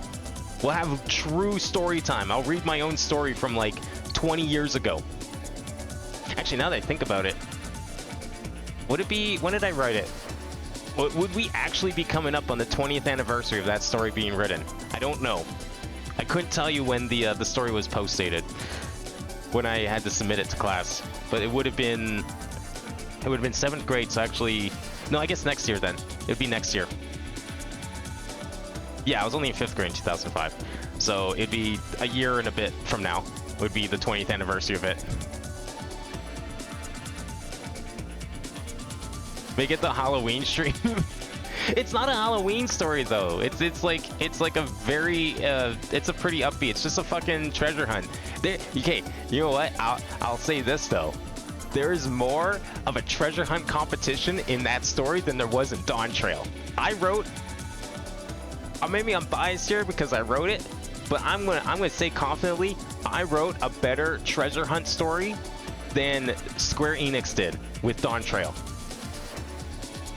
Yeah, my story has more treasure hunting in it than Dawn Trail does. That's the plot of the story. What grade did I get on it? Like A+, like 93, 95%. I couldn't tell you what was marks were deducted for. I honestly couldn't remember. Maybe like, I don't know, grammar or wording or something. It was like fucking 7th grade. So it wasn't like the best, but yeah, I got like I got a fucking like A+ on a Mario fanfic in 7th grade. Why did you have to write Mario? I didn't have to write it. They just wanted me to write a story. We were just supposed to write a story, and this was like months after I got my Wii and I got Super Mario Galaxy. And I played Super Paper Mario. So this would have been like, yeah, no, it would have been 2008 for sure, like just before summer break. It would have been like probably May or June, because by that point I already played Super Mario Galaxy. I already rented and played through Super Paper Mario. So, because there's a lot of characters in there, you'll know what I played during the time. You could probably guess what games I was playing at the time because of the characters in the story. But Super Paper Mario I just played, Galaxy I just finished, so it's gonna be, it has a lot of that kind of stuff in it, especially Super Paper Mario. Had a lot of Super Paper Mario characters in it, if I remember correctly. Oh, Super Mario is great. I don't know what drove me to write a Mario fanfic. I was just like, I couldn't think of any ideas, and I was like, fuck it. I'm gonna see if they'll accept a Mario fanfic. It'd be funny. Clearly they didn't care. Mario fanfic got me a passing grade on a English assignment in 7th grade. So there you go. If you need to write something, if you need to write a story for class, just write a fanfic. Write the best fanfic you ever wrote, and you'll probably get a good grade on it. They're not gonna give a shit. That's my hot tip for you. No, we'll read it at some point. I don't know when. I don't really do like channel point rewards like that anymore, so I think that was like something I passed around as an idea, was to make it like a big channel point milestone thing, but I don't know. I don't really bother with that. Maybe I could still make it one, You know, everyone's complaining about not having too many channel points after all. A million points don't do it. No, I'll just do it. I'll just do it at some point. I don't know when. Maybe you know what? Maybe I'll find the actual date it was I submitted it, and then we'll make that the date. But I don't think that date's for like another 2 years, 3 years almost. Now that I think about it, because if it was like 2008, yeah, no, if it was like early 2008, it would still be a ways off. So I'll probably I would do it sooner than that. That's a little too far for me. I should do it. It'd be funny. It'd be a funny little stream of like half an hour. Yeah, you only have 260,000. We wouldn't even be close. You'd probably get 1 million if you saved them up by 2028. You'd probably have enough. But you're like one of the... Yeah, you're like the top rank. There's no way anyone's going to afford 1 million points. Even a 500k point. I think it would still take you a while. No, even Amada has points. Unfortunately for you, Amada, you'd have to come on Fridays for Minecraft if you want to spend them. It's the only stream that uses them these days. I used to do like a whole bunch of stuff, but I just like... I just kind of stopped. I didn't really feel like doing that kind of stuff. I used to do like a whole bunch of stuff every stream, but I kind of like... It was too much. It was too weird and complicated, so I kind of just stopped doing a lot of the general point redemptions. So now they're just saved for Minecraft. All damn high up considering I only got here like a month ago. I left all the point generation at pretty much default. I never touched it, and I figured it was like a pretty decent like point gain rate. Didn't really bother me, so I just balanced all the shop stuff around it. It seemed fine at the time and hasn't really caused any issues since, so I just kind of leave it. Alright, so for next time, I need to finish writing this list. I got way too distracted here. So we need to do the... I want to check for save state Easter eggs. I need to research Tomodachi door. See what we need to do, unlock it. We need to replay that chapter so we can unlock chapter 3 achievement, which will probably fix a lot of the issues that we're having with unlocks. So there's that. You said there was a what was it called? Boundary break, whatever puzzle. I'll remember it based on that. What else do we have? Oh yeah, the which one was it? Which sound scan was it? What was this one called down here? Just want to get the name right. And you get 40,000 points in the Sunrise Showdown.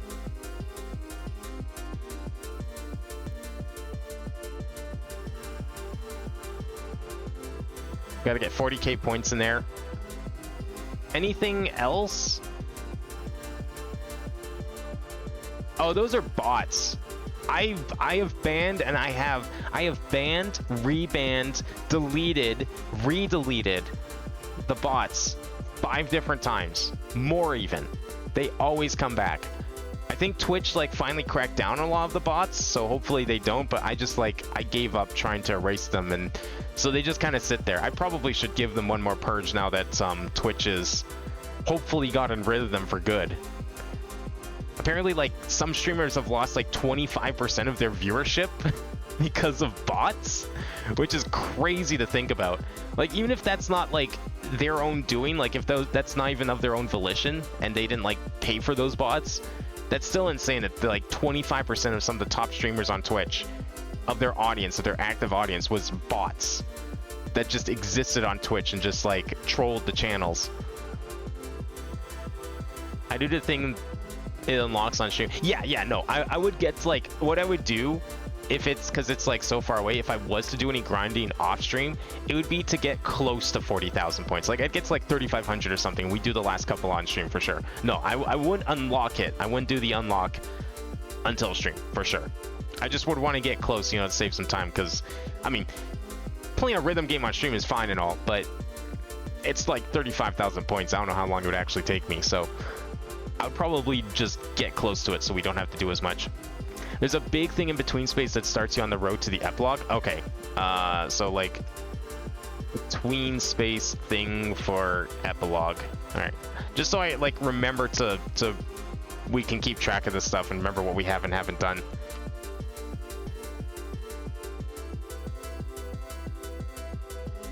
Is there anything else I'm forgetting? So I want to check for save state Easter eggs with like the save state mechanic. I'm going to look into what we need to do for the Tomodachi door. That egg door. I can't remember where it was exactly, but that's fine. Just we need to figure out. I want to make sure that I'm doing the right thing to unlock it, because this is going to take a while, so I'm hoping it's the right thing. Whatever the boundary break puzzle is, we'll look into that next week. We need to get 40,000 points in the Sunrise Showdown sound scan, and then there's like a big thing in the between space that we can do for the epilogue. Oh, and unlock Aleph Zero, but I have a feeling that's going to be tied to me getting the Chapter 3 achievement. But we have to make sure we unlock Aleph Zero. If there's any song, if we're going to unlock even just one more song, it's got to be Aleph Zero. How would you fix Chapter 3? So, according to YouTube comments on the VOD, apparently, if I go back to like whatever episode it was that opened Between Space, or like we got stuck at before we first went into Between Space, I think if I like go back there and then like I reopen the door properly instead of like, because like I walked through a wall. I just did that instinctually. Didn't even realize I needed to go back to the chapter and read the chapter again. Because honestly, to me, it didn't really seem like the game hinted at it. But there was like an explanation in the comments, and it was like, yeah, okay, that kind of makes sense. I guess I could see how people might see that. But I just instinctively walked through the wall. It just made sense to me. So unknowingly, I sequence broke the game. And as a result, I'm missing an achievement on Steam. The unlock Chapter 3 achievement. Yeah, I don't have view the ending of Chapter 3. Despite us having made it well past Chapter 3, that achievement's still locked, which tells me, assuming there's a way to unlock it again, hopefully we can retroactively unlock it. My theory is that we'll fix a lot of the things that were supposed to happen. It clearly hasn't been an issue or anything else, but things like Aleph Zero still haven't worked. I think there's a couple other minor things that like didn't work the way that people expect them to. Like there's people in chat who are saying like, oh, what's going on here? And it's like, yeah, it's probably because I skipped Chapter 3 somehow, essentially. So I gotta make sure I go back and we need to fix Chapter 3 hopefully, because I think that's going to be a big part of some of these secrets.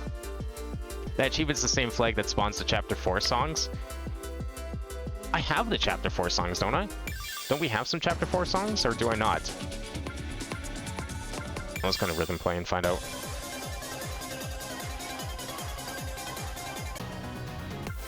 Yeah, we've got Chapter 4 songs. So that means, oh, is that the songs down there? The ones that are starred, but that don't seem to exist?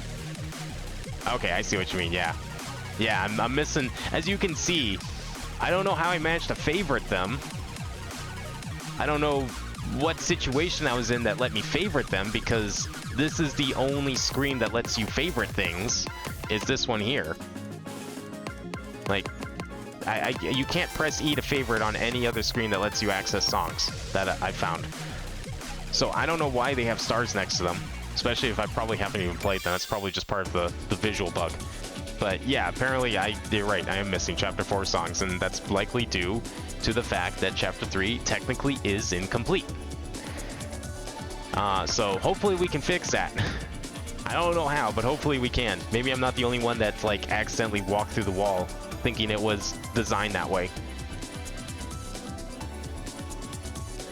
Yeah, that's my first thought, is we'll just like read through whatever the episode is, and hopefully that'll just like trigger the flag again and check for it, and hopefully complete it, because that's what the comments were saying on YouTube, was that I was supposed to go back and read the chapter again, and it was supposed to do something. I was supposed to make a door appear. So assuming we can still make that door appear, that should hopefully give us Chapter 3. I don't know how it's going to exactly. Maybe we'll have to like go through the ending sequence of Between Space again. We'll see. But yeah, I want to figure that out. That's definitely going to be a top priority, because that's, I think, probably going to affect a lot of this stuff, I would think. So we'll figure that out next time. There's at least one more stream of this confirmed, for sure, guaranteed. Maybe two, depends how much stuff we end up doing and how long this stuff ends up taking. I could see 1 or 2 more streams. I don't know what I'm gonna do after that, because it's gonna be like mid-September by that point, and I would hate to start something long if, like, you know, October's coming up, and I always do my Halloween stuff in October, and I have a few things lined up, so I would hate to start something again and you know, just stop it and then resume it in November. So if we'll see how much like of September this game ends up taking up. If it ends up taking like 3 or 4 streams, then cool. Otherwise, if it's shorter, I'll figure out something. Might just do like a couple short one-offs or something in the meantime. But yeah, we still have some more Vivid Stasis. It's not quite done yet. Apparently there's an epilogue and several secrets we're gonna try and unlock and find. Looking forward to it. We got a little more game left. This really did end up turning into the new lingo, didn't it? In a way. Fortunately, there's no Vivid Stasis 2 that I know of. So we won't have to worry about following it up with a sequel, but yeah, that's good, because I've got other things. I do have the next big game I'd like to play on Wednesday. I do have that figured out and planned. There's something that we haven't done this year yet, so we need to get that sorted. But yeah, that's that'll be it for now. I'll be back Friday probably with some Minecraft. We'll continue building the Blaze cage, amongst other things, in the Magic Bunker. And Monday we'll continue Federation Force. I'm expecting to play through a big chunk of that game, hopefully soon. As I said, the same team is making at least 2 other games, but they're not like this, right? Or are they also going to be like, shit, are they going to be things I'm interested in? I mean, I'll definitely keep an eye out for them for sure. If they're making more stuff, they have my attention at least. I'll need to see them first if I'm interested in them. One's a full RPG and the other is horror. Oh, okay. Well, maybe the RPG could be interesting. Weirdly enough, despite me playing, like, you know, thematically appropriate things for October, I don't really play horror games. I don't really care for them. They're not scary. They're just, a lot of the time, a lot of them are boring. But I like playing games that are maybe themed around Halloween. And so, you know, if that is of interest, you can come check out the October specials. I do stuff. I just, like, I don't usually play horror games because I'm like, yeah, whatever. These things are scary. I like horror games with puzzles. You know, take out the zombies and guns in Resident Evil, I would be a lot more interested if it was just the puzzles, like an adventure game. But that's okay. The RPG could be interesting. I do like those. Both they seem to build on the foundation built by this game's between space. Ah, that makes sense then. You know, they have an engine now. I think it could use a little touching up. The controls felt a little stiff. Like, it was hard to do diagonals. Or, like, switch directions sometimes. Like, if you were holding a button for just a little too long before pressing another, it would turn right away. So, you know, they just need to polish up the controls in level 3 kind of thing. But it's not a bad engine to be working with. Although, please let us use something other than enter and arrow keys. I think a lot of people would appreciate that. Like, let me at least use Z. That'd be good. Anyways, Minecraft, we've got Metroid, we've got Phoenix Wright, and then, yeah, part 1 of the Vivid Stasis epilogue next Wednesday. Mysticade and Heart Lodge. Okay, I'll check those out after stream, which will be right now. So, thanks for watching, everyone. I hope everyone enjoyed, and I will see you next time.